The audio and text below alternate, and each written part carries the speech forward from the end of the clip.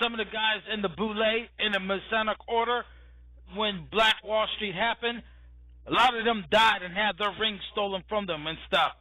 No, I just want to bring that to light too. It says, joining the exclusive secret society offered advancement and perks to select blacks in return for loyalty to its objectives. So they get perks. You got to understand, when people join the secret society or join the fraternity clubs, they get perks, which is why a lot of our black women who are very, very well educated are the biggest whores in college. Now we getting some answers. It's a ritual for them to be that way. And because these black men who are in these frat clubs and a lot of athletes are in these frat clubs, they're running through women like crazy. And a lot of them practice homosexuals too. So they know that. And I can see through all of them. The ones that be trying to fuck with me in my city, I can see through all of them. One tried to put a darker root on me. It just did not work. It's just not gonna work. But yeah.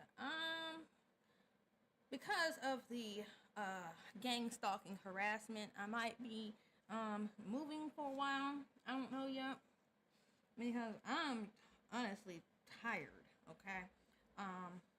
One thing, I just don't interact with people whatsoever. But like I was trying to say before I had to go get my baby situated, was the fact that our society is not built around families anymore. Okay, it's impossible for a working class family to have one dominant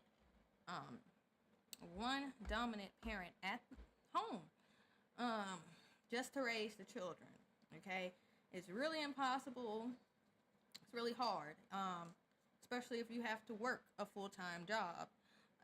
Both parents have to work full-time jobs, and it's a blue-collar job where you have to work 10, 12 hours a day. Nobody's able to be a parent. Everybody's a birthing person. That's why they were using that lingo in the Democratic Party. Nobody caught on, but I actually looked deep into that definition, and it actually do fit a lot of liberal black women. A lot of these black women who fell for the okie doke and are proud, happy, blue-collar debt slaves for the system. They fell for the okie doke to become these independent women and just threw away their responsibilities as being the dominant parent. The dominant parent right now is your children's teachers. They are like a third parent. Okay, actually the second parent to most black children who don't have fathers. So the teacher actually has as much as importance to the child. Those who, children over, I say about 8 years old, they care more about peer influence. So they are going to care more about what the other children are doing, what they say, and the teacher. If the parent is not involved in the child's life and just see them after work every day just for a few hours before they go to sleep,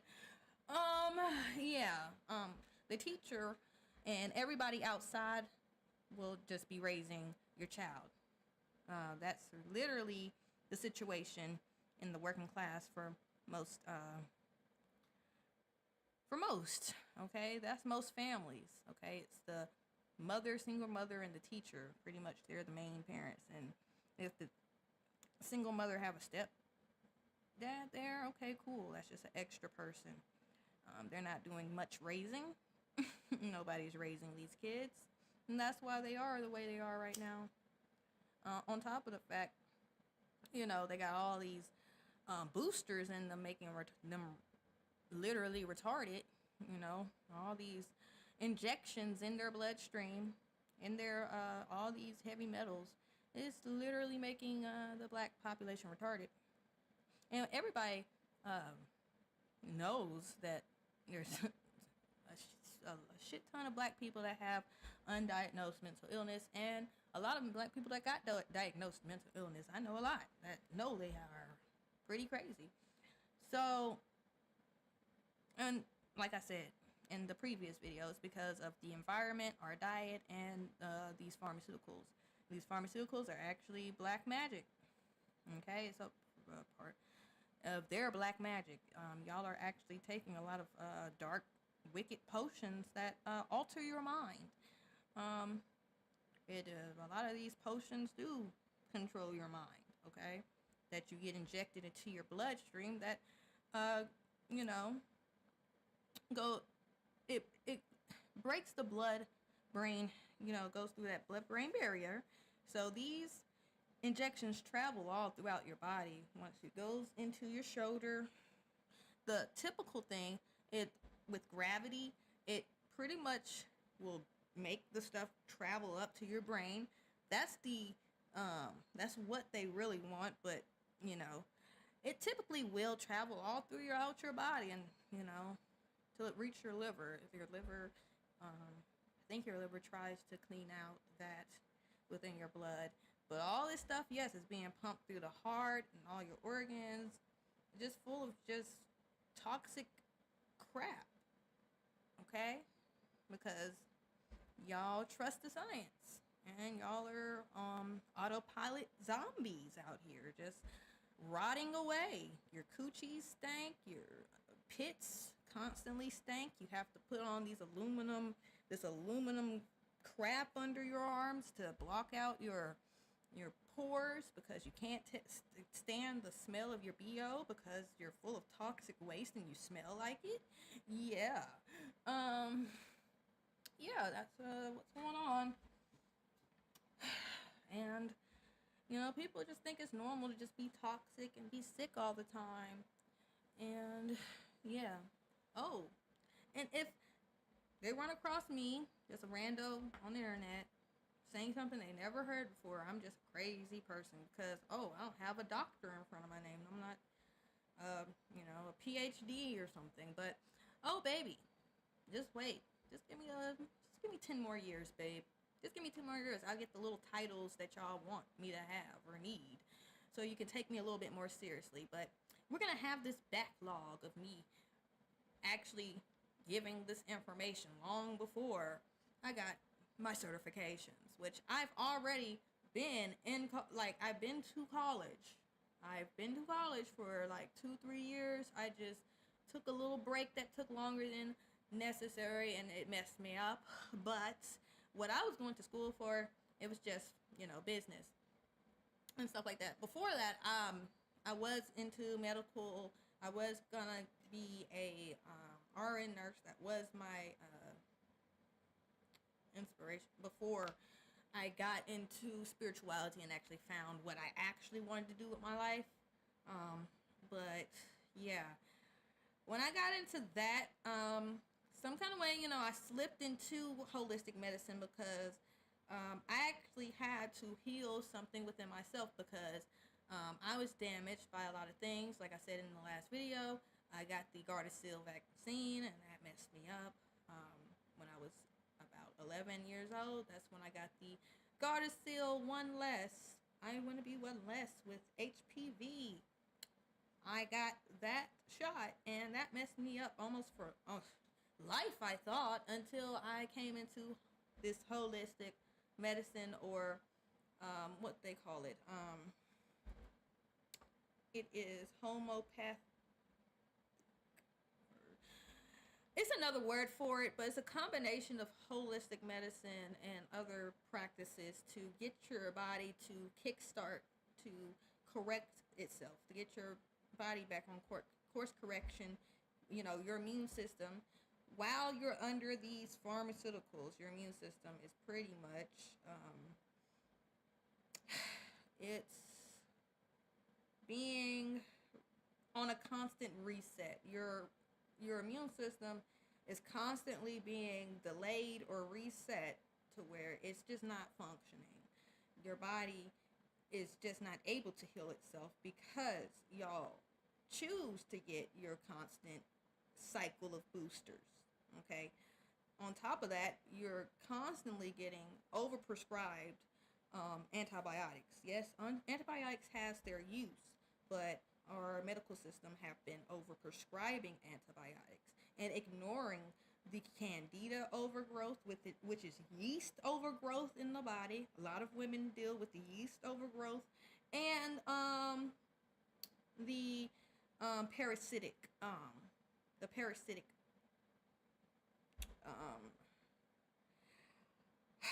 takeover overloads in your body. A lot of people are carrying probably hundreds of different types of parasites in their intestines alone.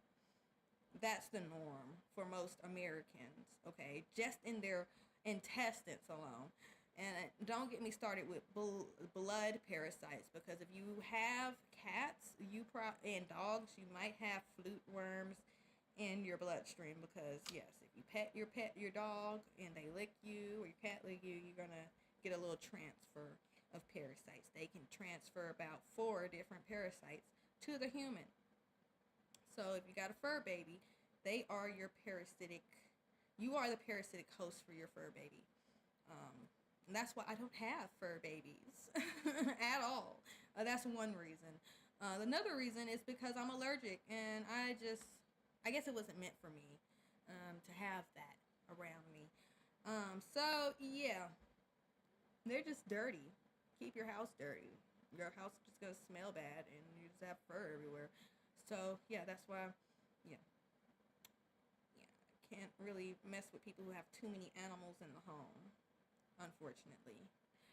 So yeah, don't just take my word on anything. Do your research. Do the research. It's there. It's still there. Okay, the internet haven't been wiped completely of all the free information. You can still get it. Okay, you might even have to get a VPN on some of these browsers, but you can get this information. It's not that hard to find. So in the women, they're lesbians and they're whores and fuck a lot of men. And also in the men, they're faggots and they also fuck a lot of women. So you gotta understand, bisexuals really what they are. And they get. And why are black? See, black. I don't understand. It's very low IQ that bisexuality is just a. I don't know. It's just they act like bisexuality is just not a thing for men. But as soon as they find out a black man is on a sweet side, they just go straight to, oh, he's gay. But they forget. Oh, look, just with Young Thug, you can see that he's bisexual. But now that, it's just all this drama surrounding the fucking new wife or whatever, he's just a straight man again.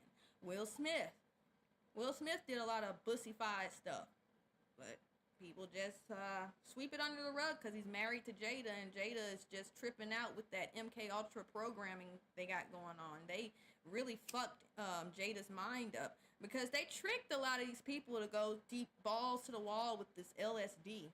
LSD is how they fry your brain. Don't ever take LSD. It's not a real psychedelic. It's nothing good. Nothing good will come from LSD, but a fried brain, and you'll just be stuck. Just being quack. And that is what I pretty much discovered through my journey. Okay, that is not something that anybody should take. I don't care. Anything that is recommended by the government as something cool and psychedelic to make you tap into your creative. No, if you got creativity within you, it's just naturally, just something natural. It's a natural trait. There's no super drug that can make you a creative and help you make songs and be poetic, or just be a philosopher, or a great thinker. No drug can make you do that. You just gotta have that within you. If you don't have that, oh well, you're just a hybrid here to pump out for the system. I'm sorry, it's there. No, and if you don't have special abilities, then that's what it is. Hey, I'm sorry, but yeah.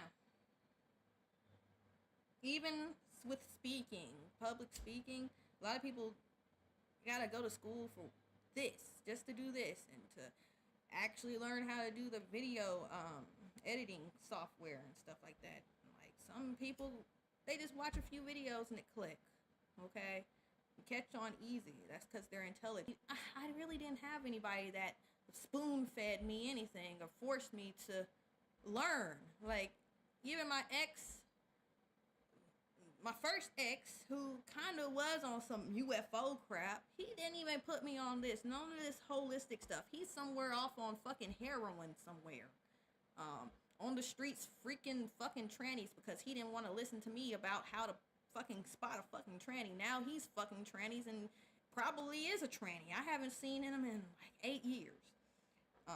The person, they think everybody think I got this my light from this crackhead named Rambo, but no.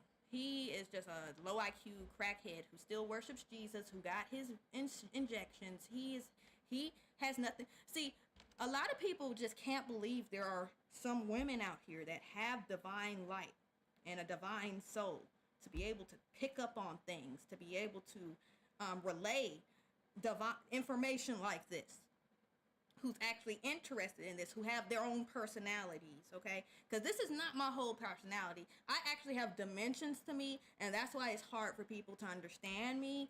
I actually like to have fun outside of this. This is not my whole life. I don't have a conspiracy wall mapped up in my house. I don't live in my mom's basement. Oh, I still haven't experienced the homelessness. If people are still making up lies about me being homeless somewhere. Nope, haven't experienced that. Never got kicked out nowhere.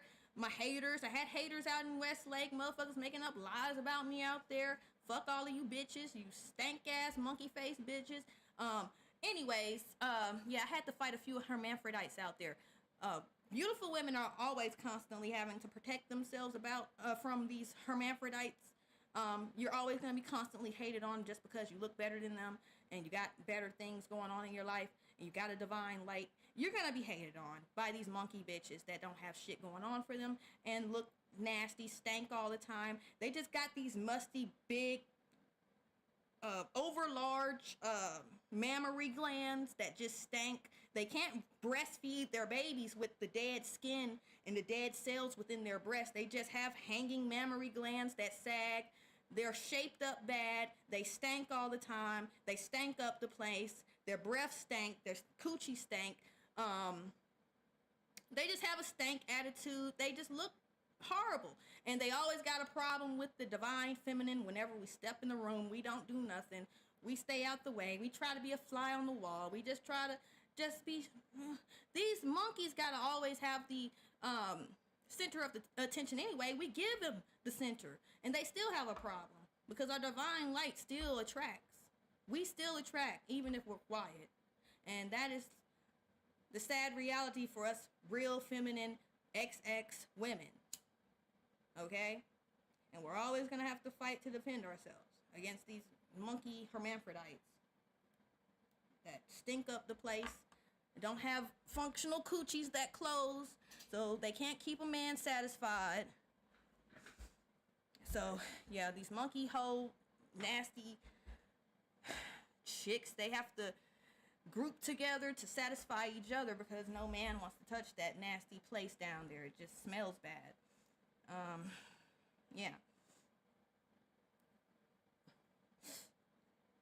I feel bad for the men out here who have to deal with that because there's more hermaphrodites out here than real women. Okay? But some of these guys embrace the hermaphrodite because they worship Lucifer and the Luciferian thing. The hermaphrodite will pump out for this satanic system harder and stronger and better than any woman. Okay? Because they have the strength for it. They have the mind for it. They're built to phallus worship. Even though they can't please the phallus outside of giving up the booty hole and giving teethy head, they're not sucking. If their lower part can't suck, they can't suck up top either. So it's just, you're getting that. You're getting just that. But I guess the booty helps y'all because the coochie's not sucking and holding and pulling the way it's supposed to. Y'all, that's how the hermaphrodite can, I guess, help manage. But these guys still go out because they got all those parasites on their dick anyway from going to places they're not supposed to. The butthole have so many parasites, and you're getting it into your dick, having to go there because these women don't have, functional coochies that actually close on your thing and grip you. You're constantly plowing just silly putty that just farts after every. That's not how it's supposed to go. I'm sorry. Like, if your thing is not working as a mouth, then your thing's not working at all. That's all I can put it. Okay? And there's just a lot of hermaphrodites out here that just got that going on. And, I feel sorry for them, but hey. And then it just stank all the time. But, black men don't care. They're all on these pharmaceuticals. They're all drunk. They're all on cocaine. The cocaine helps you just not smell and taste. And y'all think y'all are getting seated all the time, but it's really the cocaine fent that got y'all like y'all are. Let's just keep it real. Black community is all on drugs. And the ones that listen to me that are on drugs, like, they think I'm crazy, but I'm not on the drugs like you. Y'all are on drugs. That's why you can't understand me. Maybe if you can detox, get all that shit out of you, and get those parasites out of you, maybe you can actually hear me, because I'm just on a higher frequency than you. Y'all are down below me, beneath me, as little slave peasants. Y'all are down in your root chakra, just stuck there. You can't hear me because my frequency is all the way up here, all the way in the heavenly state. Once you get up to my level, you'll be able to understand me and hear me. But until then, I'll just keep these recordings up here until you can get on my level. The information's out there. Perks for that. The more wicked you are, the more perks you get. Are we getting a better picture? And this is the Boule recruits top blacks in American society into its ranks. Today, 5,000 Archons, male Boule members, and their wives are Kausus with 112 chapters make up the wealthiest group of black men and women on the planet. Let me read that again. With 112 chapters, make up the wealthiest group of black men and women on the planet. Now, you have to understand. See, black women, here's what you have to understand. If you're looking for a man who is top rate and top-notch educated, chances are he's going to be in the in the frat club, and he also is going to be a sellout and being controlled. Now check this out. Archon, A-R-C-H-O-N, means demon, the kind that like to keep hidden. Demon. So when they enter the Boule, you have to understand, they pick up what is called, well, they call themselves demon. So both the black men and black women in the Boule are demons. So what are they teaching in these colleges and these frat clubs? They're teaching the black men and black women how to be demons. Uh-oh. And this is it right here. It says the kind that like to keep hidden. Of course, they want to keep themselves hidden. So that's why they appear to be good for us. But in reality, them being hidden, they are working against us. It says, but to who does the Boule really serve? Who does the Boule really serve? The satanic, mostly white, global elite, as long as the black members conforms to the rolls. The riches will be in abundance. If not, down comes the hatchet. Blackmail is part of the deal. The Masonic secret society has a pyramid style like all the rest. The lower ranks are kept from knowing what the upper ranks are doing. The early 20th century was a period of reconstruction.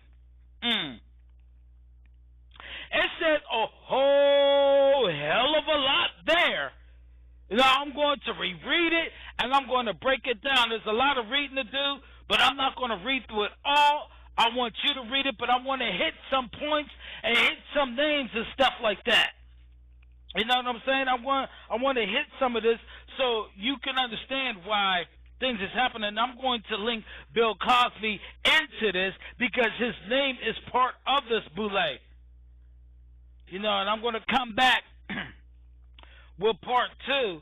You know what I'm saying? Because I gotta read that one more time for you so you can understand.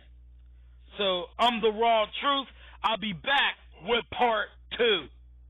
I'll be back.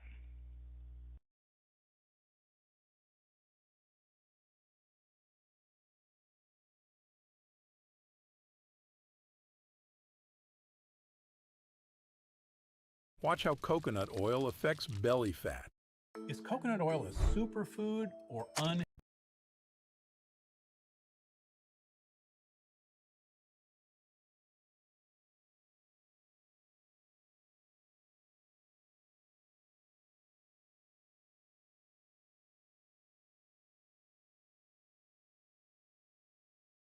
Okay, some of these videos will be coming from a so-called biblical perception there's gonna come from that because a lot of people are still under their religious slave spell.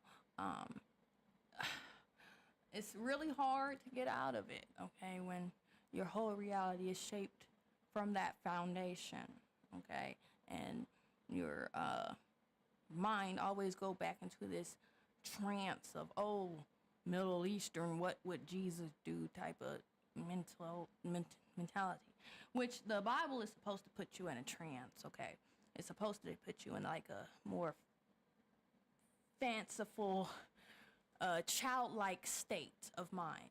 You will always be in a minority state as a religious person, pretty much. Same with Islam, okay? It's not just Christianity, it's Islam, and it's Judaism also. All of them are under the spotlight. All of them are pretty much under fire right now. They are all satanic, okay? They're all satanic. All these Abrahamic religions, okay? And that's the center. That is, you can't be a Freemason without joining as either a Christian, a Muslim, or a Jewish person, okay? You can't join as an atheist. You can't. You can join, then convert to atheism probably, but it might stunt your growth within the brotherhood because they want you to evolve into understanding that the God of this world is Lucifer, Satan, or this androgynous male hermaphrodite with breast. Okay, that's the top level. You gotta understand that Satan is the god of this world. You are in Saturn's cube. If you don't come to that understanding, then you'll just always be a lower level peon in this reality. It's just an NPC. Okay. Yeah.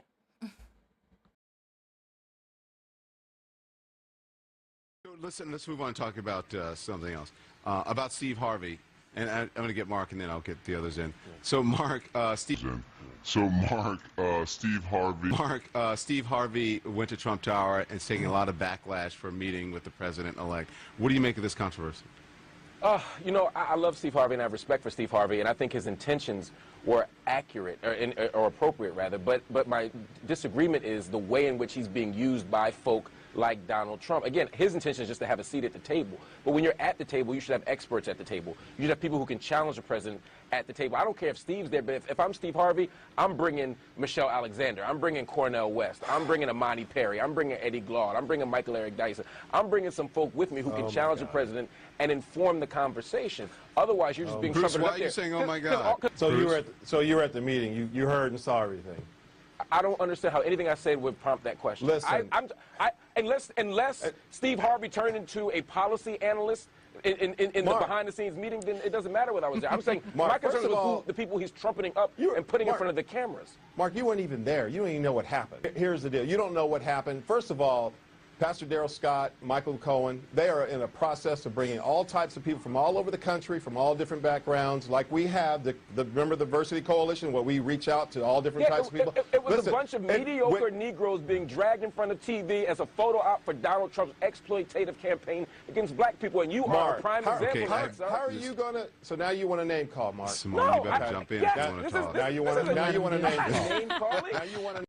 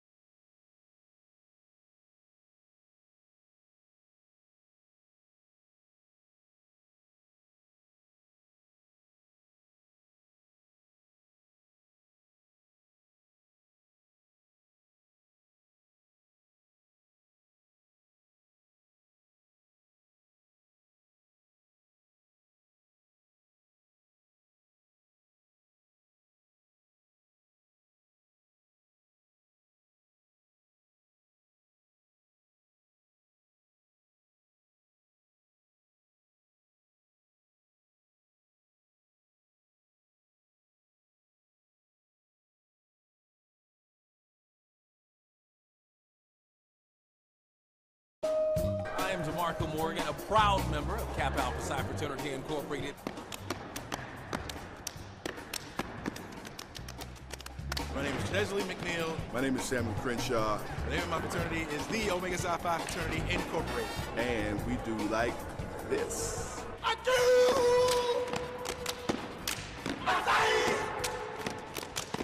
I'm Donna Lowry with Alpha Kappa Alpha Sorority Incorporated. So we decided on that day that we would go no other way. We cracked Destination, a.k.a. Destination, a.k.a. I am Blaine Alexander. I'm one of the reporters at 11 Alive, and I am also a dynamic diva, a proud member of Delta Sigma Theta Sorority Incorporated.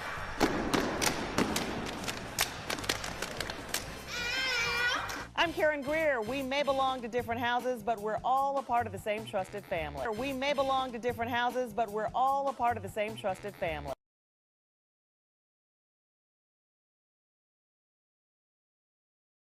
$11 Alive.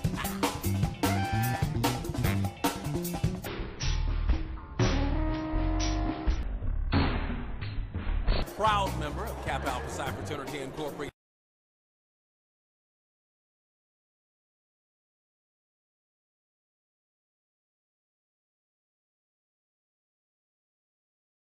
It was a bunch of mediocre Negroes being dragged in front of TV as a photo op for Donald Trump's exploitative campaign against black people, and you are a prime example.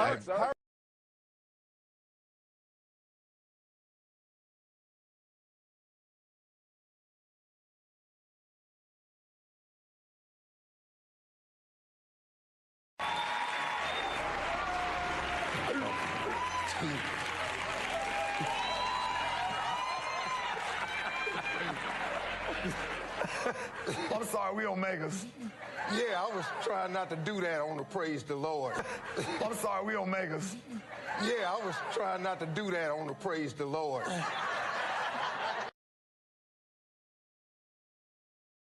This is just terrible quality. Oh my goodness. I'm sorry. I'm just popping back in, y'all. It's 5 minutes into this. Okay, I had to go, my baby, get her situated. Alright, let me go back. Reading. Alright.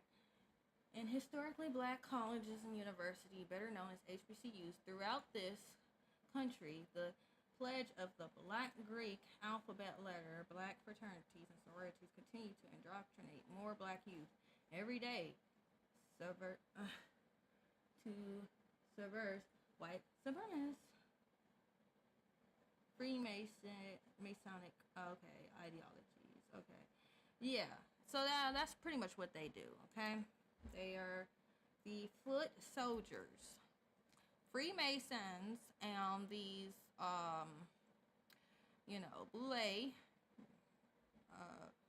Boule members. They are the foot soldiers for the Jesuit order. Okay, and they do the bidding for the Zionists. Okay, and they're pretty much their system. Okay, so this is what it is. This is what it is out here. And yes, there's a lot of gatekeepers. I mean, we're talking in the millions here. It's no joke that the Boule is everywhere, because they are. Alright? Of course, my content is not going to go that far, because it's not catering to these simple-minded parasites that love upholding the system, okay? My content is not for the simple who want to uphold the system. My content is for people who actually hate this system, but want to understand, I guess hate is a strong word. My stuff is for people who want to understand what's going on, okay? It's not much we can really do about this. Everybody's plugged into the board. It's all about understanding here, I don't like this system at large, but hey, gotta play the game, hey? I'm here. While I'm here, I guess play it. This is a lifestyle, and the legacy continues. All we do is teach and discipline. That is all, and that is it. All we do is teach and discipline. That is all, and that is it. All we do is teach and discipline. That is all, and that is it. Damn.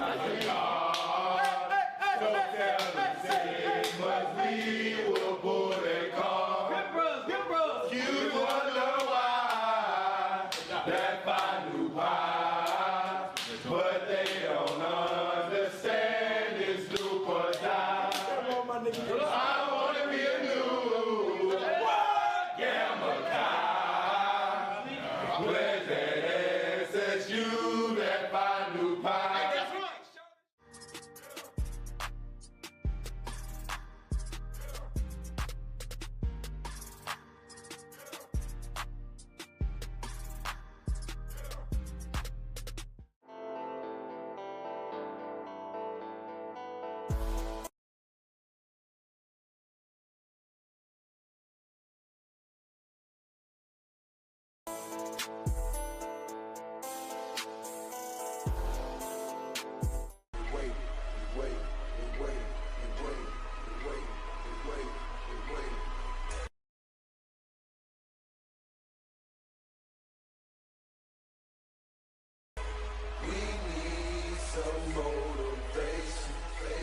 Won't you come motivate me? Wait.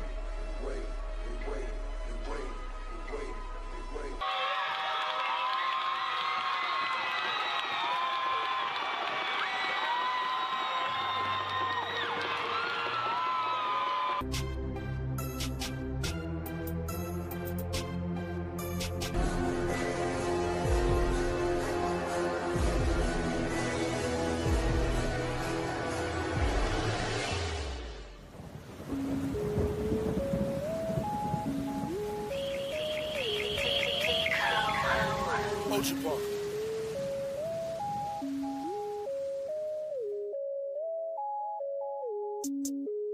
Pop a perky just to start up. Pop 2 cups of purple just to warm up. Like my teeth in front of my ass. My ass in front of my teeth. It feels so good to me.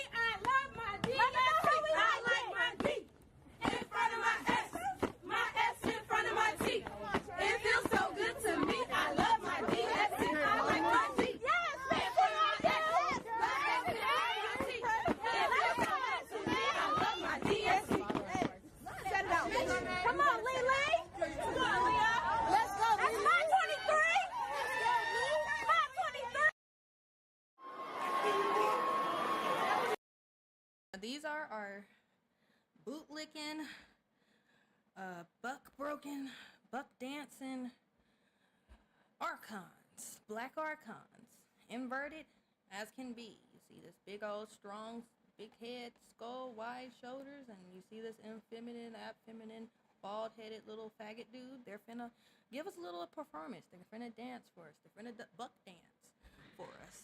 That's what they do on Twitter too. They do a lot of buck dancing. They do a lot of buck dancing for the white man. So these little conservatives here think Trump gonna give you some reparations outside of sending your black ass back to Africa. All right. And this goes for both sides. I always had heat for both sides. You can go and look at my backlog, look at my history. I don't support any side because they don't support the indigenous American. They ignore us. Okay. A lot of us are pretty much gone, wiped out. Our DNA is altered because of these injections now. So, yeah.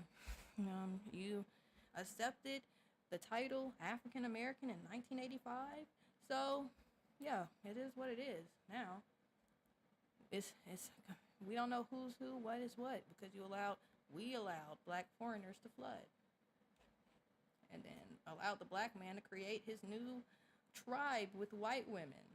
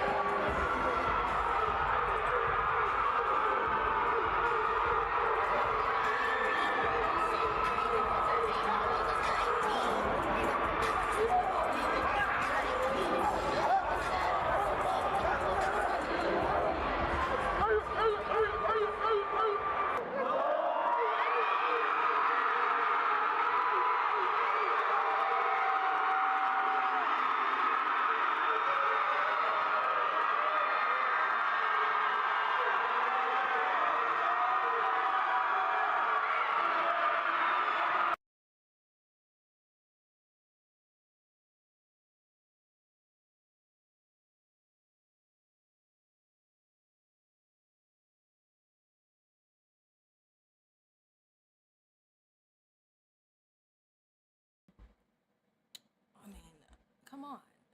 Obviously, their institutions is supposed to turn you into nothing more than a mental slave, a debt slave to their system. Typically, if you go through colleges without scholarships,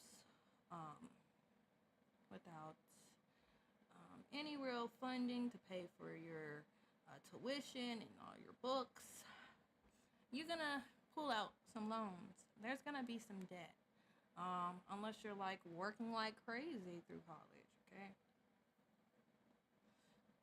And that can cause a lot of stress, okay? But yes, people do it. It's better to do it without a child. So, yeah, there's that. So that's why I encourage women to wait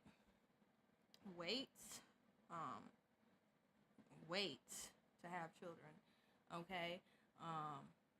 And yes, look for the best partner. And it don't look like we have a lot of great options in the community, but yeah. I'm trying to show y'all what to steer clear from, and all these red-pilled guys, steer clear from them because they hate women to the core. They have some type of mommy issues.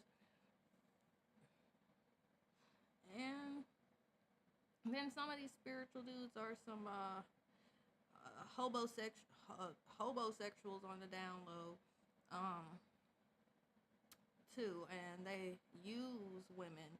They use the spiritual guru-ness that they have to whip women under this trance or spell they have to, support them like they are the women in the relationship. It's like this parasitic thing that's going on right now. I see within the so-called conscious and spiritual community.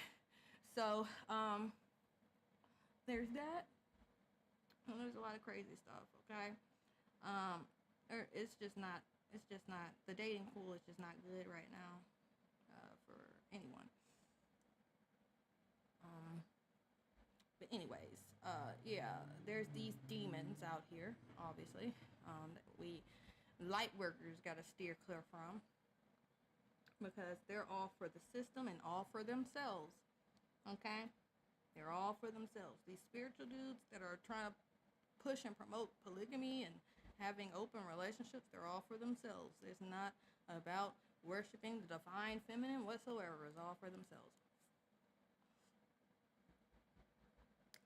And yeah, so yeah, that's how the Boule is like really controlling a lot of things, even in the spiritual community, where at first people were waking up to the divine feminine aspect of spirituality and how there's deeper levels to this, and there's hidden information about where Christianity derived from, because it's deeper than the Rome. Rome had to take from the so-called Gnostic what's it called? Pagans, Gnostic pagans, to create Christianity. That's where it gets its righteous and divine moral aspect, is from the Gnostics, okay? And that is a deeper history, and it actually links towards Tartaria also, and I'll be trying to get people to get on that, but nobody wants to listen to little old me until I get some type of certification, so I'm working on it.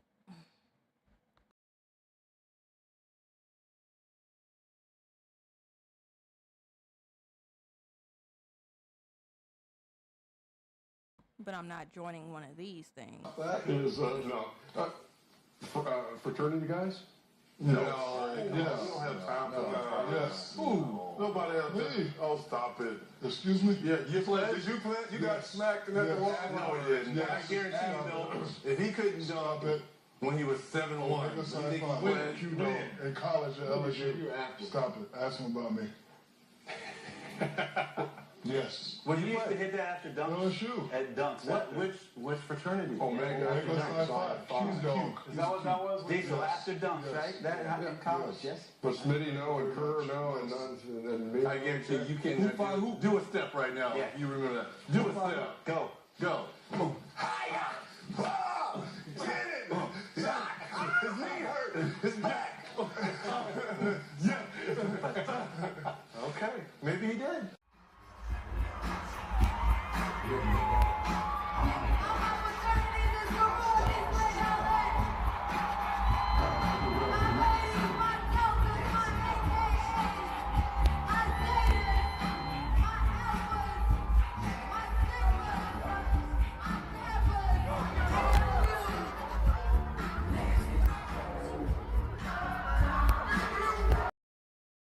Yes, this is why the majority of the black community are celebrity worshipers, because they are all a part of these little sorority things or whatever. And they 100% back and support these celebrities that are a part of this, or have donated large amounts of money to their HBCU or state university, whichever the case may be. This is why most college graduates are to the core of celebrity worshipers also. It's just part of that programming they have. A lot of these celebrities don't even go through college to get their degrees. They get honorary degrees. In some kind of way, they're still able to pledge crazy, right? But yeah, they get by with honorary degrees. They just pay through that, and they don't even take the courses. They just pay like $200K, $300K, maybe a half a mil, and get an honorary degree.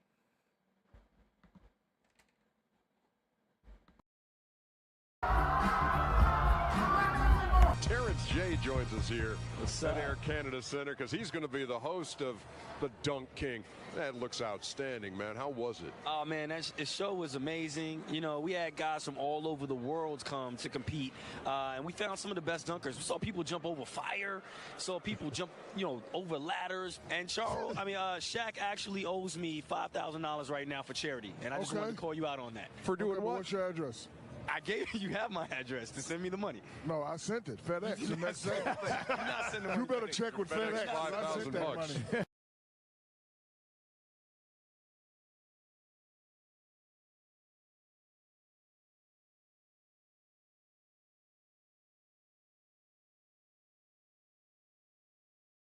I see the light.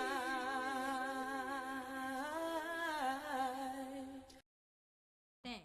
Let me check and make sure I am streaming on BitChute for reals. Okay, hold on, y'all. Just give me one moment. Cause sometimes stuff be tripping. Hold on now.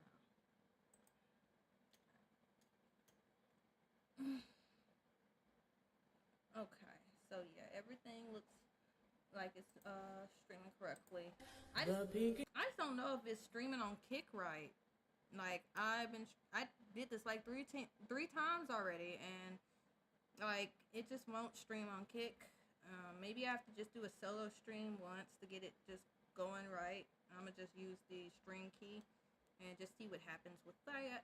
But let's get back on here. Let's learn about the feminine side to these, the Boule, these sororities. Let's learn about how they influenced the civil rights and got us where we are today. Okay, just these materialistic parasites that just pump out for the satanic system. Yes. Everybody live for the moment to become an archon, a full-fledged parasite demon. Yay. In green. Greetings, sorors and friends. On January 15, 1908, a group of young collegiate women gathered in Minor Hall on the campus of Howard University in Washington, D.C. to organize Alpha Kappa Alpha Sorority Incorporated. These 16 women, just one generation out of slavery, envisioned the world where every man, woman, and child had equal access to health care, housing, proper nutrition, education, and civil rights. For more than a century, Alpha Kappa Alpha women have been at the forefront of every major social, civic, and humanitarian movement in this nation.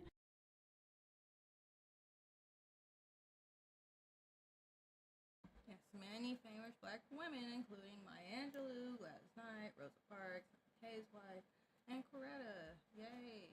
Okay. They're part of Alpha Kappa Alpha, or one of the other off sororities that, aren't as,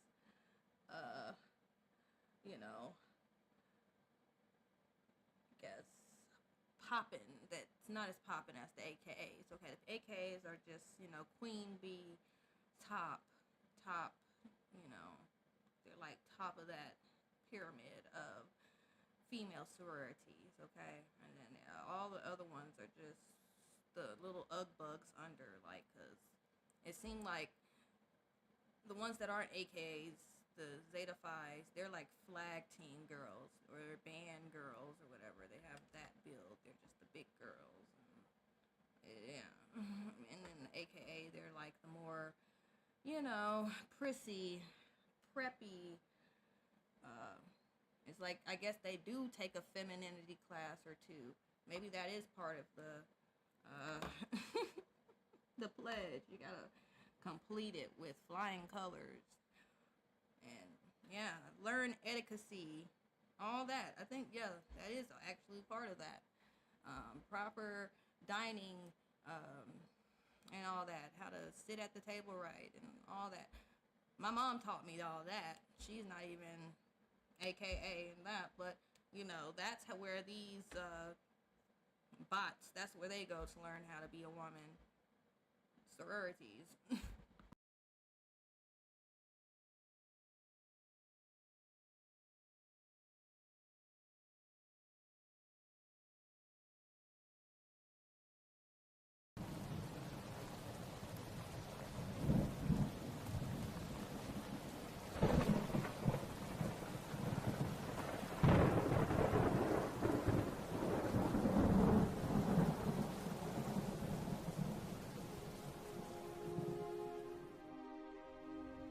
Let me tell you something you already know.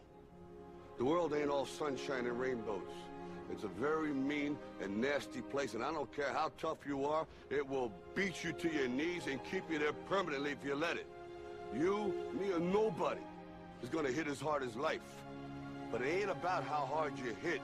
It's about how hard you can get hit and keep moving forward. How much you can take and keep moving forward. That's how winning is done. Pain is temporary. The purpose of these institutions is to wipe you of your individual mind and just put you into the hive mind. Like, that is what pretty much every black person is a part of the hive. And the women, they don't have real feminine energy. They carry like the fake it's like the fake masculine interpretation of femininity is like loud, out there, just in your face, attention seeking. Just real women, you don't have to do that. Like, people will naturally gravitate to you and your energy. But hey, whatever. That's how it used to be. Now we got a lot of parasites like tweaking things to make people stars when they're not, okay? They literally just put dead, soulless carcasses up in front of us now in the entertainment industry that have no talent, no soul essence, no divinity and creativity whatsoever. It's just maybe like a small smidget amount. Like, I guess to be able to deliver these songs, okay, y'all give them a pat on the back for that. Yeah, Drake, for instance, he don't write any of his music. He use level 10 auto-tune on his songs. He's like in between singing and rapping, but hey, everybody love him. And you know, I'm not a Kendrick fan. Don't put me in that box. He's just as industry as Drake. I don't trust any of these people in the industry. I'm not a celebrity worshiper. Rap was created to put talentless, soulless puppets in front of us that will deliver the agenda efficiently for the global elites, okay? These people are nothing to be worshipped, and they get no energy, no fanning from me. I know a lot of y'all build your whole lives around and personality around a lot of these celebrities, but I'm just letting you know right now, none of them are worth anything, worth a dime, worth a damn. They're just not shit, okay? They're empty, soulless, hollow.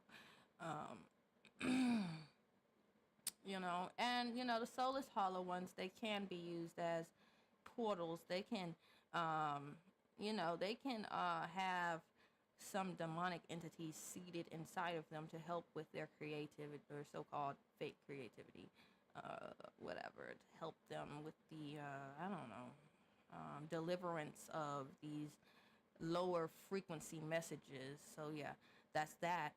But outside of that, they don't have a divine soul within them that's constantly keeping them going, pushing, and doing a divine purpose whatsoever. They're just puppets.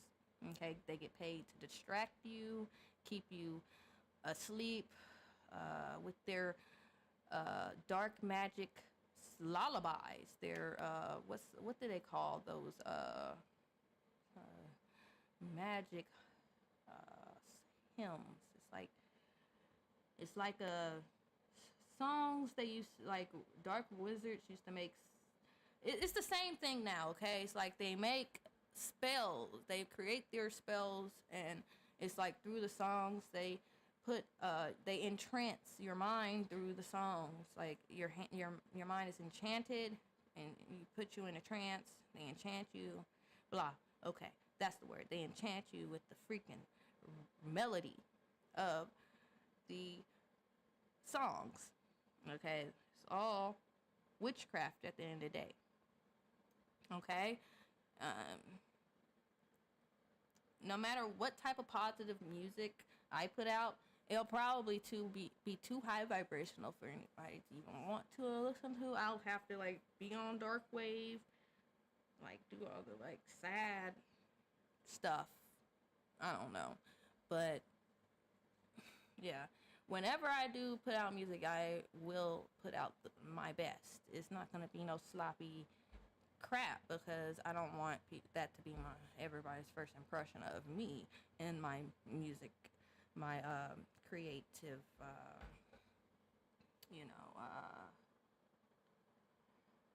I can't think of the words right now. I'm having the brain farts right now, but I don't want that to be my first impression. Like just putting out trash music, which anybody can just do that. I could just sit for 3 days and put out some trash for you, but I prefer not to do that. And, people are getting by with that. There's a lot of people that like trash. Trash is big right now. But I prefer not to be a trash artist. I want to actually use my gifts that the creator gave me, which I do have a voice. It's just, you got to put a lot of money into music if you want to produce something good. So, yes. Anyways. Back on this, yeah, all of these are hive-minded individuals. Yay, they just made it in. Ooh, yeah, butt brothers, sticking it in tight. May last for a minute, or an hour, or a day, or even a year, but eventually it will subside, and something else will take its place. 7 young men founded a brotherhood committed to the cause of freedom. Today, over 125,000 members strong, the Brothers of Alpha Phi Alpha continue this fight. W.E.B. Du Bois, Jesse Owens, Duke Ellington, Edward Brooke, Thurgood Marshall, Andrew Young, and Martin Luther King Jr. are among the countless alpha men who have dedicated their lives to scholarship, manly deeds, and love for all mankind. If you gotta go to school to be an alpha, you're not a real alpha. Okay? But yeah, I get it. It's their title. It's their title with being a fraternity brother, frat bro. You're an alpha. I'm saying, like, it's crazy, yeah. Alpha, and then the betas below. The betas below. The betas, the peasants below the alpha. You have to obey the alpha, the top dogs. And a lot of these alphas, they're all up in this Twitter spaces being conservative. They're on both sides, okay? I get it. Like, these plebiscites, they play both sides. They have these liberal plebs, they got the, what's his name? That big fat one. I forgot his name.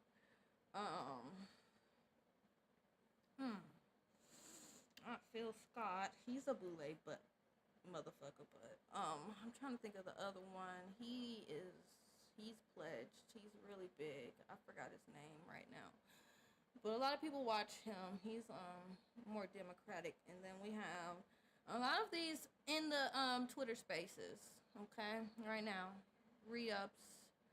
I know he's a pledge. He said it a few times. He's full-blown fraternity. Yeah. So it's a lot, and Tariq shout them out. His cult is full of Boule motherfuckers who virtue signal and gatekeep, okay? Virtue signal and gatekeep.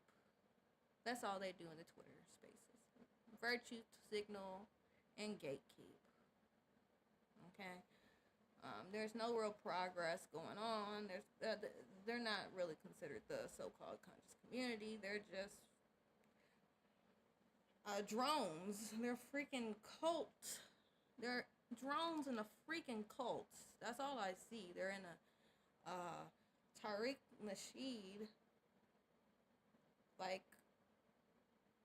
cult, and it's centered around just worshiping Tariq Nasheed and whatever he says. Now Tariq Nasheed is telling these people that they're indigenous when 9-10 months ago he was saying that they weren't indigenous, they were Africans. They were just the first Africans that landed here in America well before Europeans. Now he's on this, we're indigenous, which I've been saying we're indigenous for over 10 years now. There's other influencers that have been saying it. Dan Calloway, Tariq Nasheed tried to tarnish his name, which he got a lot of his Boule fuckers out here talking about Dan Calloway in so many bad ways.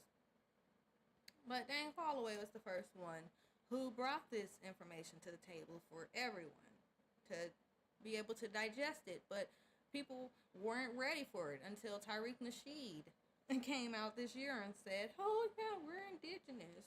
It was, the Mongoloids aren't, natives or, indigenous. They're natives, but they're not indigenous, and natives is a different definition than indigenous. And he's putting that out there. So that's what he's on. That's what he's been on for the past 2 weeks. Tariq Nasheed, the agent Boule motherfucker that I exposed a few months ago. You can look on my YouTube channel. You can look on my BitChute channel. Okay? It's all there. Okay? He's been exposed. He's an actor. And, all these Boule motherfuckers, they just can't see through acts. They can't see, they can't decipher wordplay. They can't see when they're being lied to in their face. Like, they can't hear or lies going through people's teeth, like his teeth. Like, all he do is spew lies, okay? Just spew lies. And he grifts. He just grifts and goes with what's popular. Other influencers are making it clear that we're indigenous, so he has to just hop on that wave too to keep up, okay? But his work shows that he's 100% Boule. His work shows that he's 100% Boule.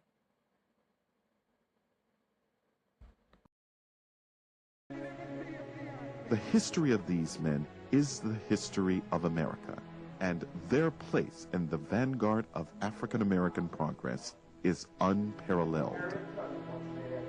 This is the story of Alpha Phi Alpha's century of leadership.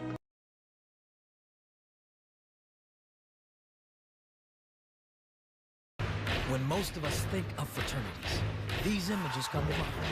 But there's much more. They develop leaders, promote brotherhood, academic excellence, and a call to service. This is true of Alpha Phi Alpha Fraternity Incorporated, and one man in particular, Dr. Martin Luther King Jr. While we were in the process of organizing our pledge group, we were informed that there was going to be a theology major. So we were intimidated, felt we're not going to be able to have as much fun. It was thanks to Alpha Phi Alpha that I met Martin Luther King.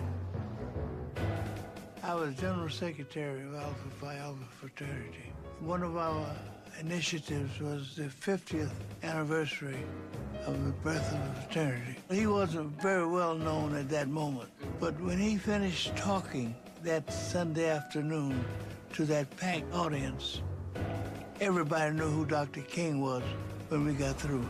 Hi, I'm Hill Harper, and it's been 60 years since global human rights icon Dr. Martin Luther King Jr. answered the call and became part of the pioneering brotherhood of Alpha Phi Alpha Fraternity Incorporated. After over a century of activism and leadership, the fraternity stands tall as our brother is forever immortalized with the Martin Luther King Jr. Memorial. Tonight, in this BET News special, you will hear the untold story of Dr. King's life as an Alpha Phi Alpha brother and how our pioneering brotherhood helped him launch the first battles of the civil rights movement.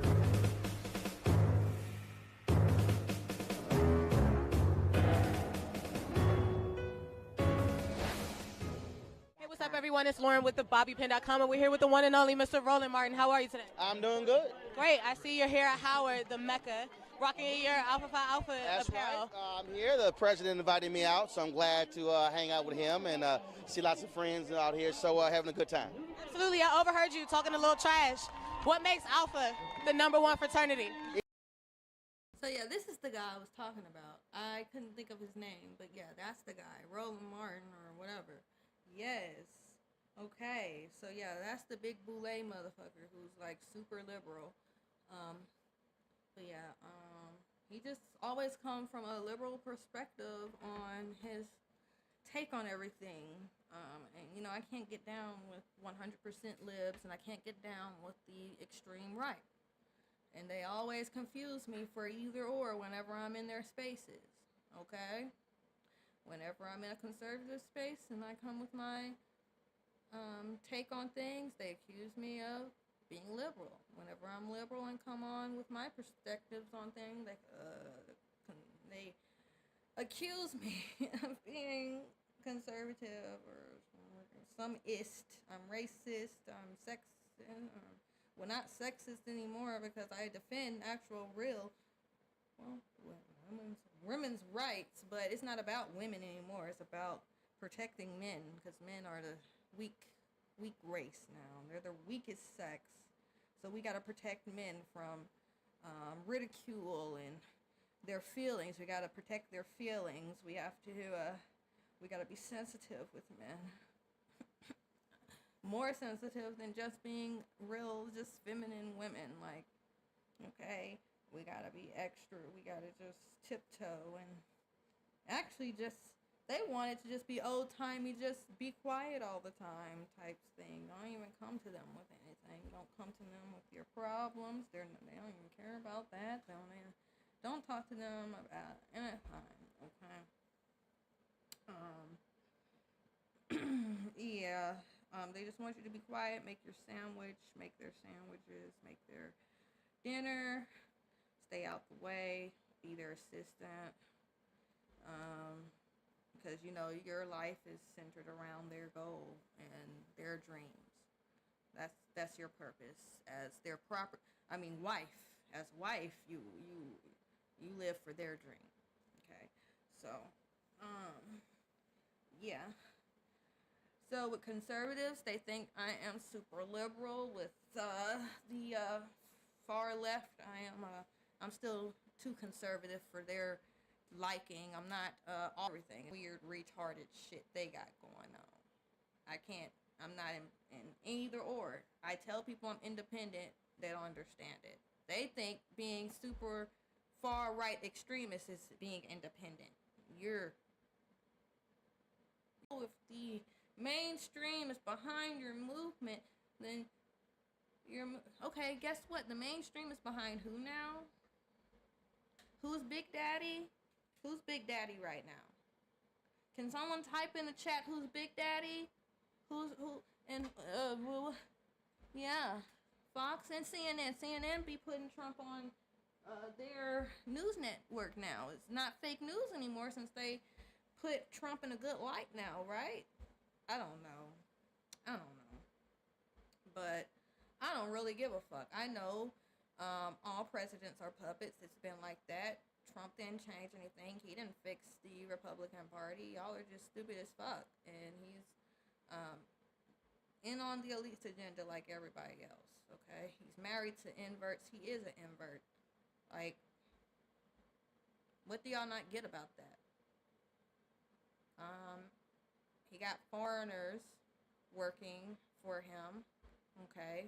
Just because they're pale don't make it any better or any different, okay? And he is for, you know, the state of, He's for the small hat agenda. So how can y'all say he's fighting the deep state when he is working for them? He's just very charismatic, and he's a great actor. One of the best actors ever. He deserves all the Grammys. He should be the one, or, sorry, what is it, Grammy, or? Grammy is for music. Okay, I'm sorry. What's the one? Oscar. He deserves all the Oscars. He needs an Oscar every year, Trump. Every fucking year. He should have gotten so many awards for his work. I mean, his small appearances in movies and his show The Apprentice. I mean, he was a big name in Hollywood and in the entertainment industry. He had big connections. He still have big connections and big, strong friendships and relationships with people on both sides of the spectrum. In the upper class. Okay, he do everything for them to make everything easier for them. He's gonna make things easy for him and his other elites. What do y'all expect? He's not someone who came from the bottom, the working class, and made his way up from working blue collar. Trump never worked blue collar in his life. And y'all think he has something in, just something to relate with you. You haven't worked in the real world. And no, I'm not against all millionaires. I fuck with millionaires who who get it out the mud, who actually work out here, in the real world with real people, see real people every day, and who see both sides of the spectrum. Okay, but there's some that don't see both sides of the spectrum, and some of y'all understand. Okay, that just raised elites, upper class all their lives, never had to rub elbows with, people at the bottom, the dirty ones. Ooh, yeah, so dirty and dumb peasants out here. Yeah, sorry. Let me play this. Easy. We were the first, and we are the first black collegiate Greek letter organization. Everybody come after us, they're numbered imitators. And so, as I tell them, Alpha's all y'all daddy.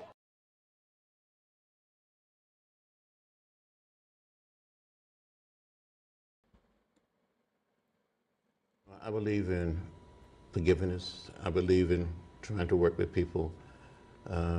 It's going to be hard. It's going to be very difficult. I don't see this president-elect as a legitimate president. You do not consider him a legitimate president. Why is that? I think the Russians participated in helping this man get elected, and they helped destroy the candidacy of Hillary Clinton. Dead, soulless eyes, just blank, fluoridated stare, just blinking, just slowly, just, I don't even know if a lot of these people be human half the time. Look at their face. It looks like just a huge clay mask on their face. Like, who's behind the mask? Like, I don't even know if it's a real person we're looking at. But yeah, one of my Boule associates gave me their shirt, this person's shirt, like a printed shirt with their little slogan. Whatchamacallit? Is it Good Trouble? Is that this guy? Good Trouble? I don't know. Yeah, but I still got it. I did a little small research on this guy. Yeah, it's another, just another civil rights actor.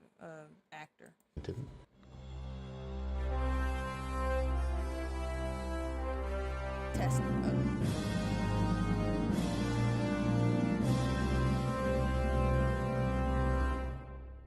When I walked through that door, Dr. King said, "Are you the boy from Troy? Are you John Lewis?" And I said, "Dr. King, I am John Robert Lewis." So from that moment on, he started calling me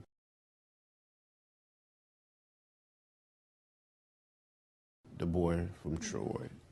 One of the most courageous persons of the civil rights movement, Congressman John Lewis has dedicated his life to protecting human rights, securing civil liberties, and building what he calls the beloved community in America. We had to march. Selma was a place where people could not register to vote. People had stood in unmovable lines. There was a tremendous amount of fear.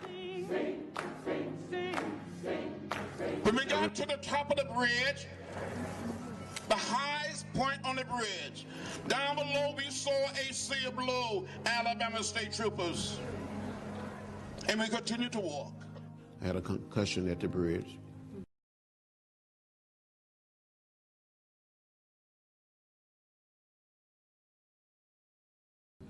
I thought I saw death. I thought I was going to die. You look at the real giants in our fraternity. Modern day, you think of John Lewis, who almost gave his life on more than one occasion for civil rights. This living legend never forgets his Sigma roots and returns at every opportunity to embrace the brotherhood at conventions and conferences. And we made a commitment that we were going to do our part to bring down those signs that said white waiting, colored waiting, white men, colored men, white women. We were prepared to die for what we believed in.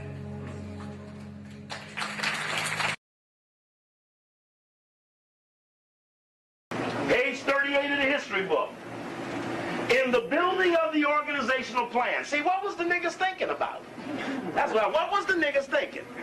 Because you gonna sit up in 1904, just got your ass whipped in Reconstruction, just had Africa divided up before your very eyes.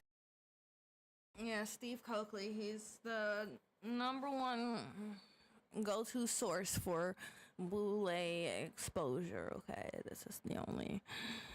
Because, you know, they really wipe off everybody else who break down the extensiveness of how the Boule has pretty much infiltrated and had their forms of influence over the black populace. Okay, it's not just education, it's religion, it's the you know, just social even mainstream entertainment. They pretty much control and cultivate and manipulate and all that. Like this, our whole culture, like, is built by them, okay? Structured by them, and it's controlled by them, okay? Most of these so-called females, their personalities is grafted by their favorite celebrity. Whoever their favorite celebrity is, to the core of them, they live vicariously through them, mimic them, and most of their little clever sayings or slogans come from their favorite celebrity. And then the ones that want to be comedians, they just mimic and copy. It's no creative. It's rare to find a real comedian that's coming up with their own jokes in their minds that's funny and just like that. But yeah, there's some out there, some jokesters and jesters out there, but you can't find anybody who's really creative. You can barely find people out there that really got their own personality. They're just watching TV for personality, watching reality TV, and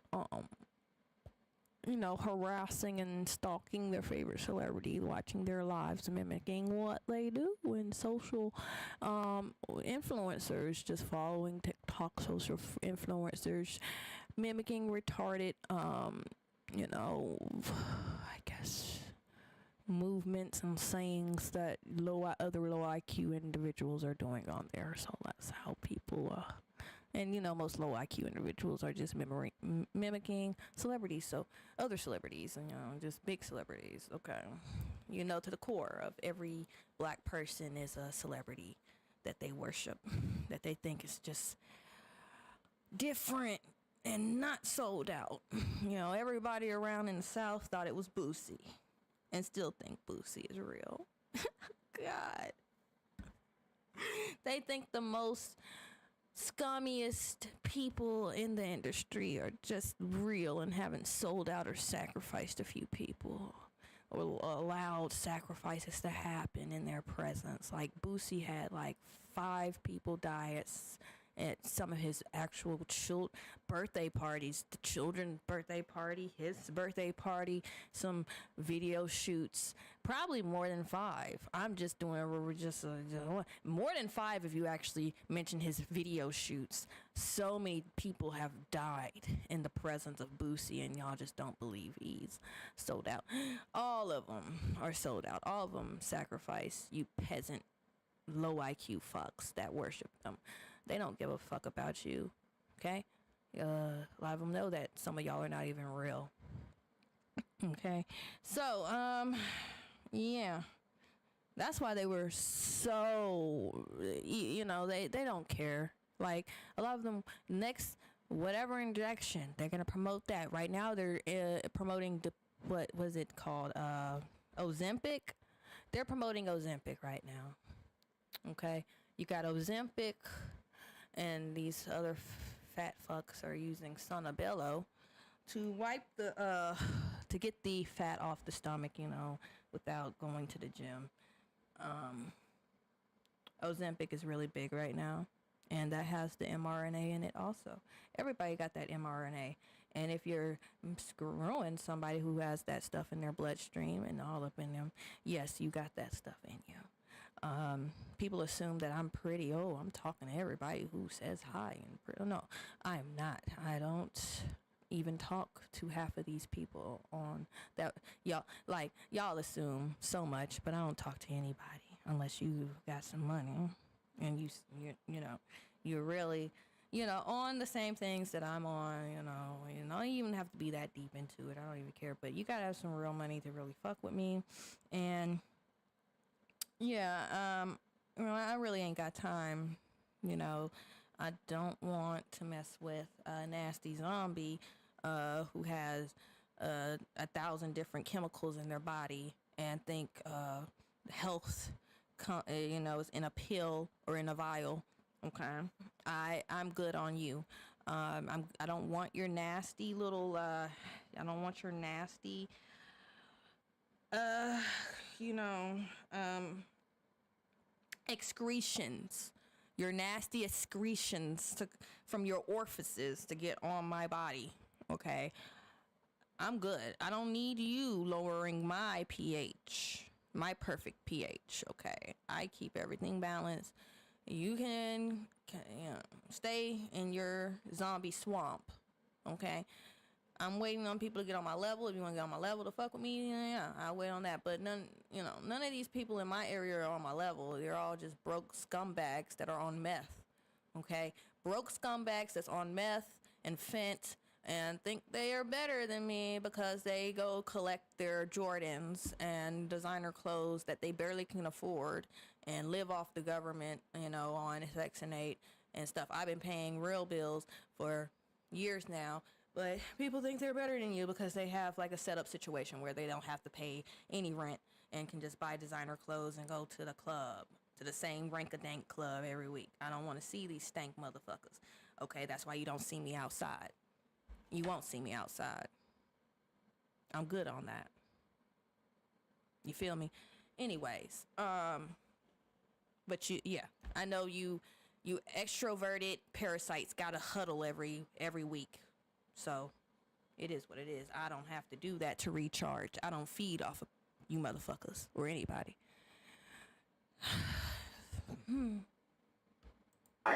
Colonialized up the butt just after the fake emancipation, Civil War, slavery, some still in slavery.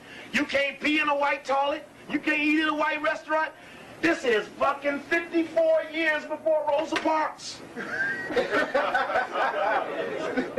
You understand what period we in? Right. We talking about you got to lean way over to go Greek. That's right. There ain't even no radio or TV yet, so somebody had to tell you about them. You couldn't even read about them. You couldn't see nothing about them or hear nothing about them. There was no TV and no radio in 1904. So when you talking about you gonna set yourself up like tenants of Skull and Bones at Yale, you better believe somebody in around this Boule, and we checking on this history of Minton, may have been a Skull and Bones at Yale his damn self. Right. Pass. Passing for what? Passing for what? And that's the thing. A lot of the mulattoes were able to get educated. And that's why I was telling you, the founders of these Boule societies were confused mulattoes who had just damaged DNA memory to where, you know, you could tell these fuckers anything, that they're just a wild primate ape that evolved. And that's what they believed. That's why they were humanizing hybrid test tube babies that were at the World's Fair, saying that these monkey people were real human. That's what the boys was doing, humanizing World's Fair monkey people and hybrid people. That's all I could see, okay? Because like I said, there were clones made of all humans back in the 1800s, that they hide this information. They used this excuse that the world needed these clones to help with the repopulation, okay? And we were advancing, and we're gonna go back into the old world and bring back all the great technologies of the old world. That's what the World's Fair was showcasing. The World Fairs of St. Louis and Chicago and New York and all of that showcased the old world technology that they were gonna bring back, they said, but that did not happen. Actually, after being educated by these Zionist fucks, they actually regressed us and made us devolve in so many ways. Okay, if you want to believe in evolution, you are very devolved. They pretty much retarded us and taught us our biology backwards, pretty much, and told us to destroy cells that actually are supposed to, that are key components to our immune system, our immune response. They like work in conjunction with our immune system. A lot of these pharmaceuticals are made to, I'm gonna let this play out. This is Steve Coakley again. Okay, he's like the main person that they showcase, but he was Boule himself. He was also influenced by the Boule. Nobody had any other choice but to really be influenced by Boule in the 90s. So even he was still somewhat influenced, because he didn't know the full extent of how they control the minds, even through these religions. Okay, they have pastors that work through them. Okay, so in the building of the organization plan, reliance was placed upon Greek history and tradition. See, a nigga tell you. Say, I asked them niggas in that. I say, now look, hey, in the fraternity and sorority thing, hey, y'all really Greek or y'all like African on the slide? They say, no, brother, it's really African. Organizational plan, reliance was placed on Greek history. So when you confront them, they gonna swear it ain't a Greek. The fact that he's all Pan-African, that's another Boule thing too. It's like they work with a lot of reverse psychology. Like he was on their agenda is to just destroy Africans, when it was just really the destruction of black indigenous Americans, pretty much. Greek thing. And you're gonna tell them, say, well, I seen your thing, and I know your thing is Greek from the jump. And no subordinate Boule, Archon, can ever deviate from the structure and the guidelines laid down by people in the organization higher than them. So when you're in a hierarchy, you are controlled from the top down. The bottom could be honest people, but they must do what the top tell them. That's the deal. Acquaintance with Western civilization. Although Greek culture had relations with the culture of the Orient, hold it now. Seemed like they skipped over somebody. Let me go back. You see, this might not just be an affirmation of Greek, but this is a denial of Africa. This is more than just, I'm for this. This is, I must not even recognize any other. A member and a participating honorary member of this fraternity and what it stands for and the principles. I think that this is a very, very significant day in my life and development and growth. It's one thing when you serve alone, it's another when you serve as a part of a family and a movement. And I feel that I have submerged with a ocean rather than remain a single drop. And let us serve and flood together those forces that are negative and be a force for all that is good.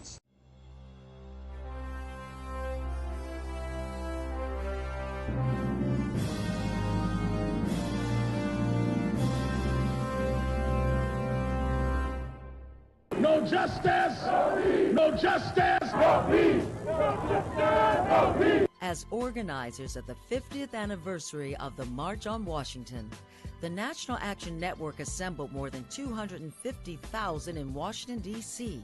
to call on Congress to work towards the fulfillment of Dr. King's dream for jobs and justice. Welcome one of our true heroes.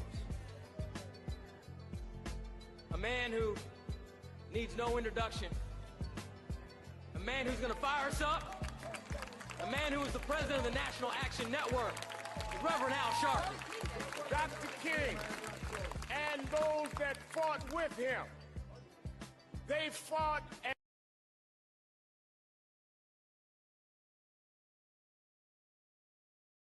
Note it was some of these same Boule gutter Negroes who were actually behind the conspiracy of MLK's death and then used their association with him to continue to use it as political leverage decades later.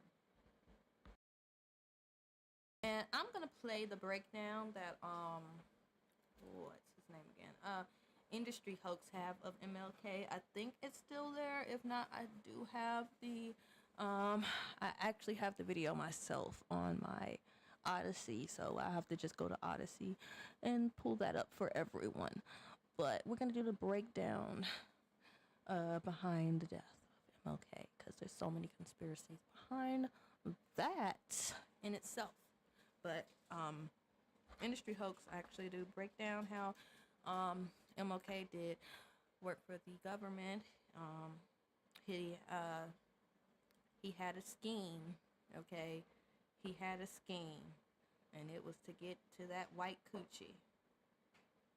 Get to the white coochie. Get to the white coochie.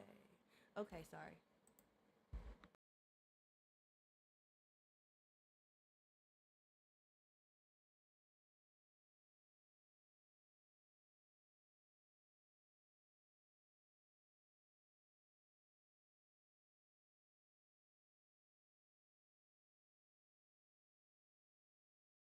Brother Sharpton is humbled to be part of the 100-year-old fraternity.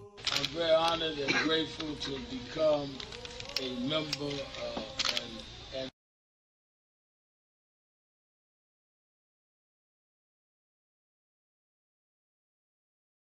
a participating honorary member of this fraternity and what it stands for and the principles. I think that this is a very, very significant day in my life. His voice is heard around the world as he makes no apologies for the truth. we've come too far to turn back now. Defiant, uncompromising, compassionate. Phi Beta Sigma fraternity at its Centennial Gala celebration is proud to present Reverend Al Sharpton, the Founders Day Service Award. All right, 49ers quarterback Colin Kaepernick is staying true to his word on the national anthem. Last night, he again refused to stand for the anthem before a preseason game in San Diego. This time, though, he was not alone. Carter Evans is at Qualcomm Stadium, where the game was played. Carter, good morning. Good morning. And that's crazy. They picked this guy for this whole political thing, and he wasn't even raised by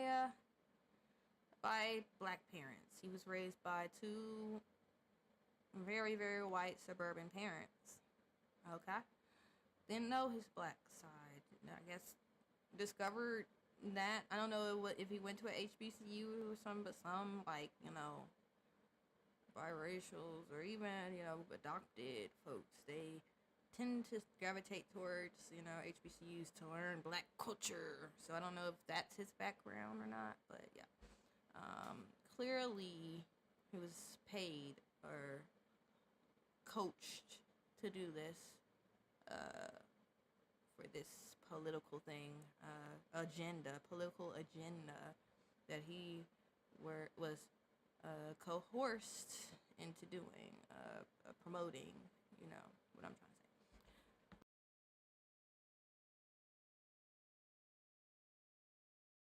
This time, a fellow player also refused to stand. Now, this was a silent protest, but it was amplified here because San Diego is a big military town. Still, Kaepernick says he is not going to stand up and show pride for a country that he says oppresses people of color. For the ramparts we'd watch. While the national anthem played, Colin Kaepernick knelt on one knee, joined this time by safety Eric Reed. We came up with taking a knee to try to show more respect to the men and women that fight for this country.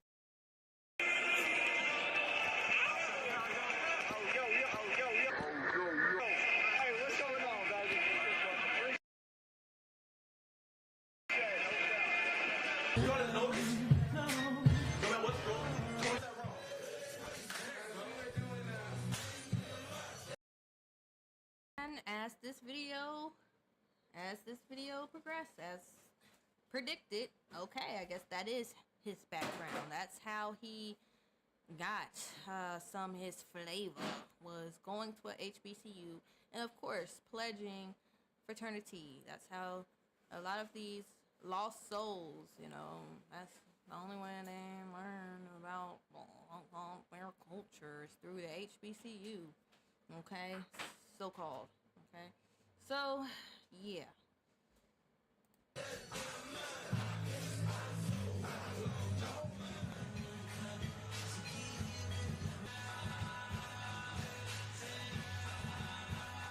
We don't buy no drinks at the bar. Pop champagne.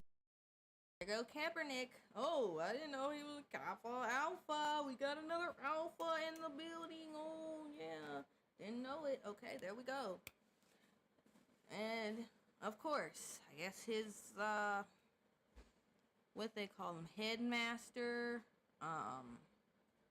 the leader of the fraternity told him, coerced him into doing the knee. Okay, so in the anthem, he was coached to just go out there and do the knee. Okay, for the political movement of the time, which I guess was because of the you know, white on black stuff that the media was just constantly you know, broadcasting, you know, and, you know, the police so-called shootings that was going on between 2016 to 2020. So yeah, that was that era of that. And of course they love to choose these biracial ones to just put on the screen because it's just better, it's digestible for everyone. They're digestible for everyone, so they love to choose the biracial ones to, you know, pull these little stunts. What are you going to do against it? I think those are very valid points, and Kaepernick has to play extremely well in order for San Francisco to win. You know, he's played lousy. It's been awful. Yeah. But you know, he's a member of Kappa Alpha Psi. Yeah. So, Stand by. you know, right. I'm just saying. You get the pass with you. Not All with us. right. You will see that we have in fact cracked a riddle that has contained our people. Our people have been contained by an organized element of secret people who have used riddles, mysteries, and secret societies to jam us.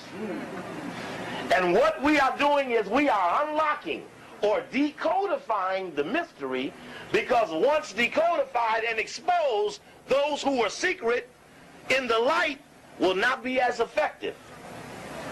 Which must be our goal, since liberation is not theirs. You can't liberate as a Greek. You can't liberate in the name of Greece.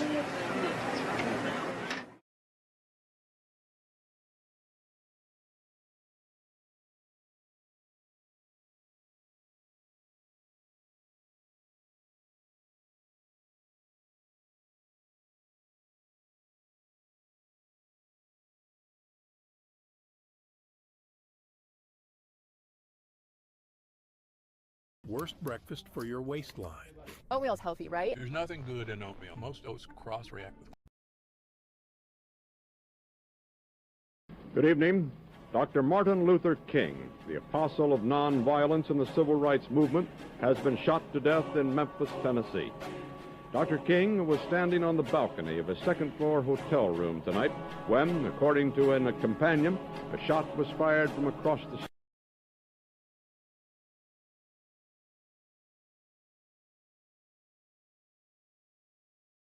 Oh, that's crazy. Nobody noticed that they were doing the 6 symbol, like even pointing. Oh my gosh.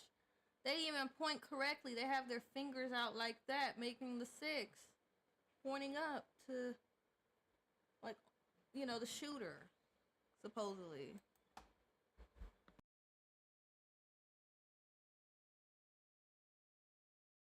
In a friend's words, the bullet exploded in his face. There can be no justice without peace, and there can be no peace without justice. I believe absolutely that justice is indivisible, and injustice anywhere is a threat to justice everywhere.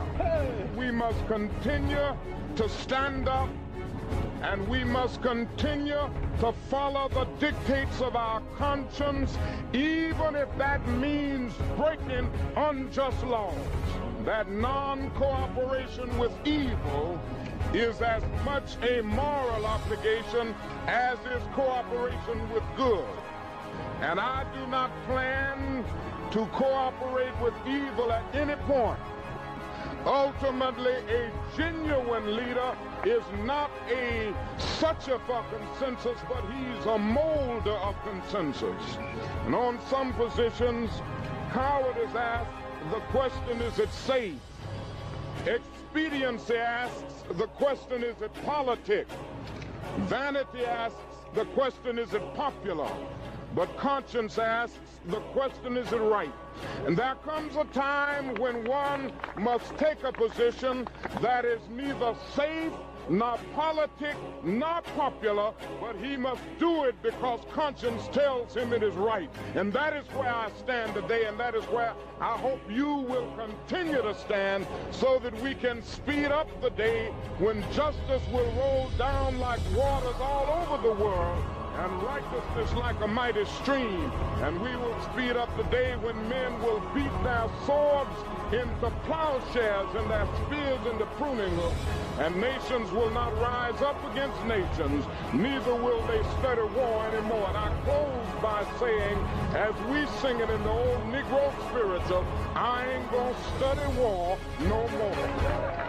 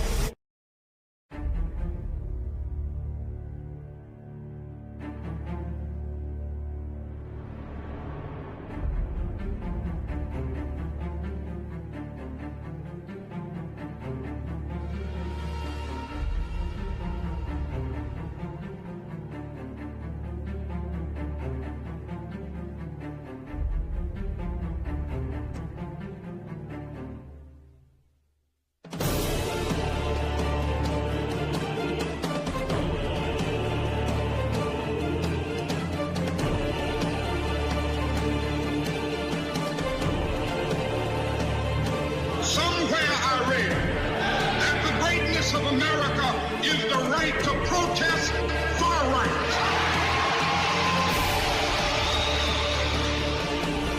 Well, I don't know what will happen now. We've got some difficult days ahead.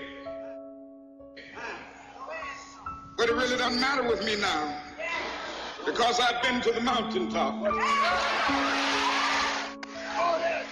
So I'm happy tonight. I'm not worried about anything. I'm not fearing any man. Mine eyes have seen the glory of the coming of the Lord.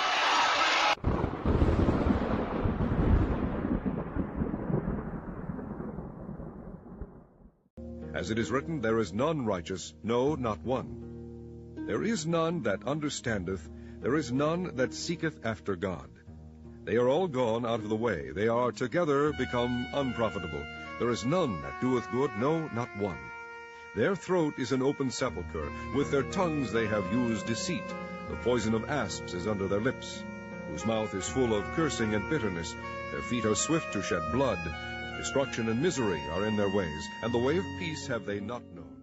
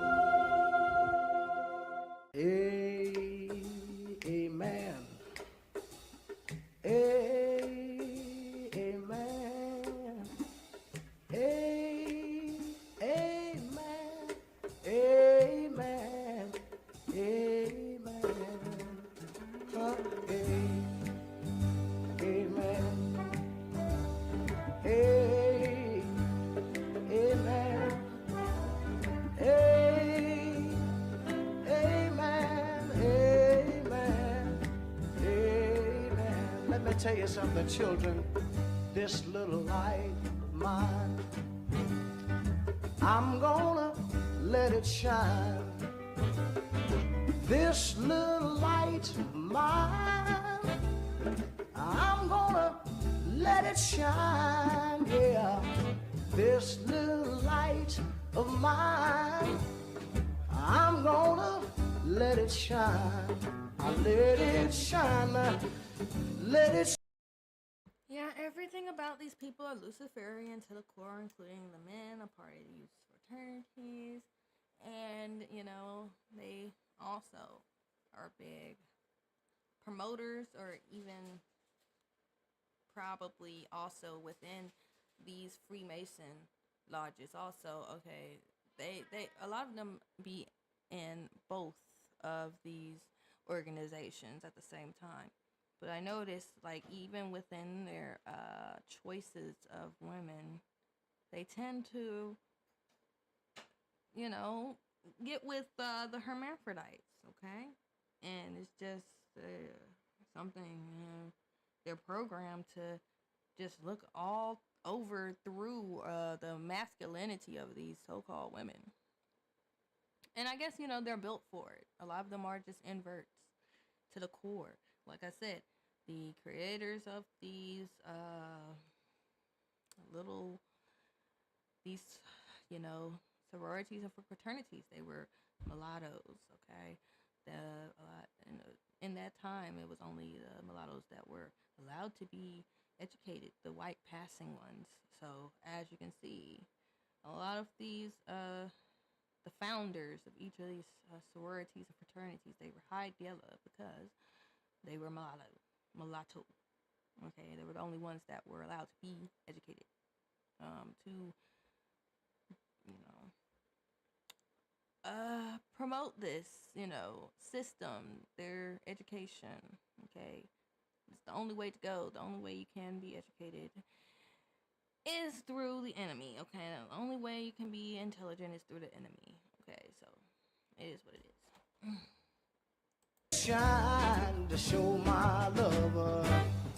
At least that's the belief system. That's the only way you can be intelligent.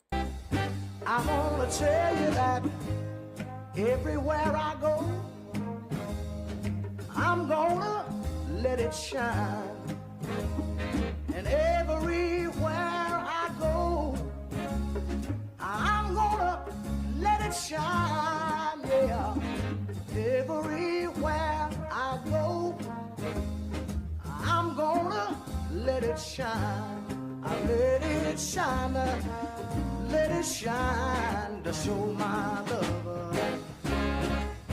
I got to tell you that even in my home, I'm gonna let it shine.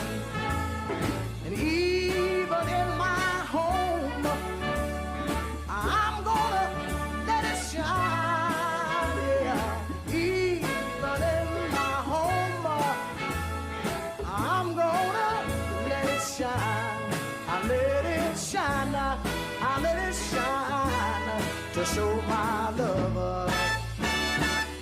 I got to tell you that when I see my neighbor coming, I'm gonna let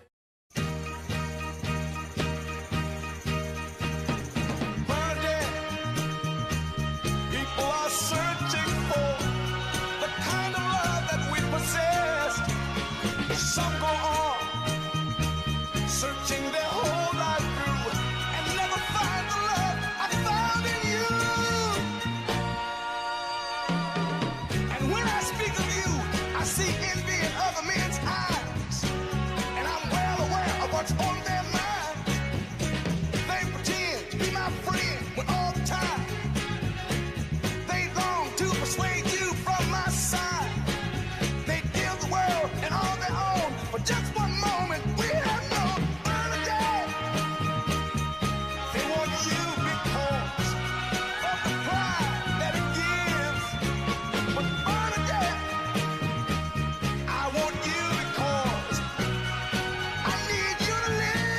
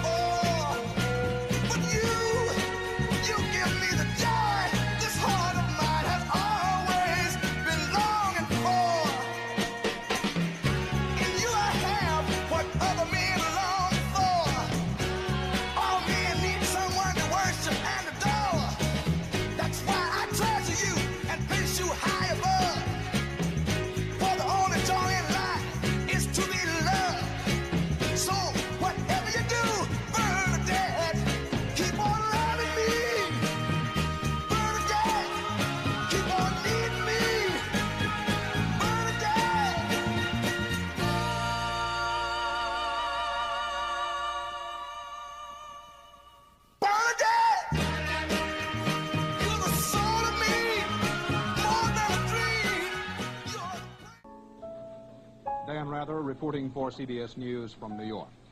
The Reverend Martin Luther King Jr. was shot to death by an assassin late today as he stood on a balcony in Memphis, Tennessee. Dr. King had planned to lead another civil rights march.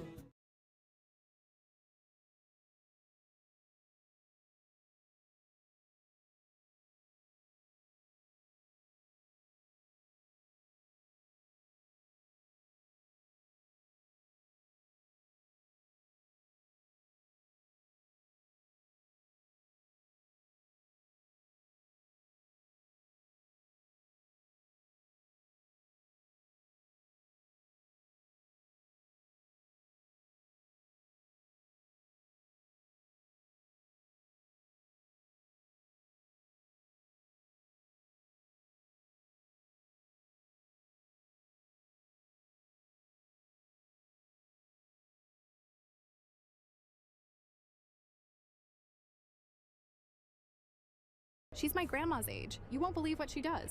I'm out here asking New Yorkers how they stay in shape. Mind if I ask how old you are? I'm 64. You're 64? 64. You look amazing. So how often would you say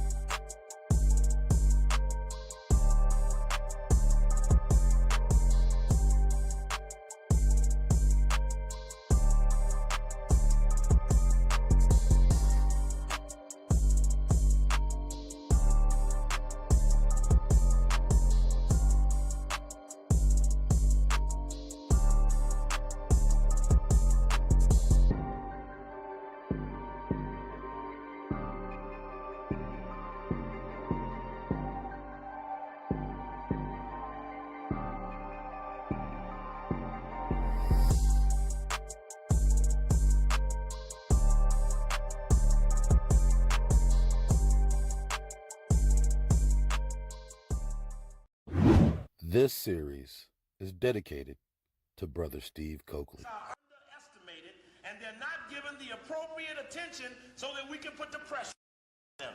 Why? I suspect that the richest, most powerful white people that we're after are the least protected. You see, they live in faraway places, on roads and highways, usually with no lights, in estates big and long with little security. In fact, on the day Mr. and Mrs. Daisy's driver don't show up, and the cook don't show up, and the lawn boy don't show up, and the phone answerer don't show up, and all of the rest of them, then that's the day we got them.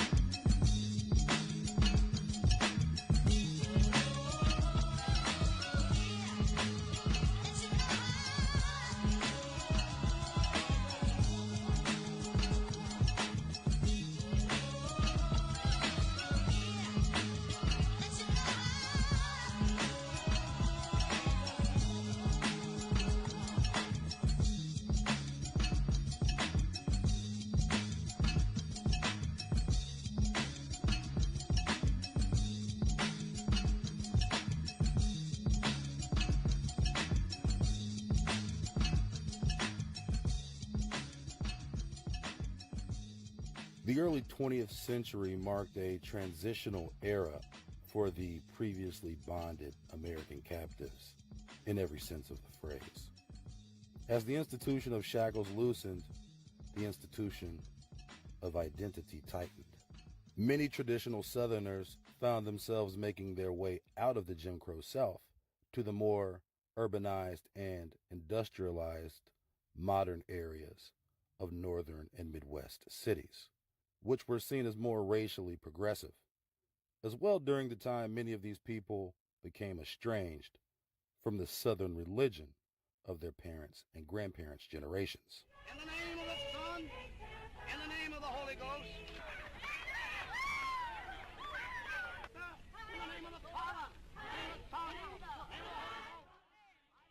Social disenfranchisement put these people in a unique position of seeking a new refuge in a new religion, whom they felt represented their best interests for social advancement. Enter movements like Garvey's United Negro Improvement Association, a demanding organization whose tenets were more centered around separation, segregation, and relocation than their more socially palatable rivals at the NAACP. In spite of the fact that he was ultimately unsuccessful in creating a sustainable organization, Marcus Garvey did provide a blueprint for others to emulate. But more importantly, he had accumulated a database of people looking for a rebound relationship after the collapse of the UNIA and his subsequent deportation. Garvey had galvanized a significant base of immigrants and indigenous Americans under his flagship cause.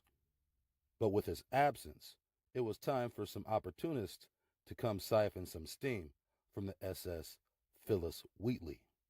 As the underlying theme within the Garvey movement, some opportunists sought to attach themselves to the supposed relationship Americans had with the continent of Africa. In Garvey's case, his utmost desire was to establish a kingdom in Africa and fill its borders with deported Americans. See, his mind was full of a lot of fantasy, these grand kingdoms and actual stuff to trade. You know, outside of the North Africans, it was that, no, not in that time. That was not the setup. Unless he was trying to connect with the Americo-Liberians and just do trade with them. Outside of that, everything else wasn't even, all these settlements were in its beginning phases. Even Sierra Leone and, the other little West African settlements, okay, Ghana and all that, okay. And in that time, it wasn't even, they wasn't even organized for even that little bit. So he was just under this illusion fantasy, and probably would, if he had a lot of people under his belt, he would have just got away with a major scam, because he would have found out that no, these people are not even, they're not even, their mind and what they're, they don't even have a system structure to do trade. They are not creating anything over there. Over there, they're actually, the natives were all trying to destroy Liberia, all the little settlements that the Americans that chose to go there. All the settlements were pretty much, they had a struggle even setting up Liberia, okay? And there were like 3 civil wars within the time they were even there. And I think their last civil war was in the early 2000s, and Obama had to sign a treaty to bring all the American Liberians back. So Liberia was a big fail. But I don't know who Marcus Garvey was trying to trade with. The whole continent of Africa. Well, obviously he didn't know anything about Africa. Not in that day.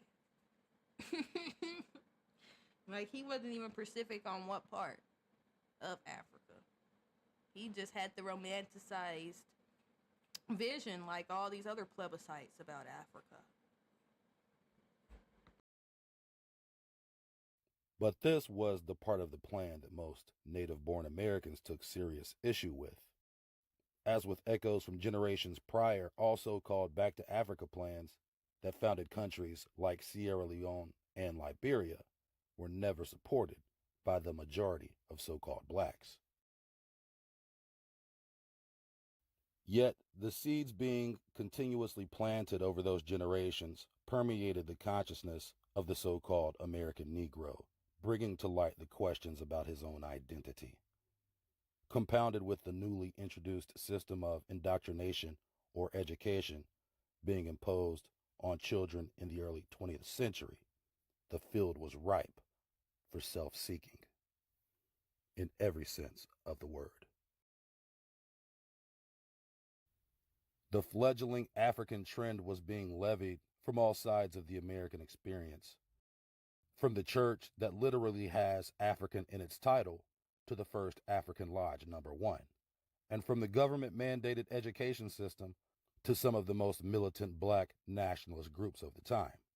Their choir sang the circle of life in a rhythmless unison.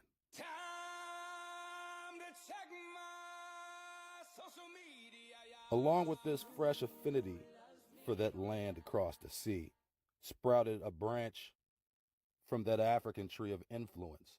This branch, likened to the tree prior, was an idea. The idea being that the people in America were descendants of prior generations of captives who were kidnapped from the continent of Africa. Therefore, they were African. The biggest lie ever told, and black Americans still, a majority of black Americans still believe this to this day, that they are stolen African, when that makes no sense whatsoever. But it's too late now. There's too many, real African Americans here now. Okay, a lot of Pan-African Boule people mixed with the Nigerians that came here. A lot of these Boule people did mix with a lot of foreign women of no color and created new tribes that are confused, which, that make up the majority of FBA Twitter. That's what you see. So, yeah. Thus, the religion of their ancestors was African as well. This silent question of identity opened the door for Islam to take foothold among the disenfranchised in America. Two of the most notable factions were the Moorish Science Temple. And this is why I am anti-religion, okay? Because I know how all of these think tank, these indoctrines, these religious cults, I know how all they form, like, I know where the origin of all of these religious cults within this so-called conscious community, okay? The Moorish Science, Nation of Islam, okay? They're just gateways to converting to Islam, pretty much, okay? They have sprinkles of truth within their groups, okay? But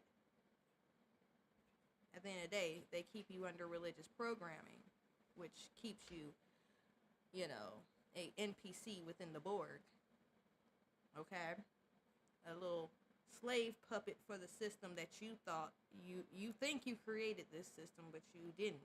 None of us indigenous people created or had a hand in creating this parasitic system that is going on today. So, yeah. And the Nation of Islam.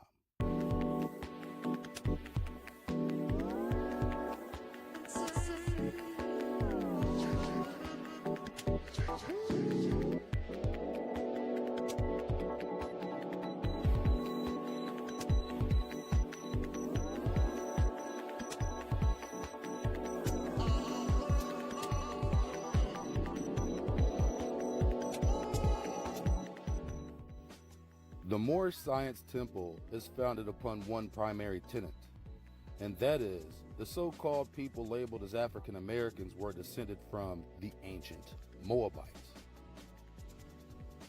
Its founder, Timothy Drew, later known as Noble Drew Ali, also believed that the location from which American blacks hailed from was the Moroccan Empire.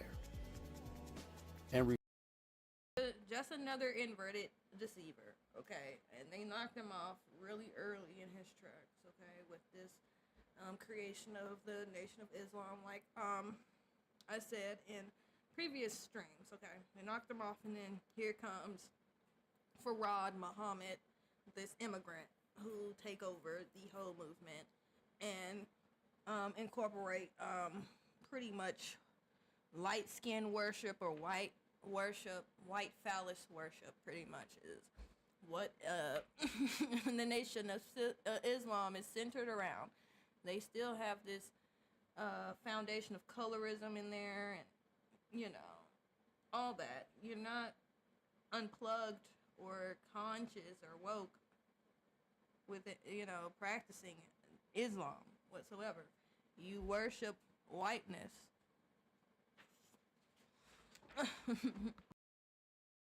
referred to the racial classification of his following as Asiatics.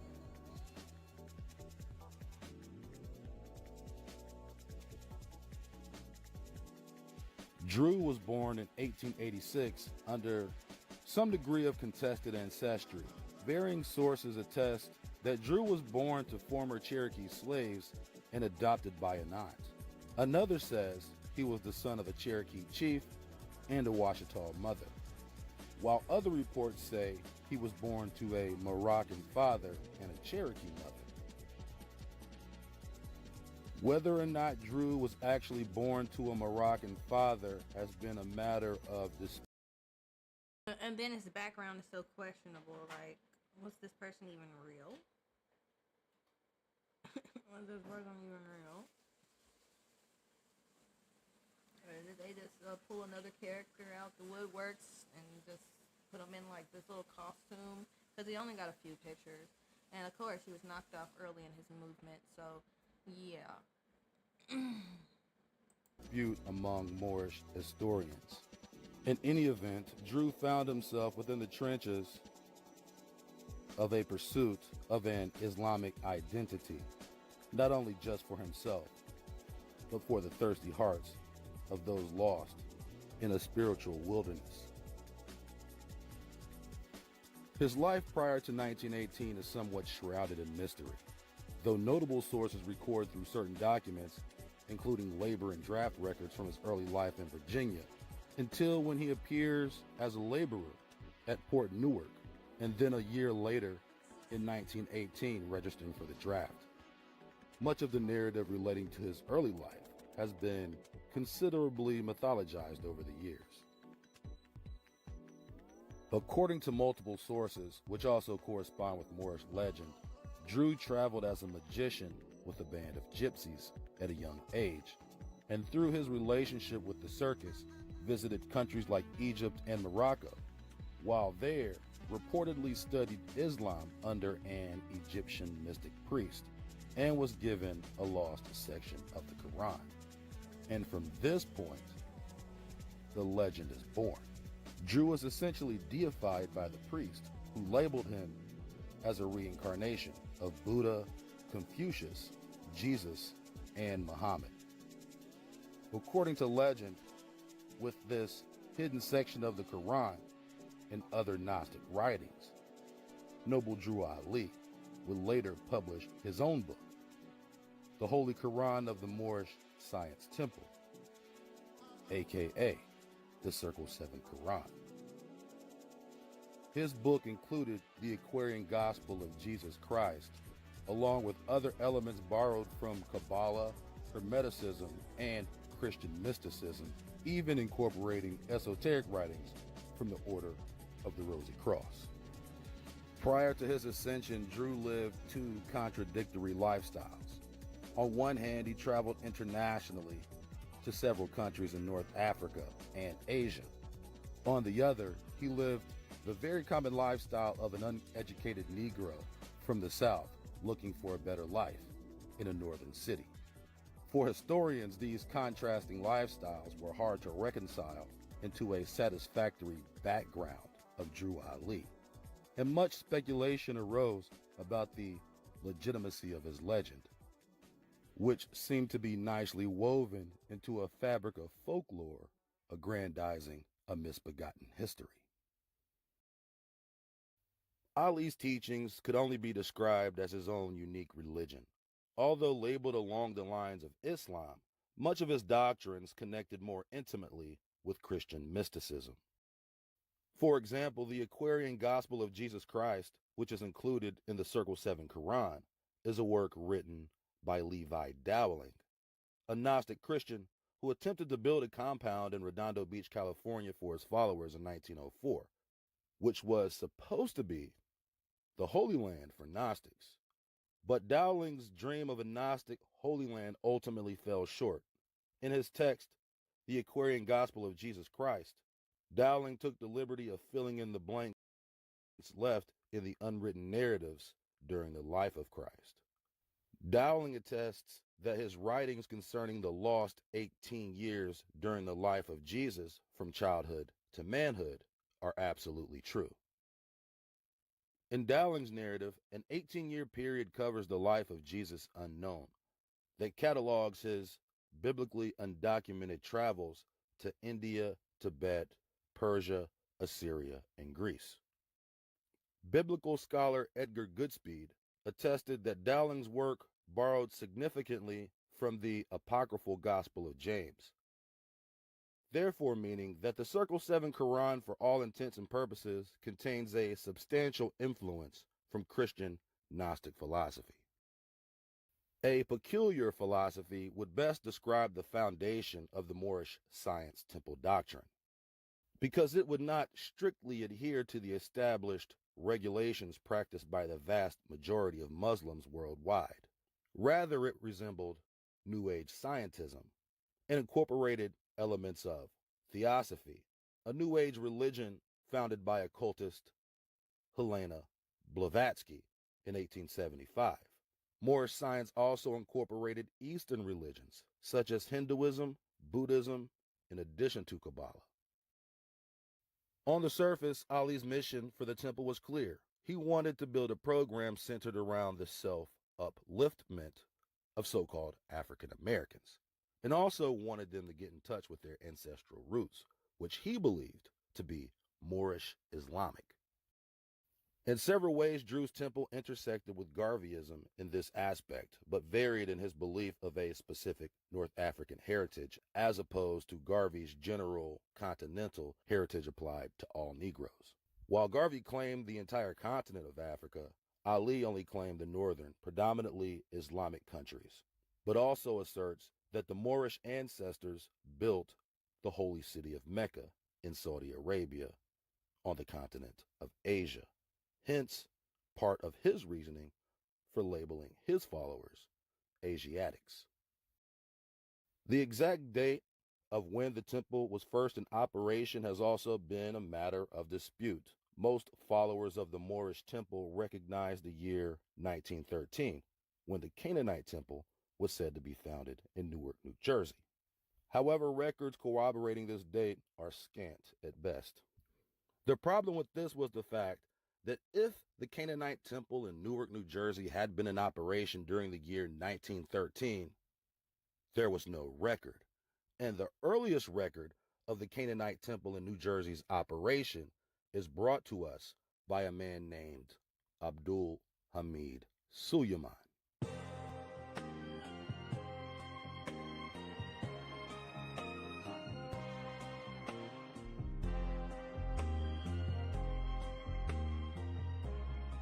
Quote from Journal of Race, Ethnicity, and Religion.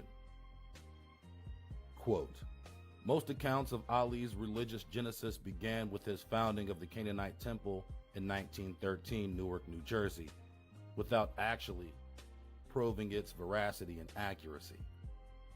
Interestingly, Ali himself never utilized the term Canaanite temple in his literature.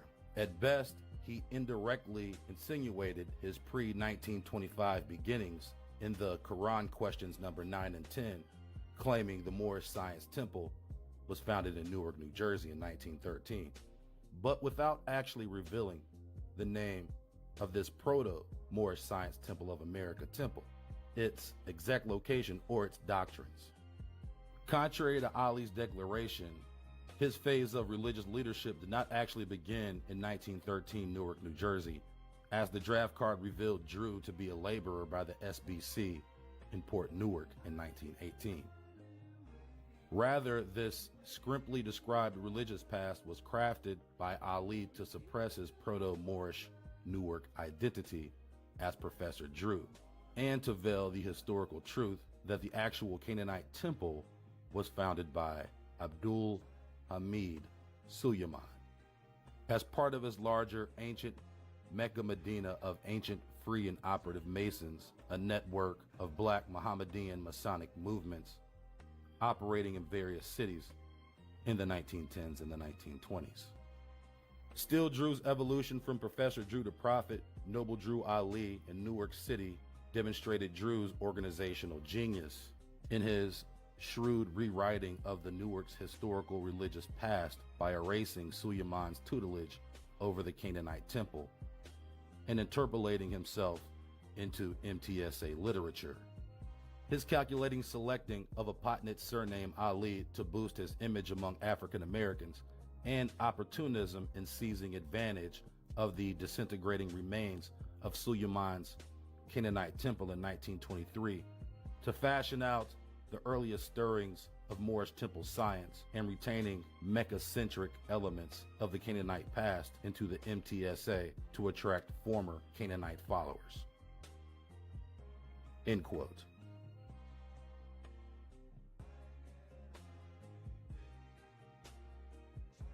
Suleiman was an Egyptian or Sudanese transplant and was one of the first immigrants to attempt to Islamicize American blacks. But additionally, he was a well-respected and high-ranking member of the Mecca Medina Order of Ancient and Operative Freemasons, which included multiple cities throughout the country in the early 20th century. And he was also well acquainted with prominent Garveyite Freemasons in Harlem.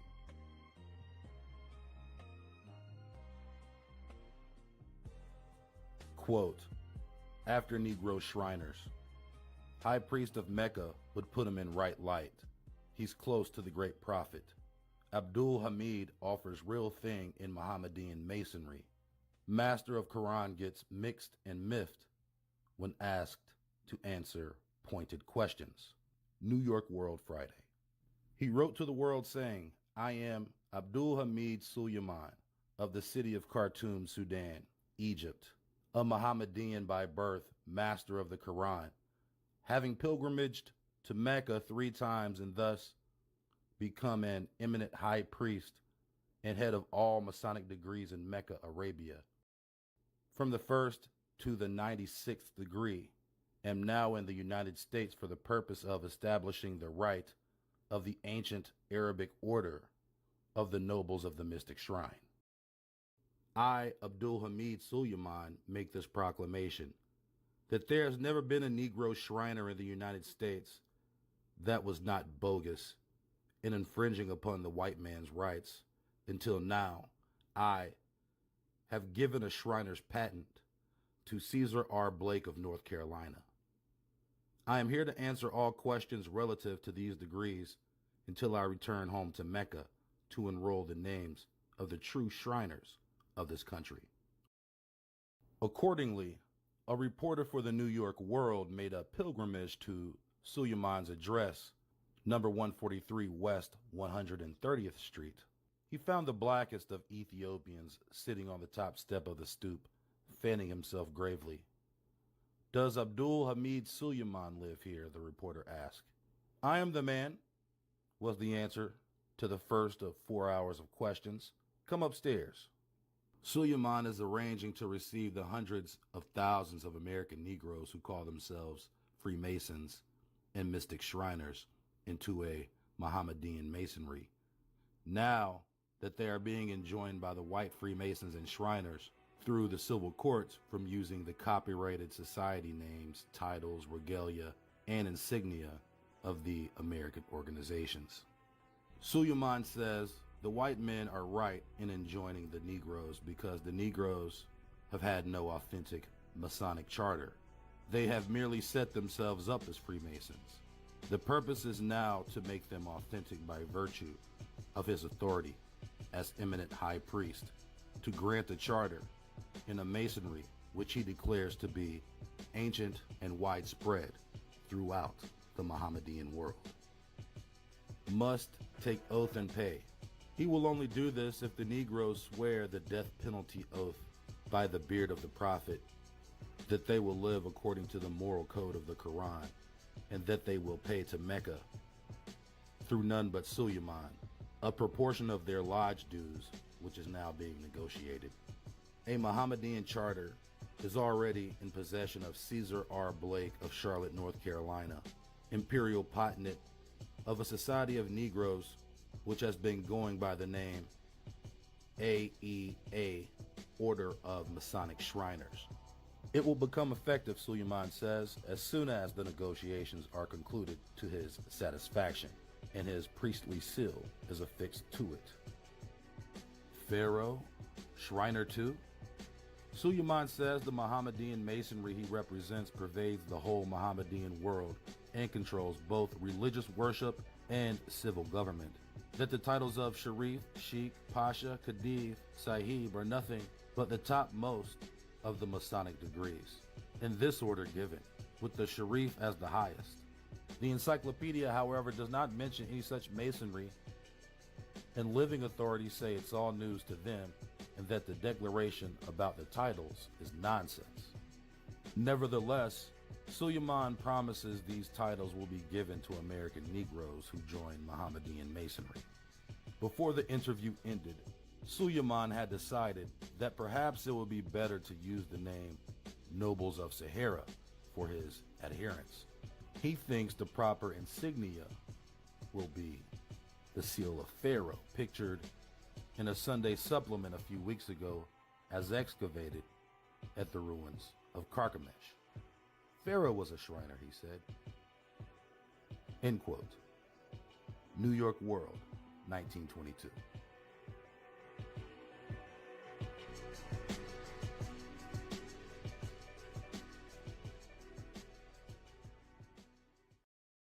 Quote, in April 1923, the popularity of Suleiman's colored Canaanite temple at the corner of Bank and Rutgers Street, Newark, nosedived when Suleiman and his assistant, Muhammad Ali, were charged and arrested by the Supreme Court of New Jersey for the carnal abuse of a follower's child.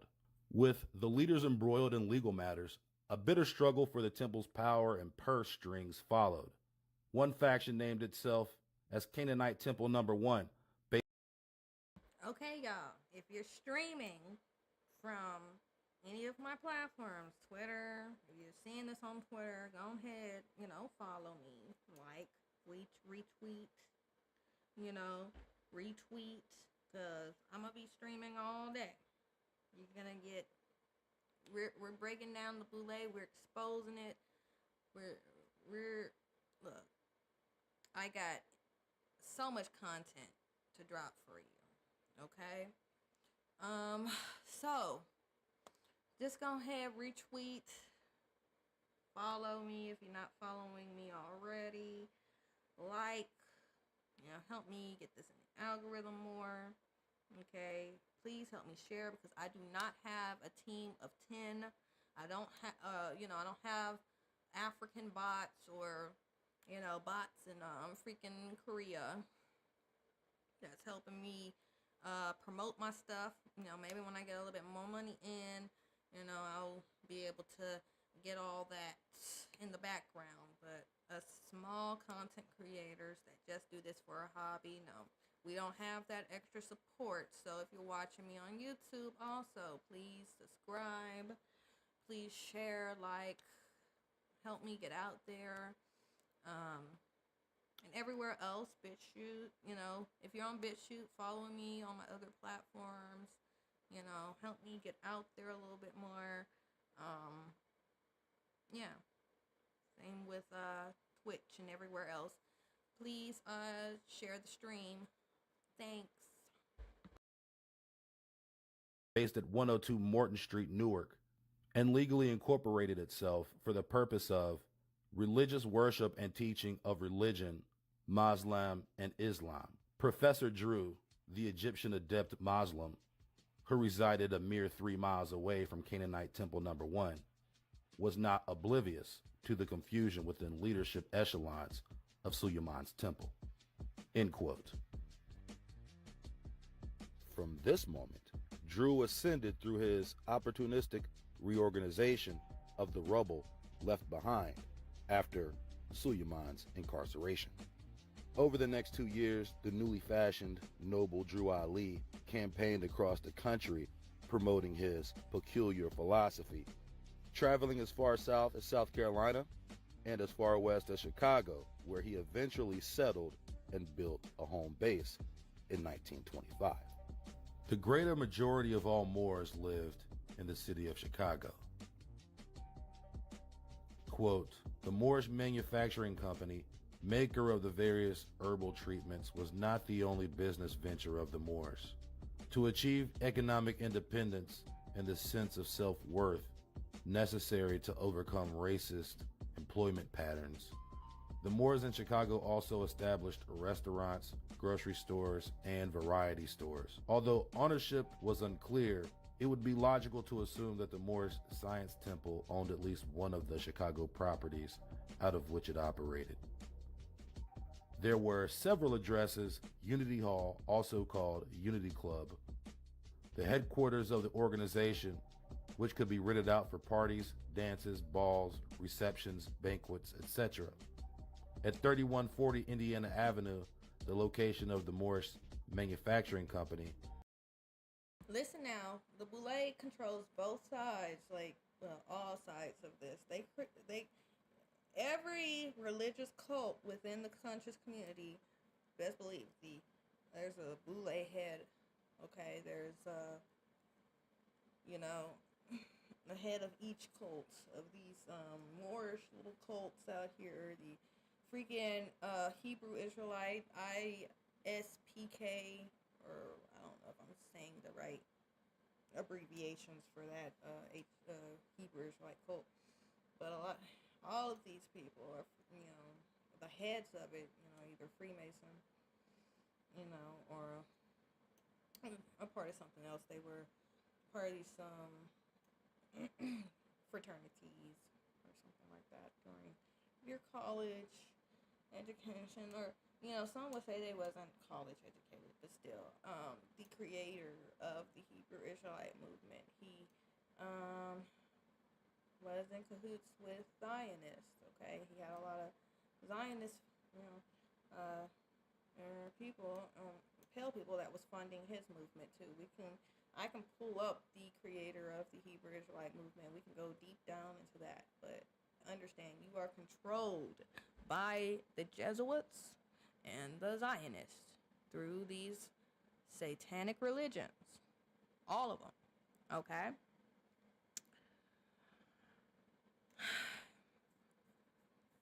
And that's just something that just can't get through the basic average nigga. The average Negro cannot break through his religious programming. If you can't break through that, then you can never be a free thinker. Truly. I know it's going to be difficult because a lot of y'all have broken minds and broken spirits because of the things that you went through in your reality. So you can't tap in with the God within yourself because you can't see God in you. You can't see God reflecting in the mirror inside of you, or you as a reflection of that. Okay, I'm not saying I am God, but I am a piece of that giant being. Okay, we're all supposed to be a piece of it, but a lot of people out here have a broken mind, broken spirit. They can't see that within themselves, and that's why they graffiti their bodies, they treat their bodies poorly, They eat the toxic waste out here, knowing it's toxic and destroying their bodies, and people just don't care. I know you hate yourself because I can look at you and tell. You have a sleeve full of toxic ink. You're just toxic all over. You don't even respect your temple and the largest organ on your body, which is your skin. That's number one.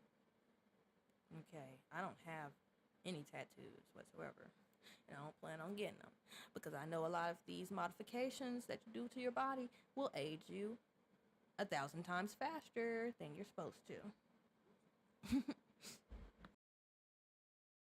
At 3603 Indiana Avenue, and the location of the home office at 3229 Indiana Avenue, a change from the previous address of 3718 Prairie Avenue.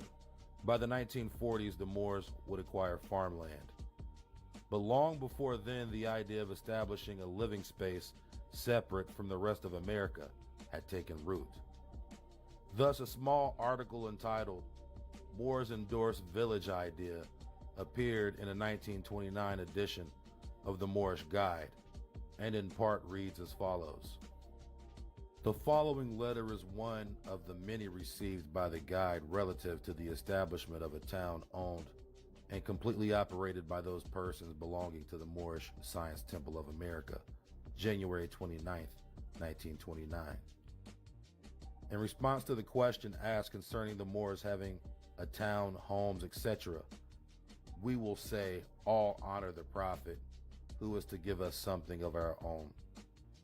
Signed, Brother E. and D. Jackson Bay, Sister J. Jackson Bay, end quote. As the temple grew, it reached a following of over 30,000 members across several states and cities. But with the increasing popularity came increased government surveillance and infiltration. Noble Drew Ali wasn't known for promoting anti-Americanism or any sort of radicalism. In fact, the opposite would be true. He propagated messages of self-respect, love for mankind, good citizenship, and voter participation. Be all this as it may, it didn't stop the government from hiring informants and dissenters within the Moorish Science Temple walls. Continuing, in Chicago, hundreds of Moors employed the identification card as an amulet, believing that the mere sight of the card would be sufficient to restrain a white man who was bent on disturbing or harming its holder. Moors were supposedly actually accosting whites in public, singing the praises of their prophet because he had freed them from the curse of the European. In Detroit, the Moors were becoming odious in the eyes of law enforcement, as is evident in the eyewitness account of one Detroit police officer. These fellas, he cried out, were a terrible gang. Thieves and cutthroats. Wouldn't answer anything, wouldn't sit down if you told them, wouldn't stand up when you told them, pretending they didn't understand you, that they were Moors from Morocco. They never saw Morocco. Those Moors never saw anything before they came to Detroit, except Florida or Alabama.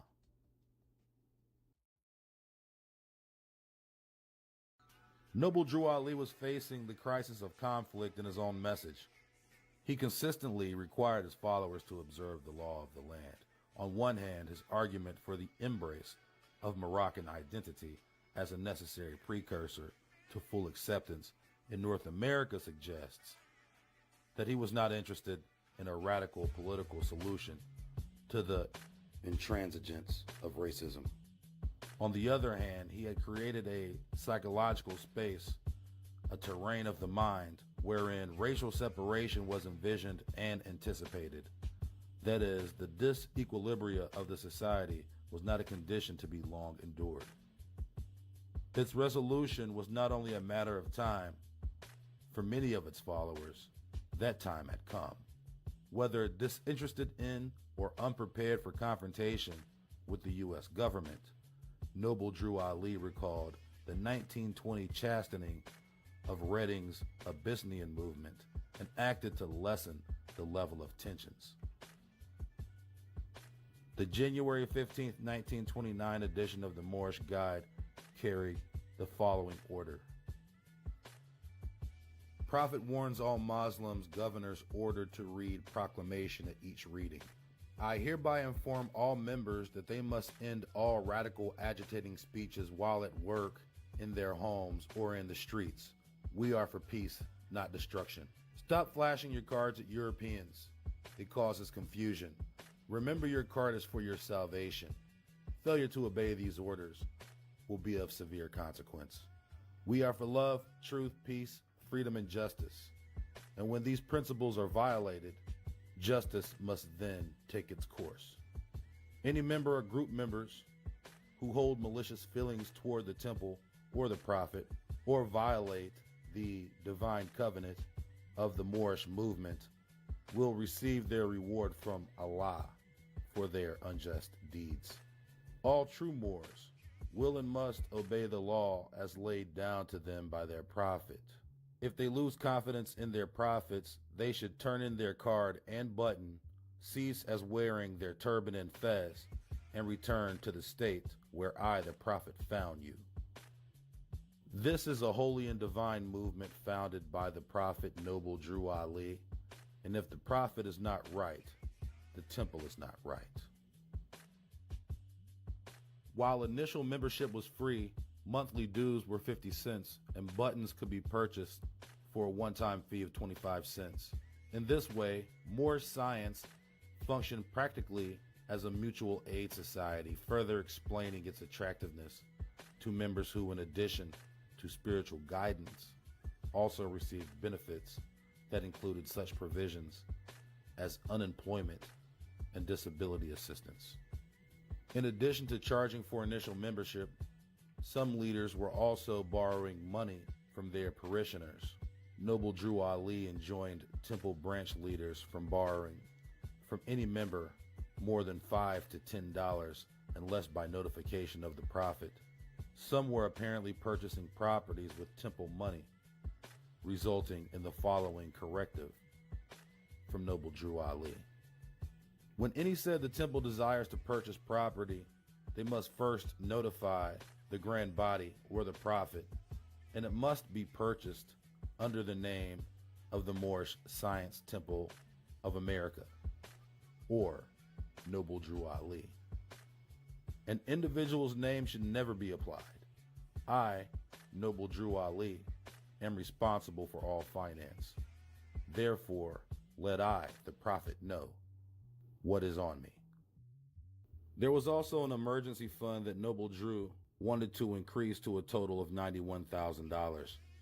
To avoid graft, he demanded that these monies be deposited in a bank under the temple's name, to be drawn only by the treasurer in times of crisis.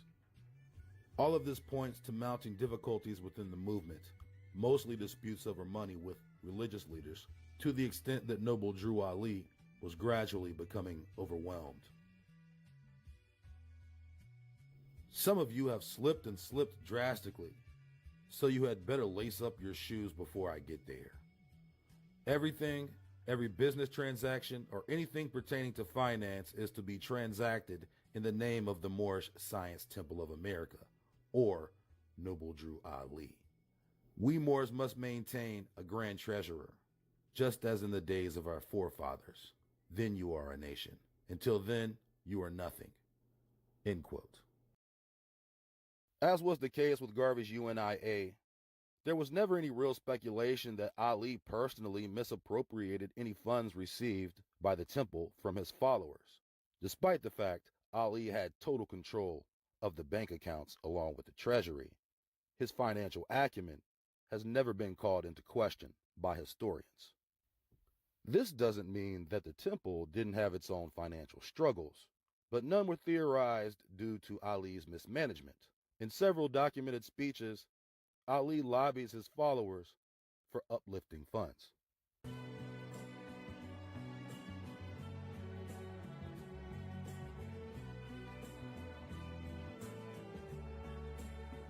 Continuing. There is no indication that Noble Drew Ali was himself involved with corrupt monetary practices. The matter of the quality of his reception by branch temples was raised on occasion, as it would appear that local temples were responsible for financial arrangements attended to Noble Drew's visits.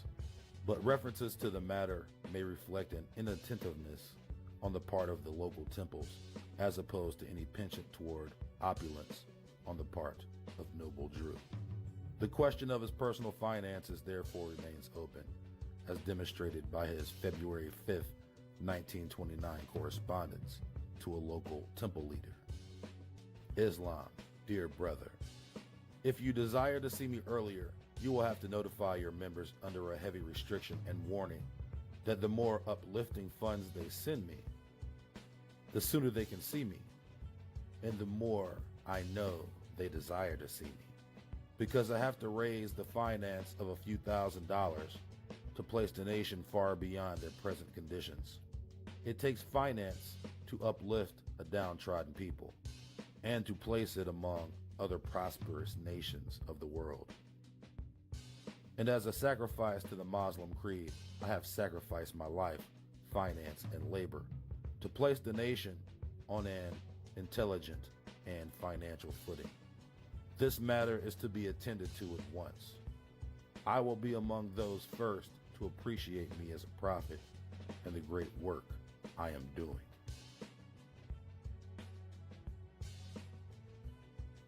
Such a letter can be read cynically. Conversely, we need to raise money for any enterprise is ever present, so there is no compelling reason to doubt Noble Drew Ali's motives. Struggles over local temple autonomy, temple finances, and temple businesses quickly moved from generalized and veiled verbal assaults to open confrontation one fateful day.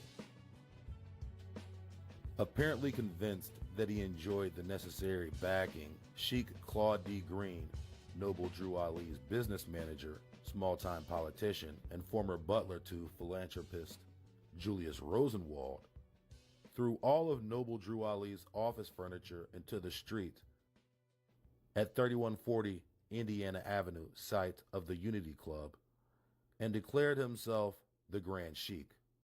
According to the Chicago Defender, Green had broken with Noble Drew and had directed that all revenues from merchandise and herbal remedies be sent to the Unity Club rather than Noble Drew's home and business headquarters at 3603 Indiana Avenue.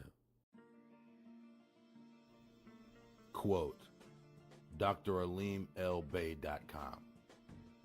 The prophet attended a meeting on February 15, 1929, where Supreme Grand Governor James Lomax Bey stated that he was now in power and the finance was now his in front of 1,500 members, and he brought charges against the prophet claiming the prophet embezzled $8,000, when in reality it was Supreme Grand Governor Lomax Bey who embezzled the $8,000 from the prophet and the Moorish Science Temple of America with the help of Supreme Business Manager Claude Green Bey, attempting to set up Prophet Noble Drew Ali with rape charges and stage a coup and take over the movement.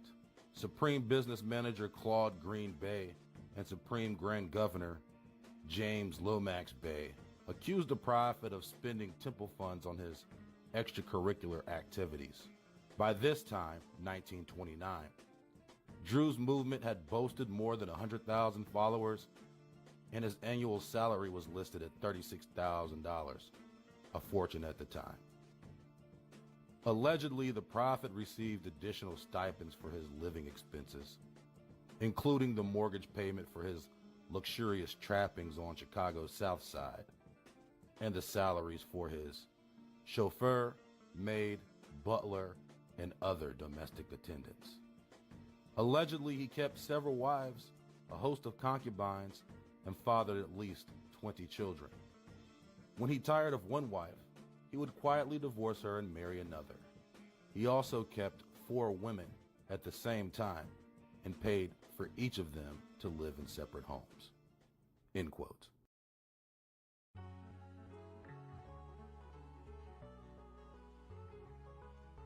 On the Ides of March, Green was killed in retaliation, having been shot and stabbed 4 times in the neck and the body in his Unity Club office by some 6 or 8 assailants. Accounts differ over the whereabouts of Noble Drew at the time of the homicide. Some maintain that he was out of town, while others contend he was hiding 2 blocks down the street at 3365 Indiana Avenue, where a feast had been in progress shortly after the word reached him that Green had been slain.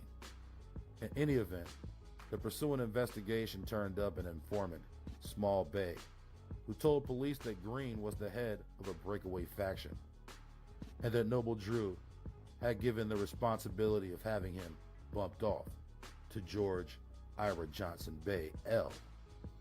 Rumors swirled that Green had embezzled Temple funds, had succeeded in drawing Temple branch leaders such as Edward Lomax Bay of Detroit after him, and was involved with one of Noble Drew's wives, Pearl Drew Ali.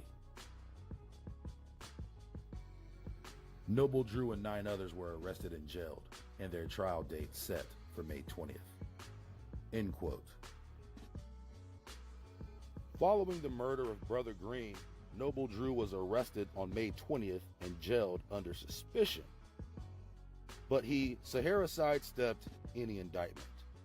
Tragically, Ali would only spend another 2 months as a free man before dying under mysterious circumstances. The officially documented cause of death on his certificate is listed as tuberculosis bronchopneumonia. However, regardless of this official documentation, his devotees remain suspicious about that official narrative. Quote, Stephen Gibbons and George Ira Johnson Bay L, meanwhile, were among several who claimed that the dead prophet's spirit had entered their bodies. John Gibbons L, Noble Drew's chauffeur, reportedly fainted shortly after Noble Drew's death while working on his car, and upon examination was said to have the sign of the star and the crescent in his eyes, indicating that right then he was the prophet reincarnated into his chauffeur, therefore proclaiming himself Brother Prophet. In late September, 2 months after Noble Drew Ali's death, gunplay erupted between the Chicago police and the Moors at Temple headquarters. 2 officers and 1 member would remain on the floor, with 1 officer seriously wounded. 63 Moors were arrested, including George Ira Johnson Bay L, who went to the federal penitentiary for life. End quote.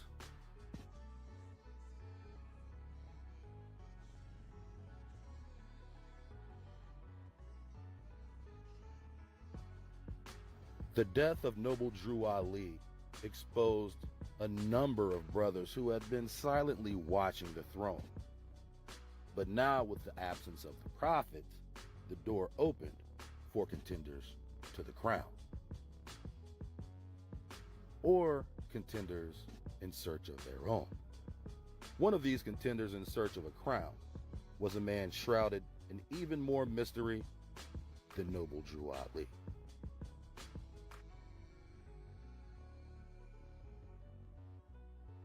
Quote, according to this informed speculation, Fard Muhammad was born Wali Dad Fard on February 25, 1891 in New Zealand. His father, Zared Fard, an East Indian, and either Zared Fard or his parents came to New Zealand from what is now Pakistan. Fard Muhammad's mother, Beatrice, was a white English woman living in New Zealand.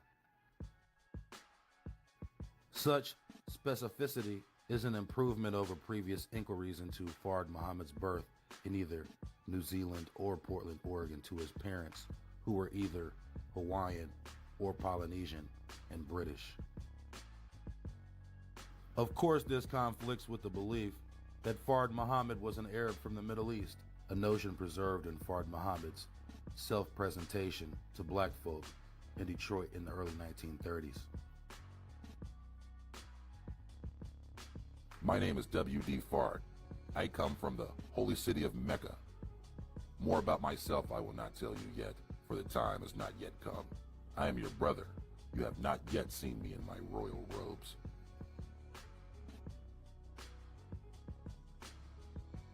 The Meccan theme developed in the nascent nation, and it held that Fard Muhammad was not only born in Mecca but was a member of the Quraysh tribe and closely tied to the Hashemi Sharifs, physically related to the 16th century prophet Muhammad. End quote. The collection of myths abound regarding Wallace Fard Muhammad, but there has always been one consistent legend amongst everyone who has ever encountered him personally. He claimed a Meccan heritage, and furthermore that Arabia was the homeland for American blacks. This point stands in some opposition from the prior movement of Ali's Moorish Science Temple, which held the belief that Morocco was the original homeland for American blacks, and differed significantly from Garvey's movement, which was entirely Afrocentric on the surface. Continuing, prior to his 1930 advent in Detroit, Fard Muhammad apparently spent time in Oregon and California, where he may have married and had children, in addition to pursuing various business ventures, not of all which may have been lawful. The probability that he entered the United States from Canada illegally in 1913 with the financial support of his parents, along with the need to anglicize his name, explains his various aliases, including Wallace D. Fard, Wallace D. Ford, and Fred Dodd.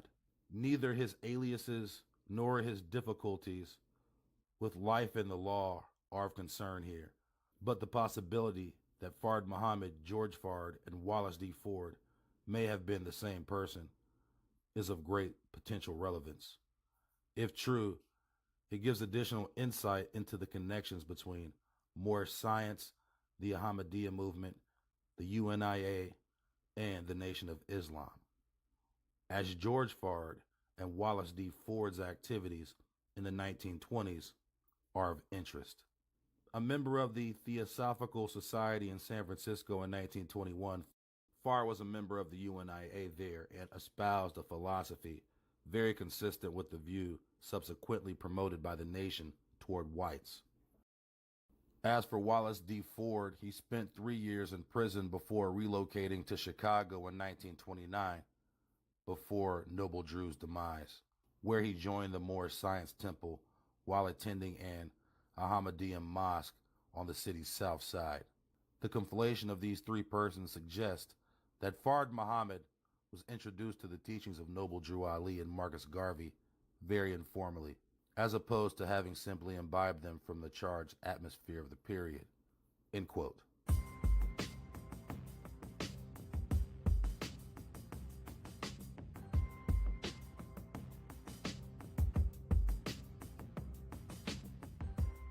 While each of these movements had a certain degree of black separatism and nationalism in nature, both Garvey's UNIA or Noble Drew Ali's Moorish Science Temple took a far less adversarial approach toward the white ruling class than did Fard, who ironically referred to them as white devils. Neither Garvey or Ali promoted such rhetoric within their organizations. This new anti-white Christian radicalism was uniquely a characteristic of Fard Muhammad and his emerging Nation of Islam.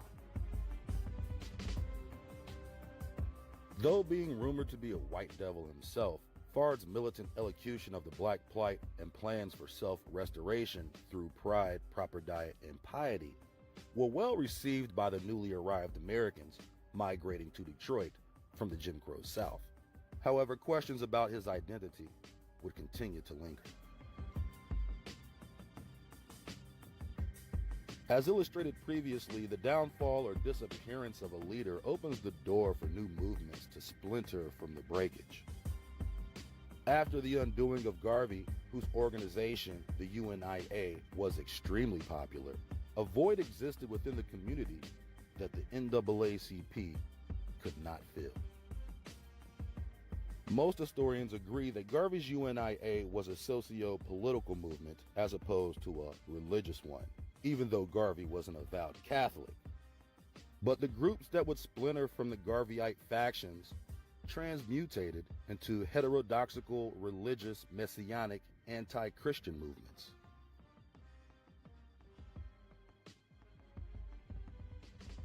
In spite of the fact that Ali's temple is said to have been found in Newark in 1913 as the Canaanite temple, compelling evidence suggests that the temple could have been founded by Sudanese Egyptian immigrant Abdul Hamid Suleiman and was already in operation during Timothy Drew's early years in Newark. If this date holds true, Ali or Suleiman's temple operated contemporaneously with the inception of Garveyism.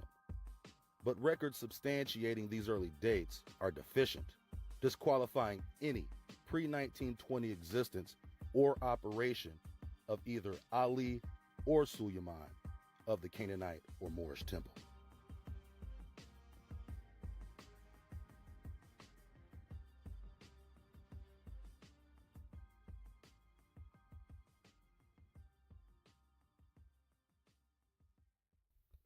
In any event, there is record verifying the relationship between Suleiman and the prominent Freemasons of Harlem, documented in the year 1922, where in attendance we find John E. Bruce, Arturo Scumberg, and Duce Muhammad, men who all had personal ties to Garvey, and by this time, the Black Star Line's disappointment, coupled with Garvey's impending legal troubles, marked the decline of the UNIA.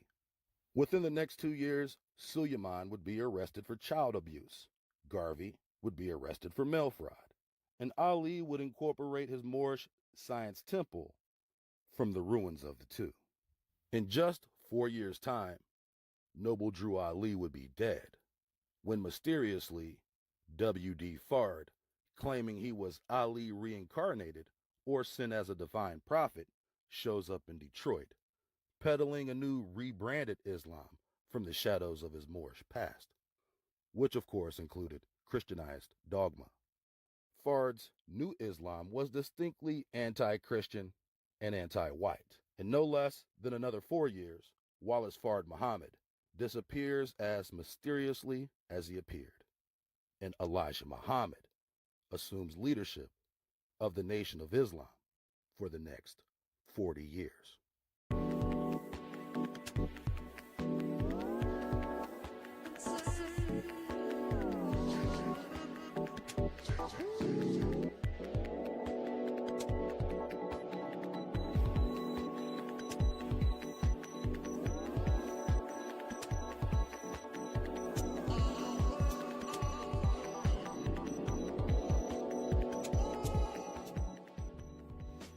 Was Noble Drew Ali a Freemason? Many have attested that he was indeed, and even a photograph surfaced alleging to be him dressed in Masonic regalia.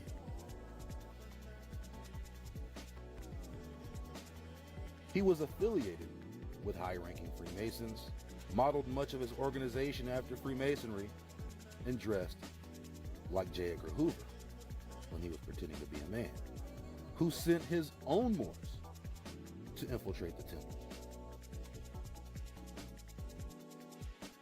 Drew also claimed that Black Americans were descended from the ancient Moabites.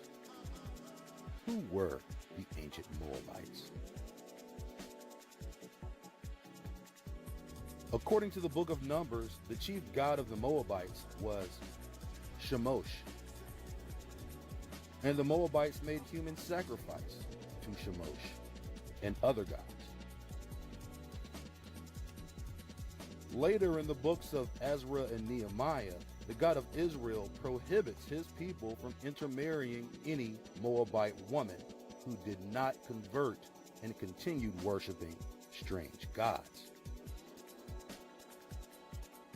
Are these the same Moabites Drew Ali claims Black Americans are descended from? Another sect of Moors claim ancestry from the Ben Ishmael tribe of the American Midwest,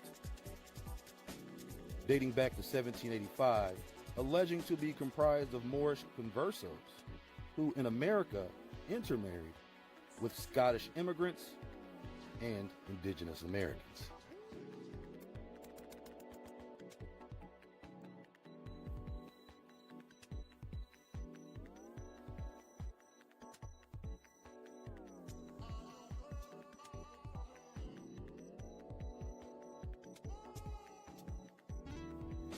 According to studies, much of their ancestry has been genetically identified with the Melungeon people from the Ohio Territory, and are said to be a tri-racial European, African, and Native American ancestry.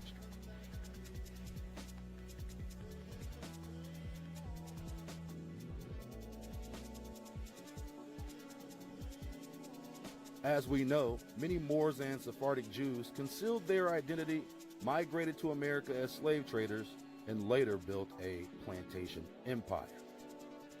Is there any connection between them and the emerging popularity of Islam among blacks in the early 20th century?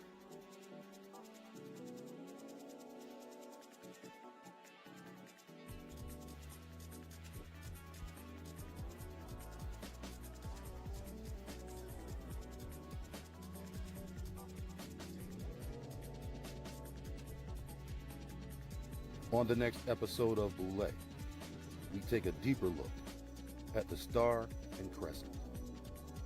On the next episode of Boule.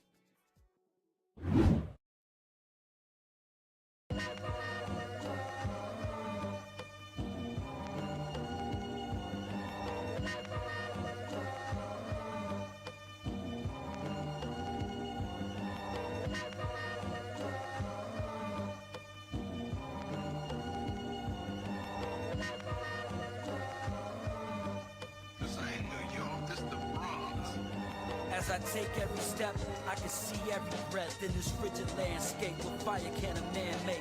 And tell me, what chances can a man take if his heart is frozen? What choice? Asking his own voice as he waits for a nigga to get sloppy. He stay poised. 10 minutes and he spot him like got him with the drop on him. Opportunity to feed somebody. Options. Ain't do it, don't. But when and where? How and why ought to go without saying. My nigga, he ain't playing, these ain't games out here. We untamed out here. And don't nobody give a fuck about fame out here. And if you think a motherfucker caught your name out here, pow, you gotta blow a motherfucker brain out here. Meet and greet a pistol when a nigga gotta eat. Can't take a hot shower, so we gotta pack the heat. And it's a cold, cold world out there. It's a cold, cold world out there.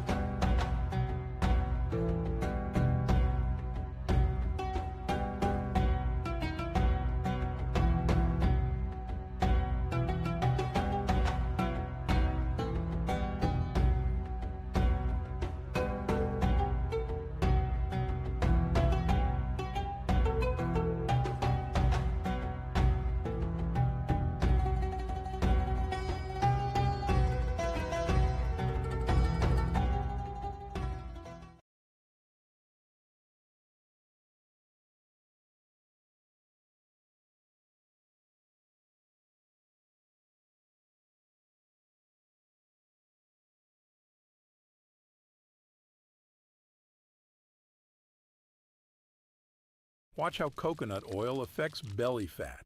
Is coconut oil a superfood or fraction of the best of that, and what you will see in here is a breakdown on when the Masons dominated the Congress, which years and what did they pass, when the Masons dominated the Supreme Court, which years and what passed. You will also get John Crowes, who is buried in the house of the Mother Supreme, as well as Albert Pike. You will get quotes from them that are predominantly white supremacists, in fact, condemning black people as being animals and less than a man. These are important when you're challenging white supremacy, is to know the signposts of the things they believe in so that you can always use your disqualifying statements on them.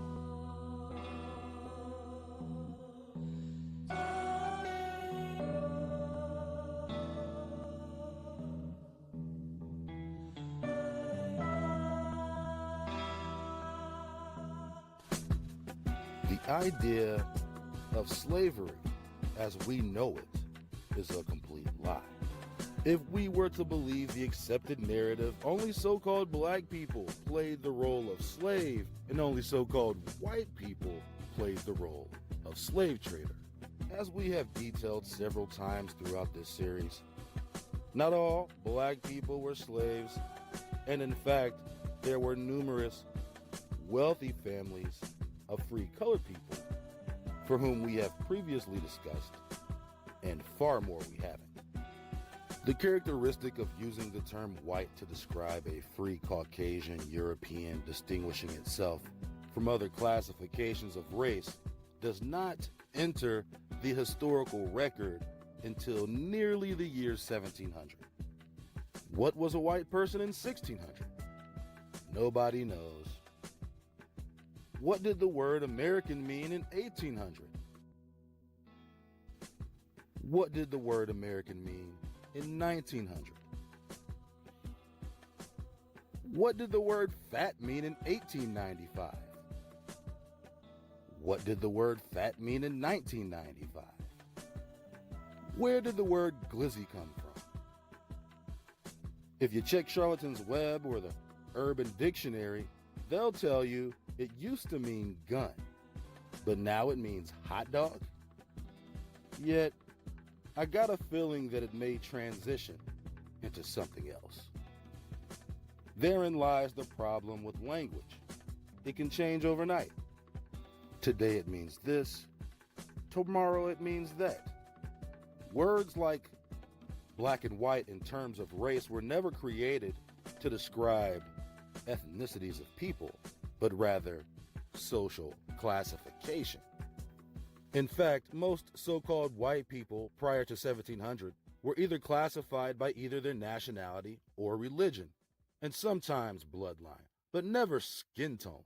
Classification through colorism was distinctly a concept of colonization used as a methodology for reclassifying indigenous identity for the purposes of writing Americans out of their own history. If they all believe they were brought here as slaves from across the world, they'll teach themselves to hate their homeland through their shared bondage and hardships and yearn for an imaginary place they think is home. Therefore, they'll never defend America like it's their home because they all believe they're from somewhere else. The prospect of being taken from somewhere else across the world hits a lot differently than the prospect of being captured on your own homeland.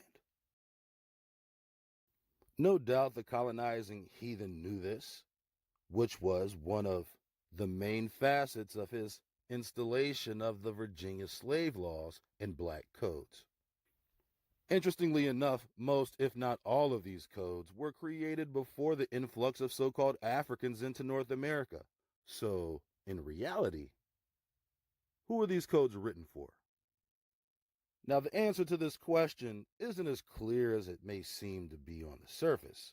Obviously, these codes were written for captured Indians, but quiet as kept, they were especially written for free Indians, also known as free blacks, also known as free people of color.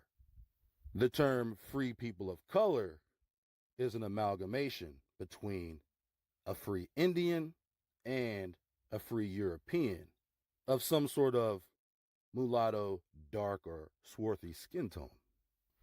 This point can't be emphasized enough. Not every indigenous American or so-called black was a slave. In truth, there has always been a significant portion of the so-called black population in America who had never been enslaved. Despite this fact, the official academic narrative of black indigenous Americans exclusively begins with the transatlantic slave trade and African slave identity. This narrative furthermore imposes the idea that all blacks misnomered as African Americans, especially in the South, only became free after the Civil War, another idea based upon a fallacious foundation. From these fallacious foundations birthed several organizations, one of which, the American Colonization Society and their Back to Africa movement, which established the country of Liberia in West Africa. The strategies of dealing with so-called blacks largely depended on which flag they were arrested under and what territories they were imprisoned from, or what treaties their tribes made. The British, Dutch, Spanish, and English had various ways of dealing with their interrelationships with Indians.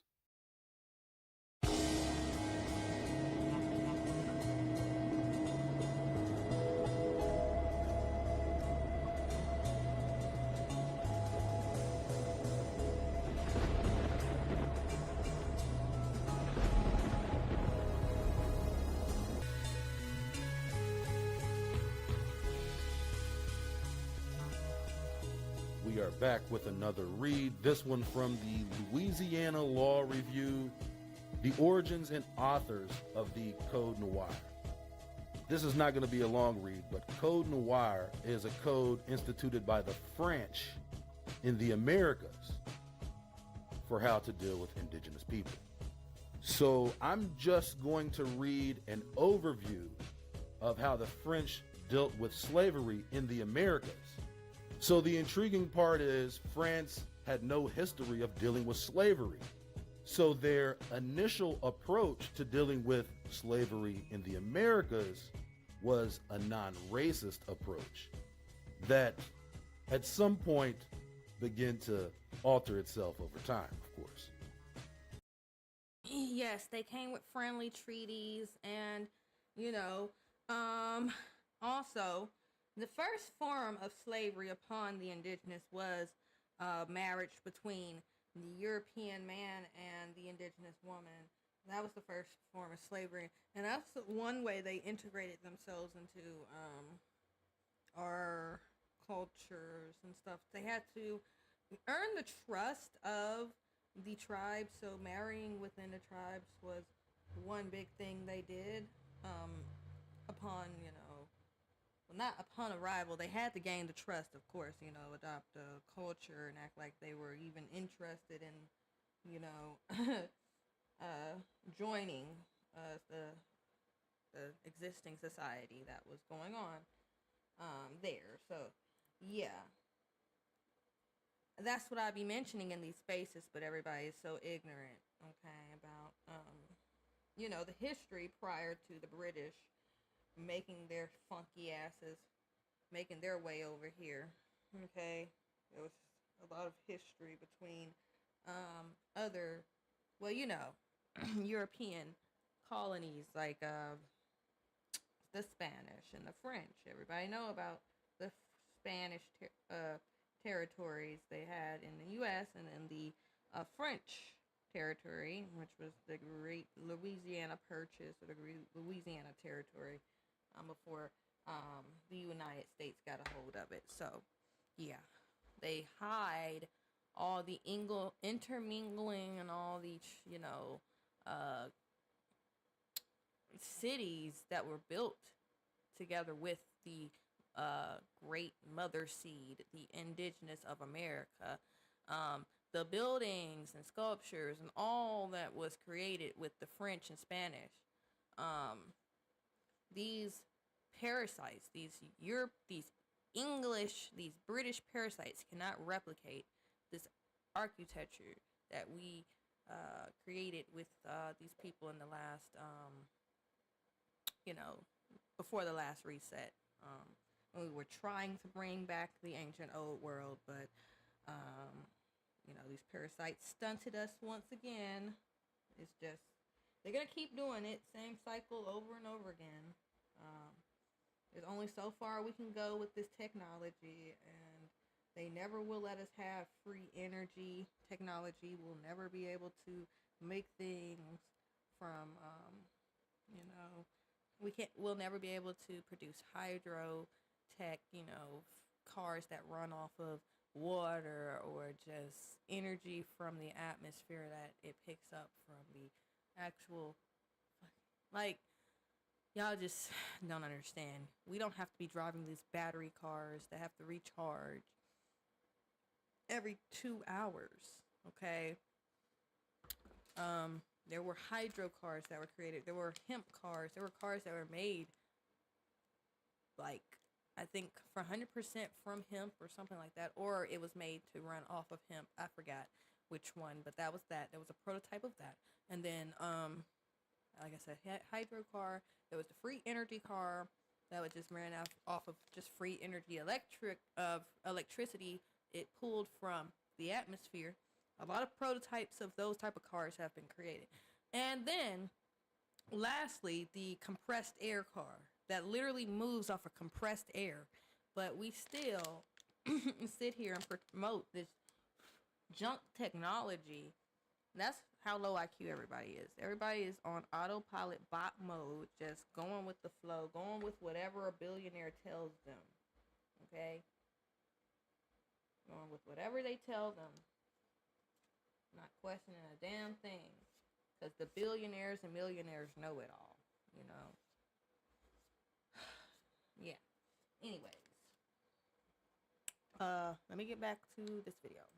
Quote, the Code Noir marked France's historic rendezvous with slavery in the Americas. It was one of the most important codes in the history of French codes.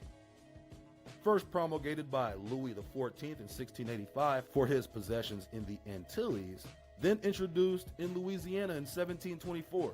This code was, unlike the custom of Paris, the only comprehensive legislation which applied to the whole population, both black and white. In these colonies, where slaves vastly outnumbered Europeans and slave labor was the engine of the economy, as well as its greatest capital investment, the code was a law affecting social, religious, and property relationships between all classes. The code was also important as a sociological footprint, for no legislation better revealed the belief system of European society, including its fears, values, and moral blind spots. No legislation was more frequently amended and regularly adapted to adjust to France's evolving experience with slavery. Furthermore, perhaps no aspect of the code, whether one refers to its motives and aims, compares it to other slave systems, or questions its enforcement, is free of contemporary controversy. End quote. This article goes on to say that the French had acquired slaves long before they had any laws on slavery. This resource says that the French began to acquire slaves in St. Christophe and other islands as early as 1635. By 1654, there were about 12,000 slaves distributed in the islands. The island of St. Christophe is now called St. Kitts.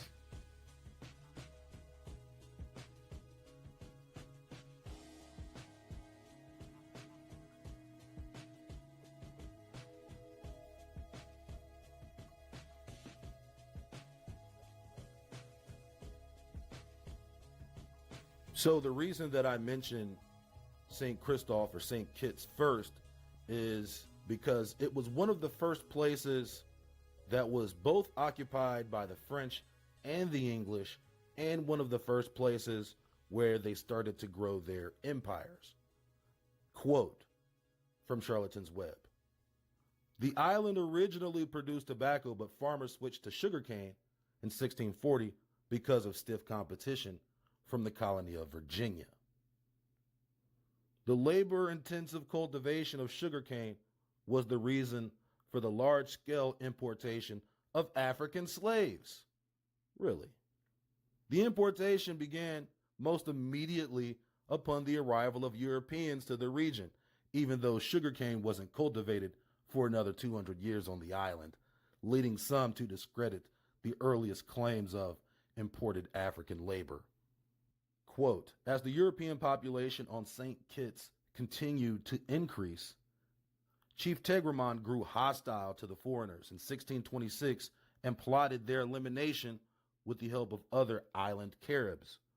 However, a native woman named Barb informed Warner and de Sambuc, I don't know what the fuck that says. One of them French, you had to put a little D on it. See, that's how you know some Huguenot shit right there. If you see "de" on something, like if you got "de" in your name, or that little, what's that, apostrophe? Yeah, that's some Huguenot shit, right?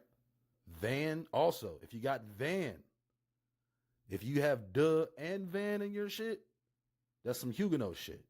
If you have Van in your shit. Matter of fact, I believe that anything that starts off with Van, like Vanderbilt, is probably some Huguenot shit. May not necessarily have to be Van Built. All right, went way left. Coming on back, this quote is from Vincent Hubbard, A History of St. Kitts. Got sidetracked a little bit. Continuing, the Europeans acted by getting the Indians intoxicated at a party before returning to their village. That's some shit they do, by the way. Before they even try to set up a deal, they just going to get you intoxicated. The Europeans acted by getting the Indians intoxicated at a party before returning to their village, where 120 were killed in their sleep. The following day, at a site called Bloody Point, with a ravine known as Bloody River, over 2,000 Caribs were massacred. By 1640, the remaining Caribs not enslaved on St. Kitts, Nevis, and Antigua were removed to Dominica. So they killed 2,000 Caribs. We don't know exactly how many they enslaved.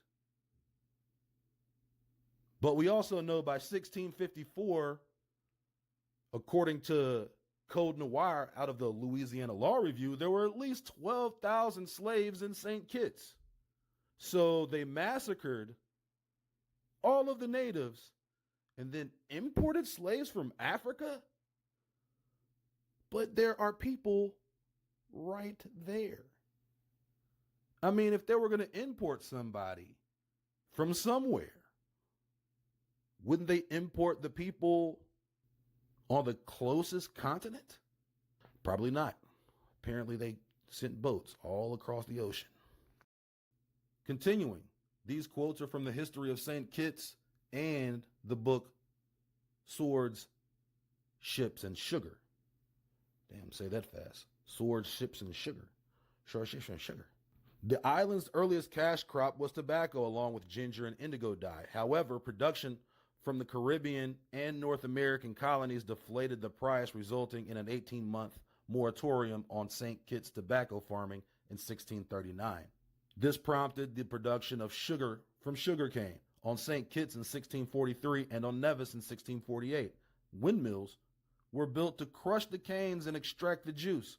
The planters grew prosperous, even rich, where Nevis became the richest British colony in the Western Hemisphere by 1652. By 1776, St. Kitts was the richest British colony per capita. So they making money. Island boys. Cause I'm an island boy and I've been trying to make. Oh, I'm an island boy. They're just making that money off that sugar cane. Ain't no tobacco. Doing indentured servants among the islands. Fewer than half survive their servitude. All right, I'm done. I am done. Though indentured servants were common, amongst the islands, fewer than half survived their servitude, and field work required African slaves. This is an interesting sentence because they're saying that fewer than half of indentured servants survived their servitude, and field work required African slaves. When we're talking about indentured servants, we're talking about Irish people. Fewer than half survived their servitude on St. Kitts, at least, according to this. Fewer than half. And Africans, quote unquote Africans, definitely not the enslaved natives, not them. Africans, the people they shipped from what? Not even from South America, but from Africa. Yeah, not those people, right? The Africans were required for field work. So what the hell was killing the indentured servants if they weren't in the field? And I understand that, you can't put an Irishman in the sun all day. The nigga will explode. I get it. Especially like especially an Irishman from the foggy hills of, I don't know, there's a hill up there somewhere, up in the Isles, from the foggy Isles. The indentured servants, the Irish, quote unquote, Irish slaves. Fewer than half survived their servitude and they weren't working in the fields. Or it's assumed by this, if they weren't working in the fields, how did they die in their servitude? Like, what were they doing that was so dangerous? Like, it couldn't have been housework. Wasn't field work. Is it barn work, maybe? All right, we could speculate all day. There were twice the number of slaves to Europeans on St. Kitts by the end of the 17th century. In 1675, the population on Nevis was about 8,000, half black. By 1780, the Nevis population had grown to 10,000, 90% black. The slaves had very harsh living and working conditions, only lasting 8 to 12 years in the field. And by the 18th century, 2/5 died within a year of arrival. About 22% died on the Middle Passage. 2/5 died within a year of arrival. So 22% die on the Middle Passage. And another 40% die within a year. Wow, that's a lot of waste right there. So 70% of the slave cargo dies. Okay, and this is all men they're bringing in. Remember that. It's no females on the ship, just men. Okay? We got to keep that in mind because that was a big rabbit hole. People were questioning that, but then they updated the textbooks. No, it's just men that they brought. But still don't wipe out, questions of how, the sanitation of everything, having hundreds of male slaves just chained up in the poop deck of these cargo sailboats. Okay, they wasn't steamboats. They wasn't motor boats. They wasn't sailing across the sea. Bypassing the currents. Going at intense speeds. Through the ocean. No, they were they were actually sailing using the ocean currents and the wind speeds during the 1600s, 1700s, 1800s. So people don't put all that into play because, they don't question it. IQs are too low. This is what we're dealing with in society. This is why I don't touch any of you zombies. Because y'all are retarded. Okay. But these slave numbers, they keep growing. End quote. Charlatan's Web. No, History baby. of St. Kitts and Nevis. Oh. Swords, ships, and sugar. End quote.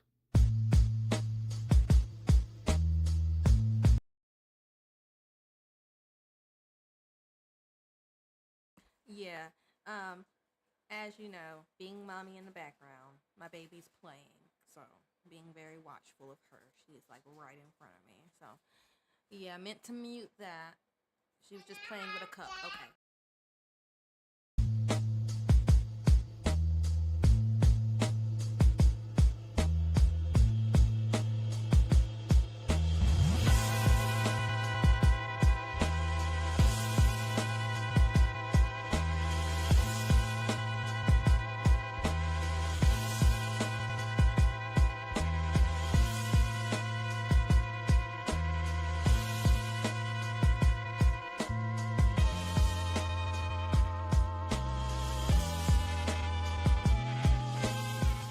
Now, before we even get into the logic behind the importation of millions of slaves from Africa on one side of the Atlantic all the way to the Caribbean, when you actively are enslaving the natives, we must investigate the credibility of this African moniker that persists throughout all historical material referring to so-called enslaved Africans in the Caribbean. Seeing that according to their records, the Caribbean received the second most Africans behind Brazil and its proximity between the coast of North and South America, it would seem to be a logical place to start our investigation. One may find it quite interesting that the first Masonic lodges in the Americas were built in the West Indies. What also makes the Caribbean an interesting part of this analysis would be the influx of Irish Catholic cast-offs and indentured servants and criminals for their penal colonies, who eventually become wealthy planters on the islands and end up taking their talents to the mainland in places like the Carolinas. For example, Timothy Meads of Warwickshire received 1,000 acres in Carolina as compensation for servitude in Barbados.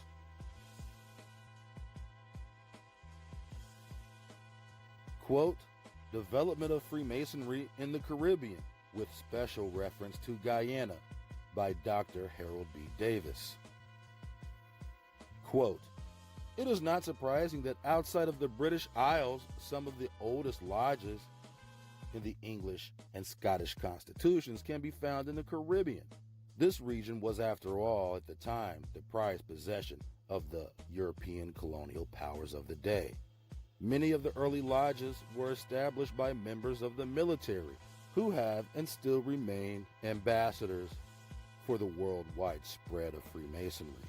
The craft in those early days was, however, maintained by members of the colonial service, members of the planter class, influential businessmen, and merchants. End quote.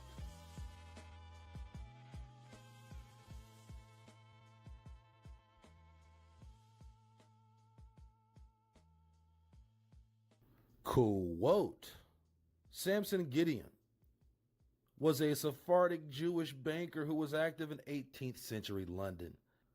Gideon is most prominently known for the Hanoverian Whig government's suppression of the Jacobite Rising of 1745, subsequently becoming a trusted advisor of the government who supported the passage of the Jew Bill in 1753.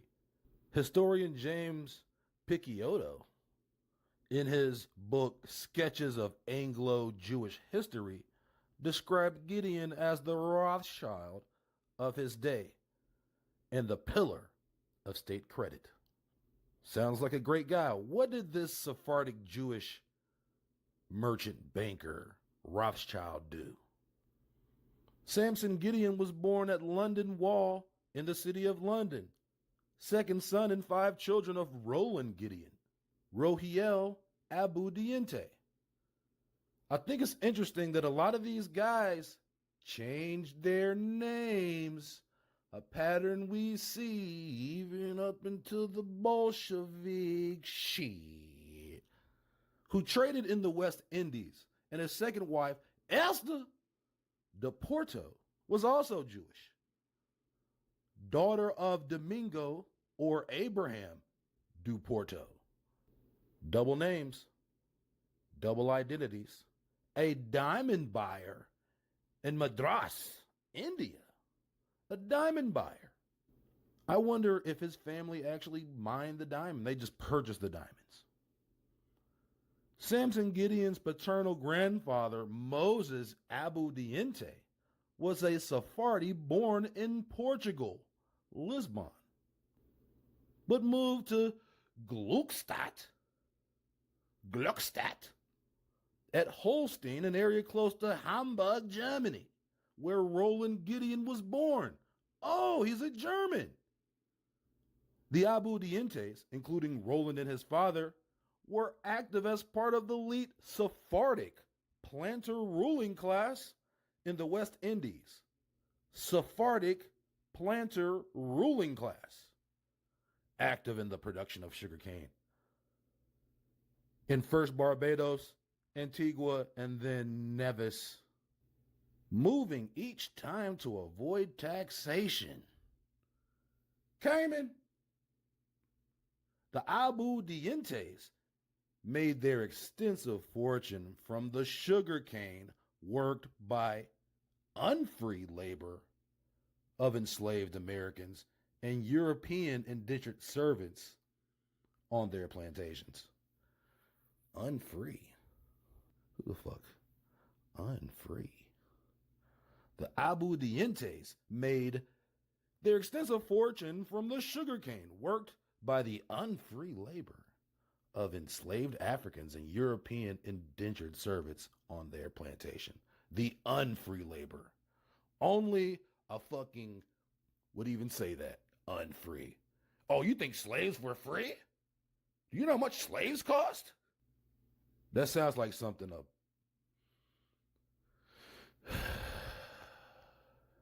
Unfree. You watch these motherfuckers. Slick writers, slick mouth little bitches. It's great like that. First of all, Samson Gideon looked just like a nigga. He looked like one. This nigga looked like a nigga. First of all, he looked like a nigga. Damn. He looked just like that Rothschild.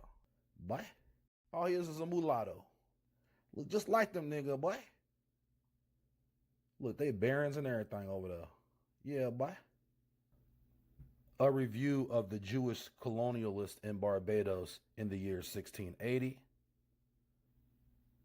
The Sephardim of the island of Nevis. Some notes on the Jews of Nevis. American Jewish Archives, 2019. Sephardic merchants allied with Cromwell and the Roundheads. I bet they did. Bet they did. End quote. Charlatan's Web.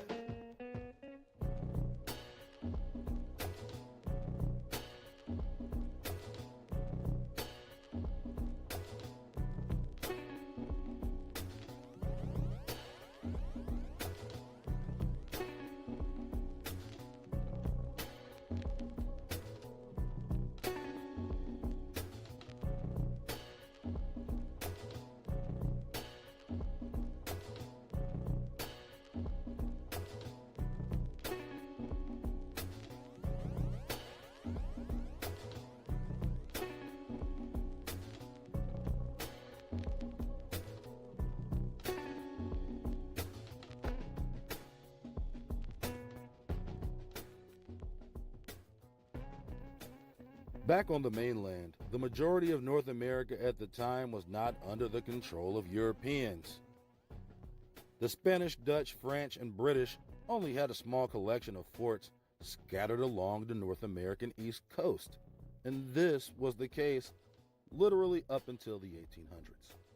The oldest colonial cities in America, which were founded by them, St. Augustine, Florida, a Spanish fort founded in 1565, Fort Caroline, a French fort founded in 1564, Charleston, an English fort, 1670, Jamestown, 1608, Plymouth, 1630, English forts. New York was a Dutch fort, 1620. Newport, Rhode Island, 1600, a crypto-Jewish New English Portuguese fort. And even more so than protecting people, these fort cities protected wealthy merchant families and their commercial exploits. But nowhere on the mainland did they have more control than they did on the islands. Truthfully, the Caribbean became a safe haven for any trouble these people may face from hostilities regarding Indians on the continent. Don't let them Indians get too close, or they'll be on the first thing paddling back to Barbados. It's important to recognize at this point the islands were far more controlled and fortified by the various flags of heathen than was the larger continent. That's why prior to 1650, there were far more immigrants to the West Indies than to the mainland colonies.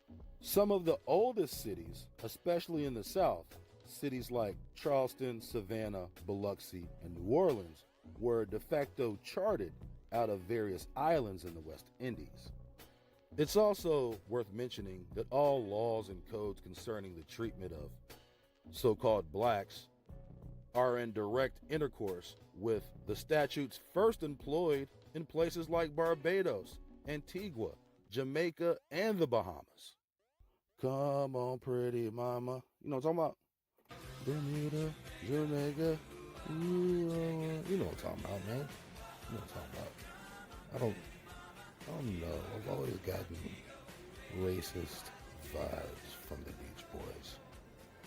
Can't explain it, but I always felt like them niggas was racist. Yeah, the niggas just, I get racist vibes from them niggas. All right, my bad. Let me continue. France and Spain, who had significant presence in the Indies, each enacted their own regulations in dealing with indigenous people. France's Code Noir was invented in 1685 by Louis XIV and implemented into the French West Indies, French Guyana, and later, once they infiltrated Louisiana. The Spanish also had their laws of the Indies on which they would deal with subjugated Indians. And interestingly enough, both of their laws centered around the conversion of Indians to Catholicism, while the English laws centered around the conversion to Christianity. It's imperative to point out that Catholicism and Christianity are not the same religious practice. Christians center their worship around Jesus, a more monotheistic religion founded in pagan sun worship. Catholics center theirs around the Trinity, the Virgin Mary, and sometimes various saints, which is founded in Babylonian.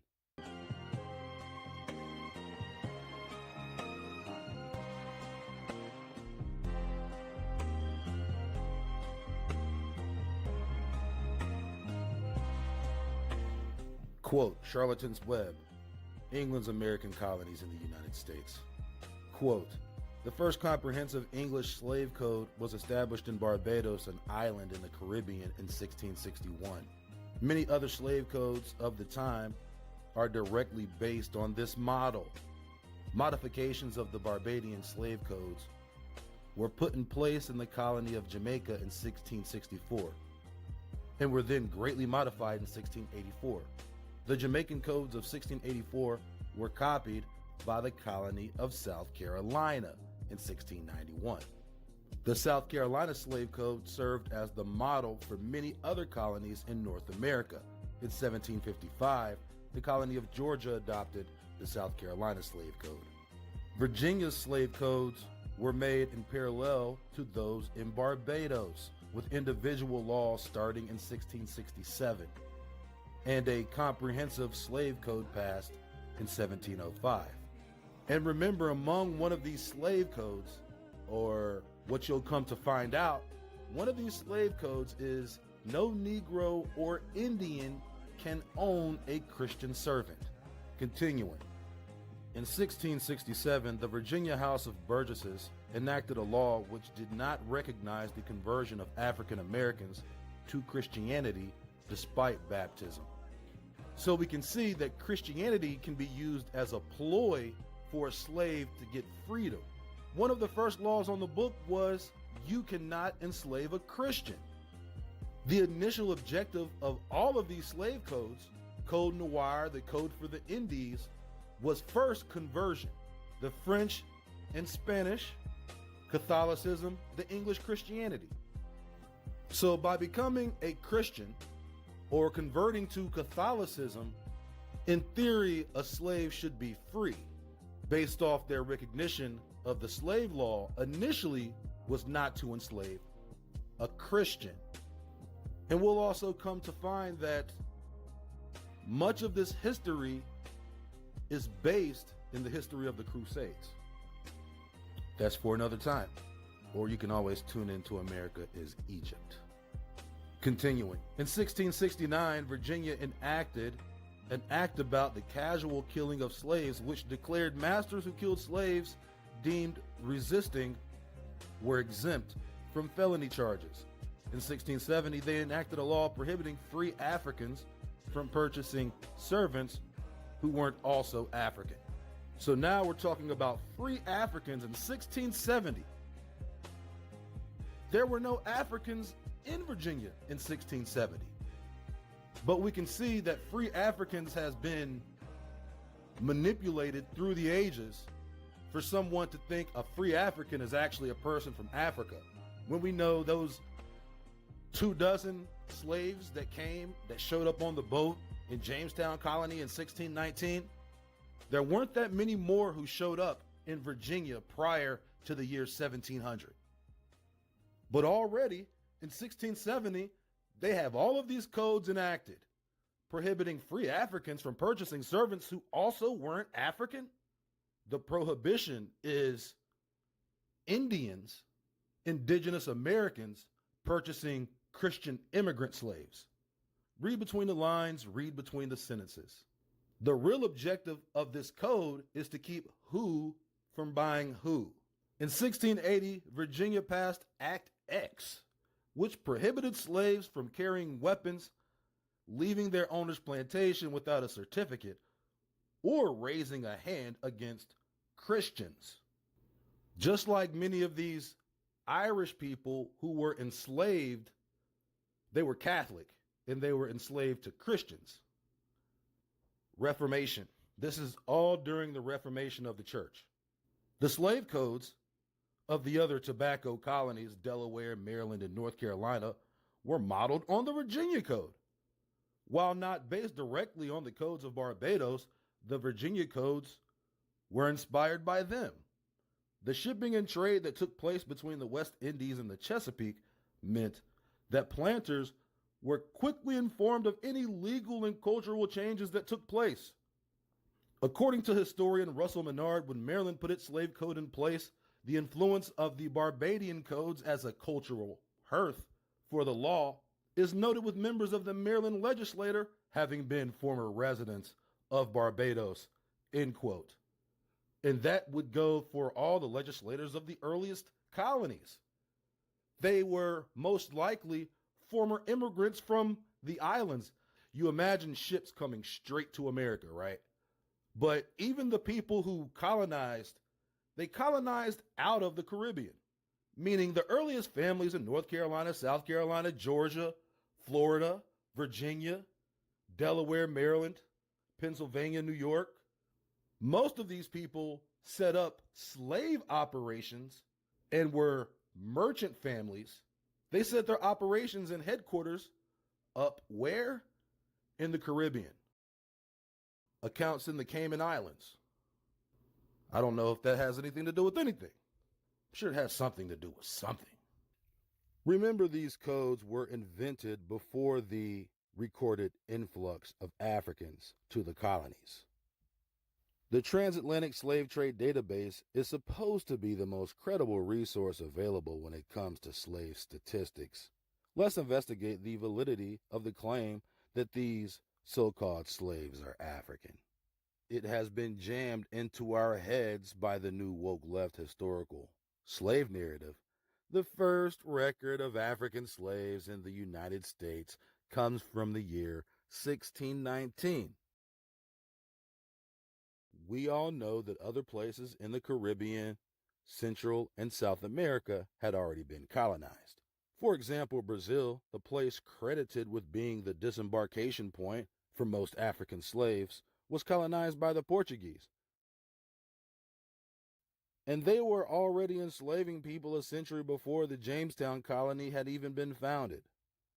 The Intra-American Slave Trade Database even documents the slave voyage of early Brazilians from the year 1550 to 1866.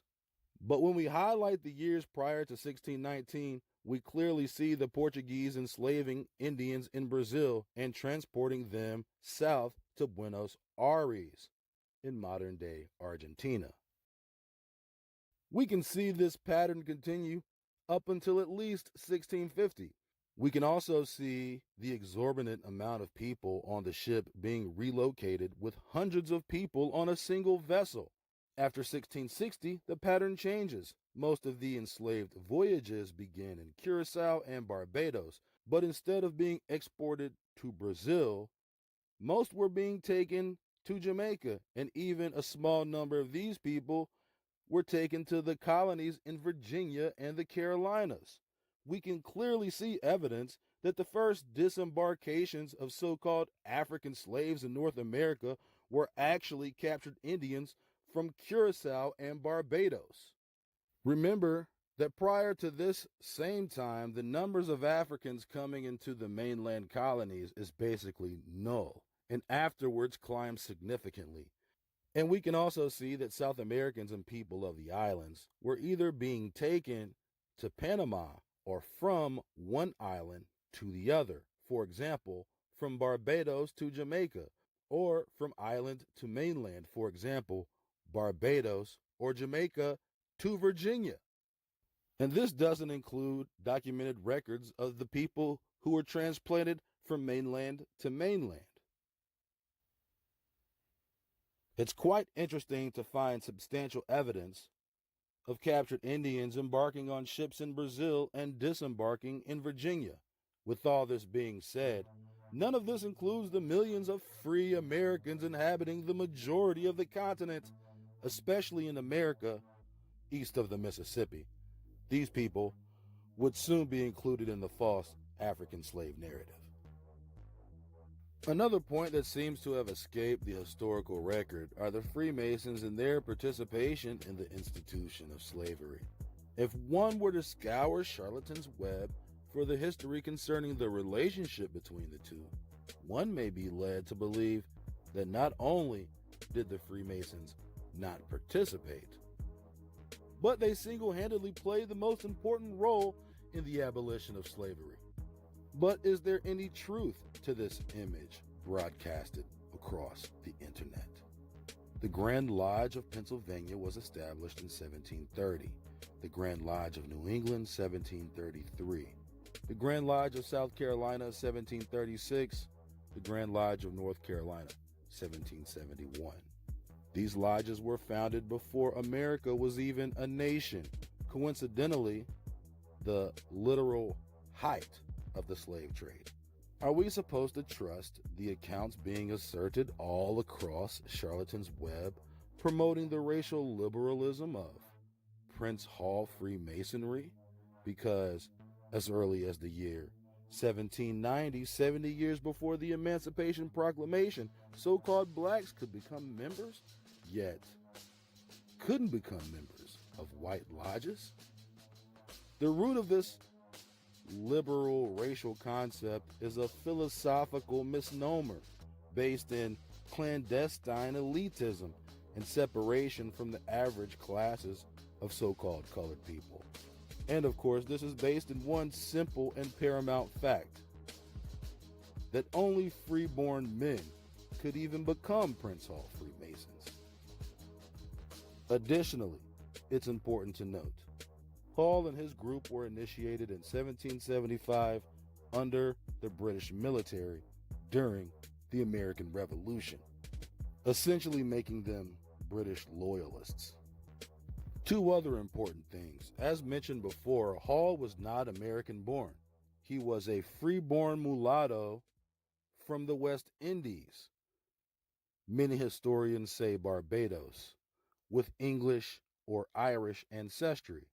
In all probability, descended from the Caribbean British immigrant planter class, as is speculated from his ominously obscure background. This still doesn't answer the question why they named the lodge African Lodge when none of them were African. It shouldn't be a surprise that Hall was one of the earliest proponents of the To Africa movement, labeled by scholars the Back to Africa movement, even before the year 1800. One may wonder if there were any so-called liberal Freemasons involved in this plan. That's a rhetorical question. Of course there weren't. Remember, The American Colonization Society was created by pastors, politicians, and plantation owners as a scheme of removing all freeborn so-called blacks from America and displacing them in West Africa under the artifice of freedom and new opportunity. Well, if you don't remember, that's how countries like Sierra Leone and Liberia were literally founded, by relocating free colored Americans into startup colonies in West Africa. In the case of Liberia, men like Bushrod Washington.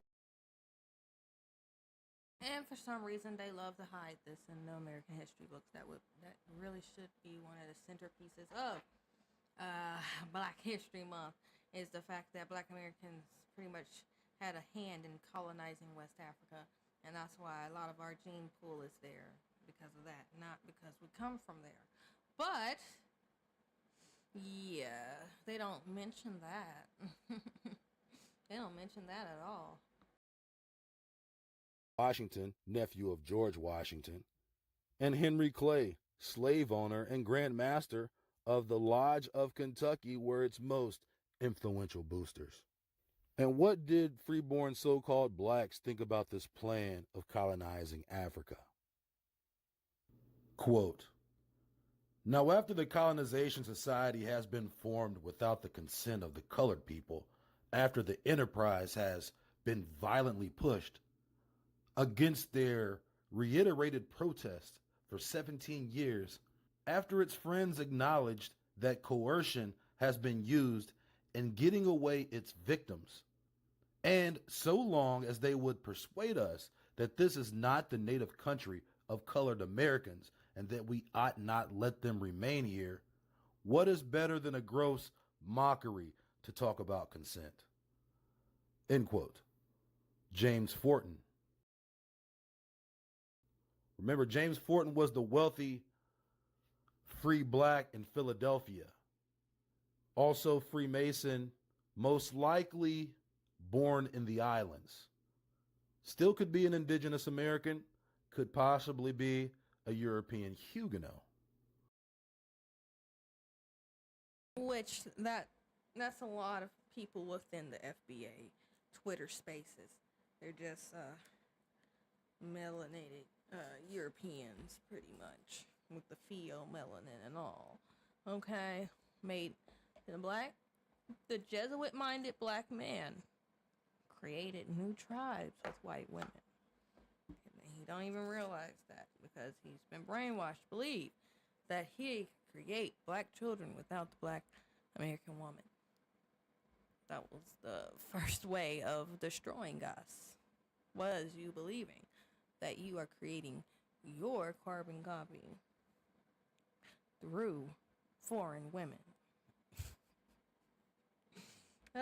Well, it's whatever now. It's too late. But here it is. This is the real history. The idea of an African homeland was not in the least of ways adopted by the majority of so-called African Americans. And even the opinion that they were in any way native to Africa was considered an insult, especially to men like James Forten and Frederick Douglass. The conception of indigenous Americans adopting an African nativity didn't initially come along with the Prince Hall Freemasons, despite the fact they named their first lodge African. The majority of American Negroes could trace their generations back long before captivity on American soil and knew the colonization plot was a sham. On the other hand, this African motherland marketed philosophy for Aboriginal Americans predominates the early 20th century. Born in elite academia and pushed by Boule class members of European ancestry posing as American-blooded Negroes, men like W.E.B. Du Bois, in his iconic work, The Souls of Black Folk, where he suggests that the American Negro can find his roots in Africa. Another mulatto gatekeeper, okay? He was in it for the white coochie, okay? And all of his works. All of these Boule people, they were in it for, white coochie. But anyways, he was in big on like trying to humanize those creatures that were found at the World's Fair. Okay, he was hell bent on connecting American indigenous to creatures that were caged, and acting like monkeys, performing like monkeys. He just felt the need to just try to link it when there was no link at all. There was absolutely no link. Absolutely no link whatsoever. Okay? It just, of course, blacks in the South, unfortunately, were kept away from education. Okay? They educated themselves the best they could, and learned how to read through what books they had, which primarily was the Bible. So, that, yeah. A blatant fallacy used to push the hidden agenda of disconnecting indigenous Americans from their ancestral roots, therefore affirming a falsely attributed African slave identity rooted in oppression. Consequently, branding the idea that no so-called black Americans were ever free, and when they were, it was in Africa, but nothing could be further from the truth. In fact, the majority of so-called African slaves during the era of discovery were actually white. White slaves, also known as Christian slaves because they weren't called white at the time, had been traded for hundreds of years along the Barbary Coast in North and West Africa. But for some reason, this narrative has been suppressed historically. The Arab world has a far longer history of slavery than America and Western Europe. Vikings, Jews, Khazars, Ottoman Muslims traded Christian slaves or Slavic people, hence the name, for centuries before they had even stepped on American soil. Over 3 million Christian so-called white slaves have been captured and sold in slave markets up until at least the year 1800. Think about that. But the main focus is Black American slavery. That supposedly only lasted like 300-400 years. I don't know, or what, 200? What? I don't know. I gotta look it up again. All right, but yeah, the main focus is that, and they only focus on so-called the Africans that were so-called captured, and which we already in the first hour and a half of this we debunked that whole theory of so-called Africans being stolen from Africa to serve Europeans here. It was already black indigenous here that knew how to speak French and Spanish and certain, even Latin. They were already here. And and even they had another bridge language, the trade language of that time, which was sign language. So there were so many ways that these indigenous could communicate with these foreign people. So that was the only way they could get these people, subdue these people, to even serve them in the first place. They had to understand language. People don't question the part about the language barrier part, getting fresh out the jungle and Africans that spoke 1,000 different dialects in one region. I mean, in West Africa alone, there's 1,000 different dialects, and they can't pinpoint exactly where they got the Africans. It's not just one country where they got these Africans. It's just all over the place in West Africa. Nobody questions shit.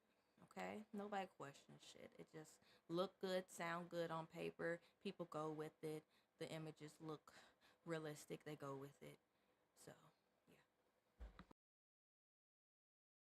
Now I know this may seem like a crazy question, but what are the chances of any of those so-called African slaves being brought to America actually having white skin? And if you think that's crazy, that means you think that out of the 3 million white Slavs or slaves in Africa, none of them were traded to the American colonies. Or maybe you don't think white slaves in Africa ever existed. In any case, you're smoking crack. Or maybe some of that new meth. If you do just a little digging into the Barbary slave trade prior to 1700, you will clearly see several documented resources citing that Christians were being captured by Khazars, Jews, and Vikings and being traded to Muslim-controlled territories around the Mediterranean coast. Quote, the main slave market was Kaffa, which after 1475 belonged to the Ottoman Empire. The town had artillery and a strong garrison of Janissaries. Besides Kaffa, slaves were sold in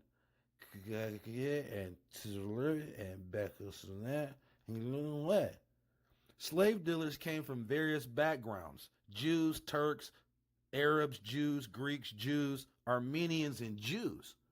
For the right to trade, they paid tax to the Crimean Khan and Turkish Pasha. In Kaffa, there were sometimes as many as 30,000 slaves, mostly from the Muscovy and the southern lands of the Commonwealth. Habsburg diplomat and the ambassador of the Holy Roman Empire to Muscovy, Sigismund von Herbenstein, I wonder if he's part of the Vans. Of course he is. Wrote that an old infirmed man who will not fetch much at sale are given up to the Tartar youths, either to be stoned or thrown into the sea, or to be killed by any sort of death they might please. Alan Fisher describes the fate of slaves. Quote, the first ordeal of the captive was the long march to the Crimea, often in chains and always on foot. Many of the captives died en route. Since on many occasions the Tartar raiding party feared reprisals, or in the 17th century, attempts by Cossack bands to free the captives, the marches were hurried. Ill or wounded captives were usually killed rather than allowed to slow the procession. An Ottoman traveler in the mid-16th century who witnessed one such march of captives from Galatia marveled that any would reach their destination, the slave markets of Kefe. He complained that their treatment was so bad that the mortality rate would unnecessarily drive up their price beyond the reach of potential buyers such as himself. A Polish proverb stated, "Oh, how much better to lie on one's bier than be a captive on the way to Tartary." End quote. According to Ukrainian-Canadian historian Orest Hlevide, from 1450 to 1586, 86 raids were recorded, and from 1600 to 1647, 70. Although estimates of the number of captives taken in a single raid reached as high as 30, that's a lot of people for one raid. Holy Tartary. In Podilla alone, about 1/3 of the villages were devastated or abandoned between 1578 and 1583. Michelob Light described Kaffa as an insatiable and lawless abyss drinking our blood. Besides the bad food, water, clothing, and shelter, they were subjugated to exhausting labor and abuse. According to Litvin, the stronger slaves were castrated. Others had their nose and ears slit and were branded on the forehead or cheek, and by day tormented with forced labor, and by night kept in dungeons. Jews, Muslims, Armenians, Jews, and Greek traders all purchased Slavic slaves in Kaffa. End quote. Charlatan's Web, quote, the human losses during the raids in Eastern Europe were significant. According to partial statistics and fragmentary estimates, nearly 2,000 Russians, Ukrainians, and Poles were taken into slavery by Crimean Tatars from 1468 to 1694. Okay, that's 200 years. In the first half of the 17th century alone, an estimated 150 to 200,000 people were taken into slavery from the territory of Moscow state. These figures do not take into account those who were killed during the attacks. We see 2 million were taken between 1468 and 1694. 2 million just from Crimea from 1468 to 1694. Not to mention any slaves in the Mediterranean. These are the Black Sea slaves, not even the Mediterranean slaves. So those estimates for white slaves might possibly be higher than even 3 million. And that's the funny thing about white slavery.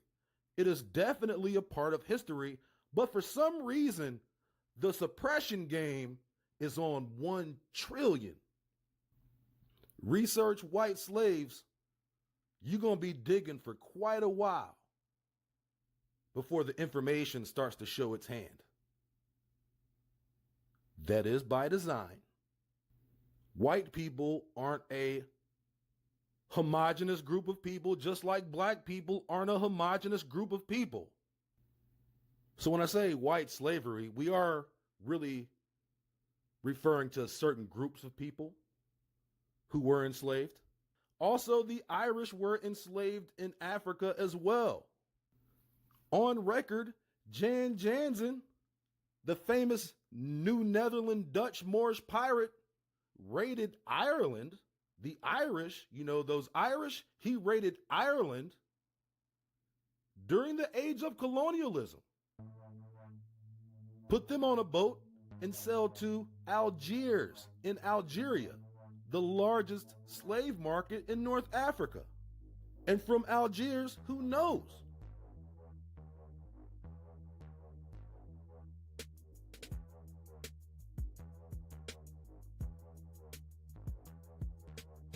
The narratives of Jan Jansen van Haarlem, a Dutch Moorish pirate, recall his many slave voyages in Iceland and Ireland. His lineage would be some of the first Dutch to settle New York, then called New Netherland. His early descendants, including one of his sons, Anthony, was described as a dark-complexioned mulatto of a Turkish stock. His nickname was Anthony the Turk. He immigrated to New Netherland as a colonist of the Dutch West India Company and was given land on the island of Manhattan, either through inheritance or connection to the Habsburg dynasty, which he named Wallenstein, ironically the location of modern-day Wall Street. Let's pause for a second to take a deeper look into the reality of this truth that most people have never even considered: black pirates and white slaves. And by black pirates, specifically meaning North African Berbers of Moorish stock being black by classification of them being African and having very dark skin. The first Africans on the continent were not slaves, but rather slave traders and their descendants who got rich selling white slaves off the coast of Africa, long before white was even a thing. The first families of New York were the descendants of that white Christian slave trade. And they themselves were not white, because white is a color, not an ethnicity. And this doesn't exclude dark-skinned Huguenots or dark-skinned Sephardic Jews. The first families of New York were descendants of that white Christian slave trade, and they themselves were not white because white is a color, not an ethnicity. The same as with black, two boxes at opposite ends of the gradient, the truth and the gray area used to house lies at either end. When a person thinks black in a historical context, they've been brain fucked into believing African or slave, and that history begins with colonialism. Even in the whitest place in the world, Ukraine, and the arid shadows of the Caucasus were the headquarters of world pre-colonial slavery. You had Armenians, Jews, Greeks, Bulgars, Jews, Khazars, Mongols, Jews, Turks, Tartars, and Jews selling and trading Slavs, a veritable cornucopia of Caucasians, but none of these people would classify themselves as just white, although they come from the literal home of white people. Interesting note, on the Skin Pigment Index, the whitest people on Earth are actually East Asians and Siberians of the Mongoloid phenotype.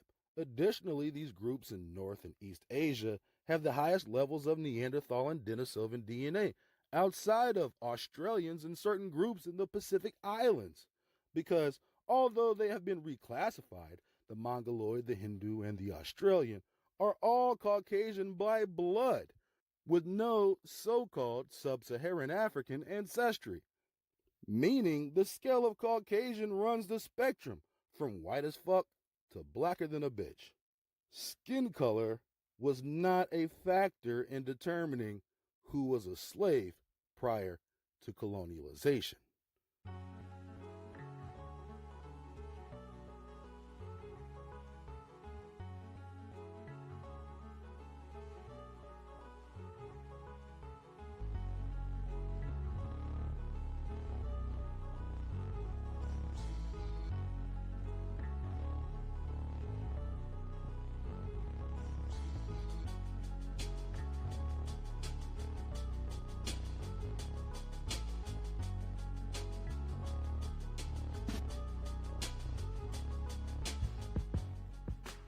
First of all, to answer the question, were there any black pirates? Of course there were. A good estimate is that at least a third to a half of all pirates were black, and that ratio should correspond precisely with the amount of artistic depictions that have been whitewashed by historical academia. Black pirates, black slave traders, and white slaves, at one time, they all existed. Some people may look at the modern-day Algerian, Berber, or Moroccan person and say to themselves, these niggas ain't black. And for the most part, they would be right. But let's not forget that just like in America, the territories in North Africa have seen their own version of historical whitewashing over the last 400 years. And the current inhabitants of this region do not resemble the prior inhabitants in physical features or ancestry. The most obvious is the heavy Cauco-Hamite physical features seen in these current populations, with minimal observable amounts of sub-Saharan DNA. The earlier populations of North Africa had much higher amounts of sub-Saharan DNA. So what exactly is a black pirate? Is he good at basketball? Does he sleep with a box fan? Can they even swim? America had its own version of black pirates, other than the black so-called pirates who were colonizing the country. In America, black pirates were usually renegades. In many cases in America, black pirates who were formerly enslaved would capture slave vessels, kill the captain, and set slaves free.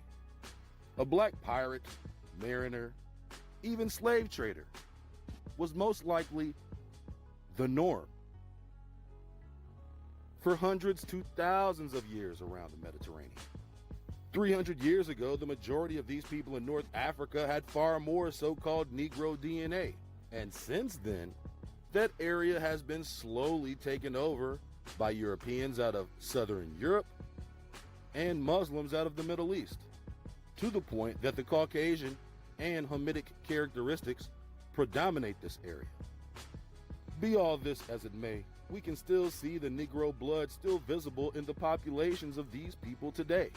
Many of those Europeans, Sephardic Jews, Huguenots, Conversos, Moriscos, Marranos, who were expelled from Europe after 1491, these people later joined forces with those Moors and became merchants at the Dutch West India Company, Barbary pirates, slave traders, and the first Europeans in America. And no, they weren't white. A Virginia Act of 1670 states that no Negroes nor Indians are permitted to buy Christian servants. But who were these Negroes or even Indians buying Christian servants? They were the majority. This conception of pre-1700 Virginia can be portrayed more accurately by establishing that skin color was not used to determine freedom anywhere outside of the territories controlled by the Virginia Company, which at the time were only small fort cities along coastal rivers. Not even 10% of the territory by the year 1700. So who was living on the other 90% of the territory? It surely wasn't Africans or the magically disappearing Tartarian Siberians. These niggas might claim all lands west to the Mississippi, but they didn't control none of that shit. And their laws only held precedent in lands that they could be enforced. It would take over 200 years for enforcement to finally push these laws completely onto the native population. Ironically, prominent notorious Freemason former President Andrew Jackson may have played the most significant role in enforcing these laws when he pushed the last free tribes out of the South.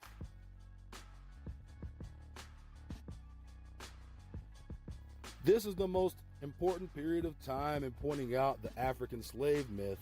The population of slaves in the South on the 1860 census was nearly 4 million, a significant jump from the 1790 and 1810 census, where the same population jumps at least 3 million. And since the average slave didn't live past 25 years old and had a documented negative birth rate, and the transatlantic African slave trade had ended before the 1810 census,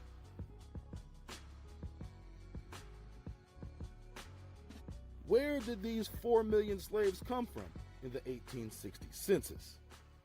That's a rhetorical question, of course. We know they were already here and thus not African. They were free.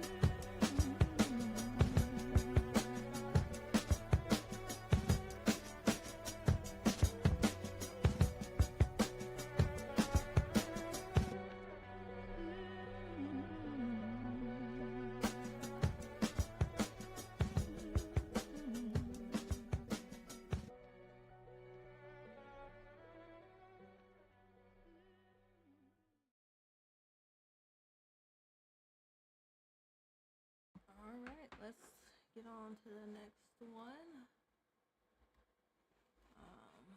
Let's see here.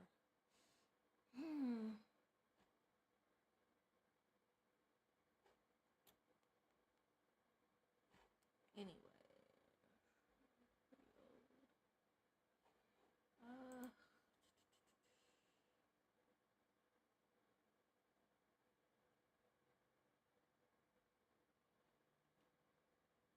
Worst breakfast for your waistline. Oatmeal's healthy, right? There's nothing good in oatmeal. Most oats cross-react.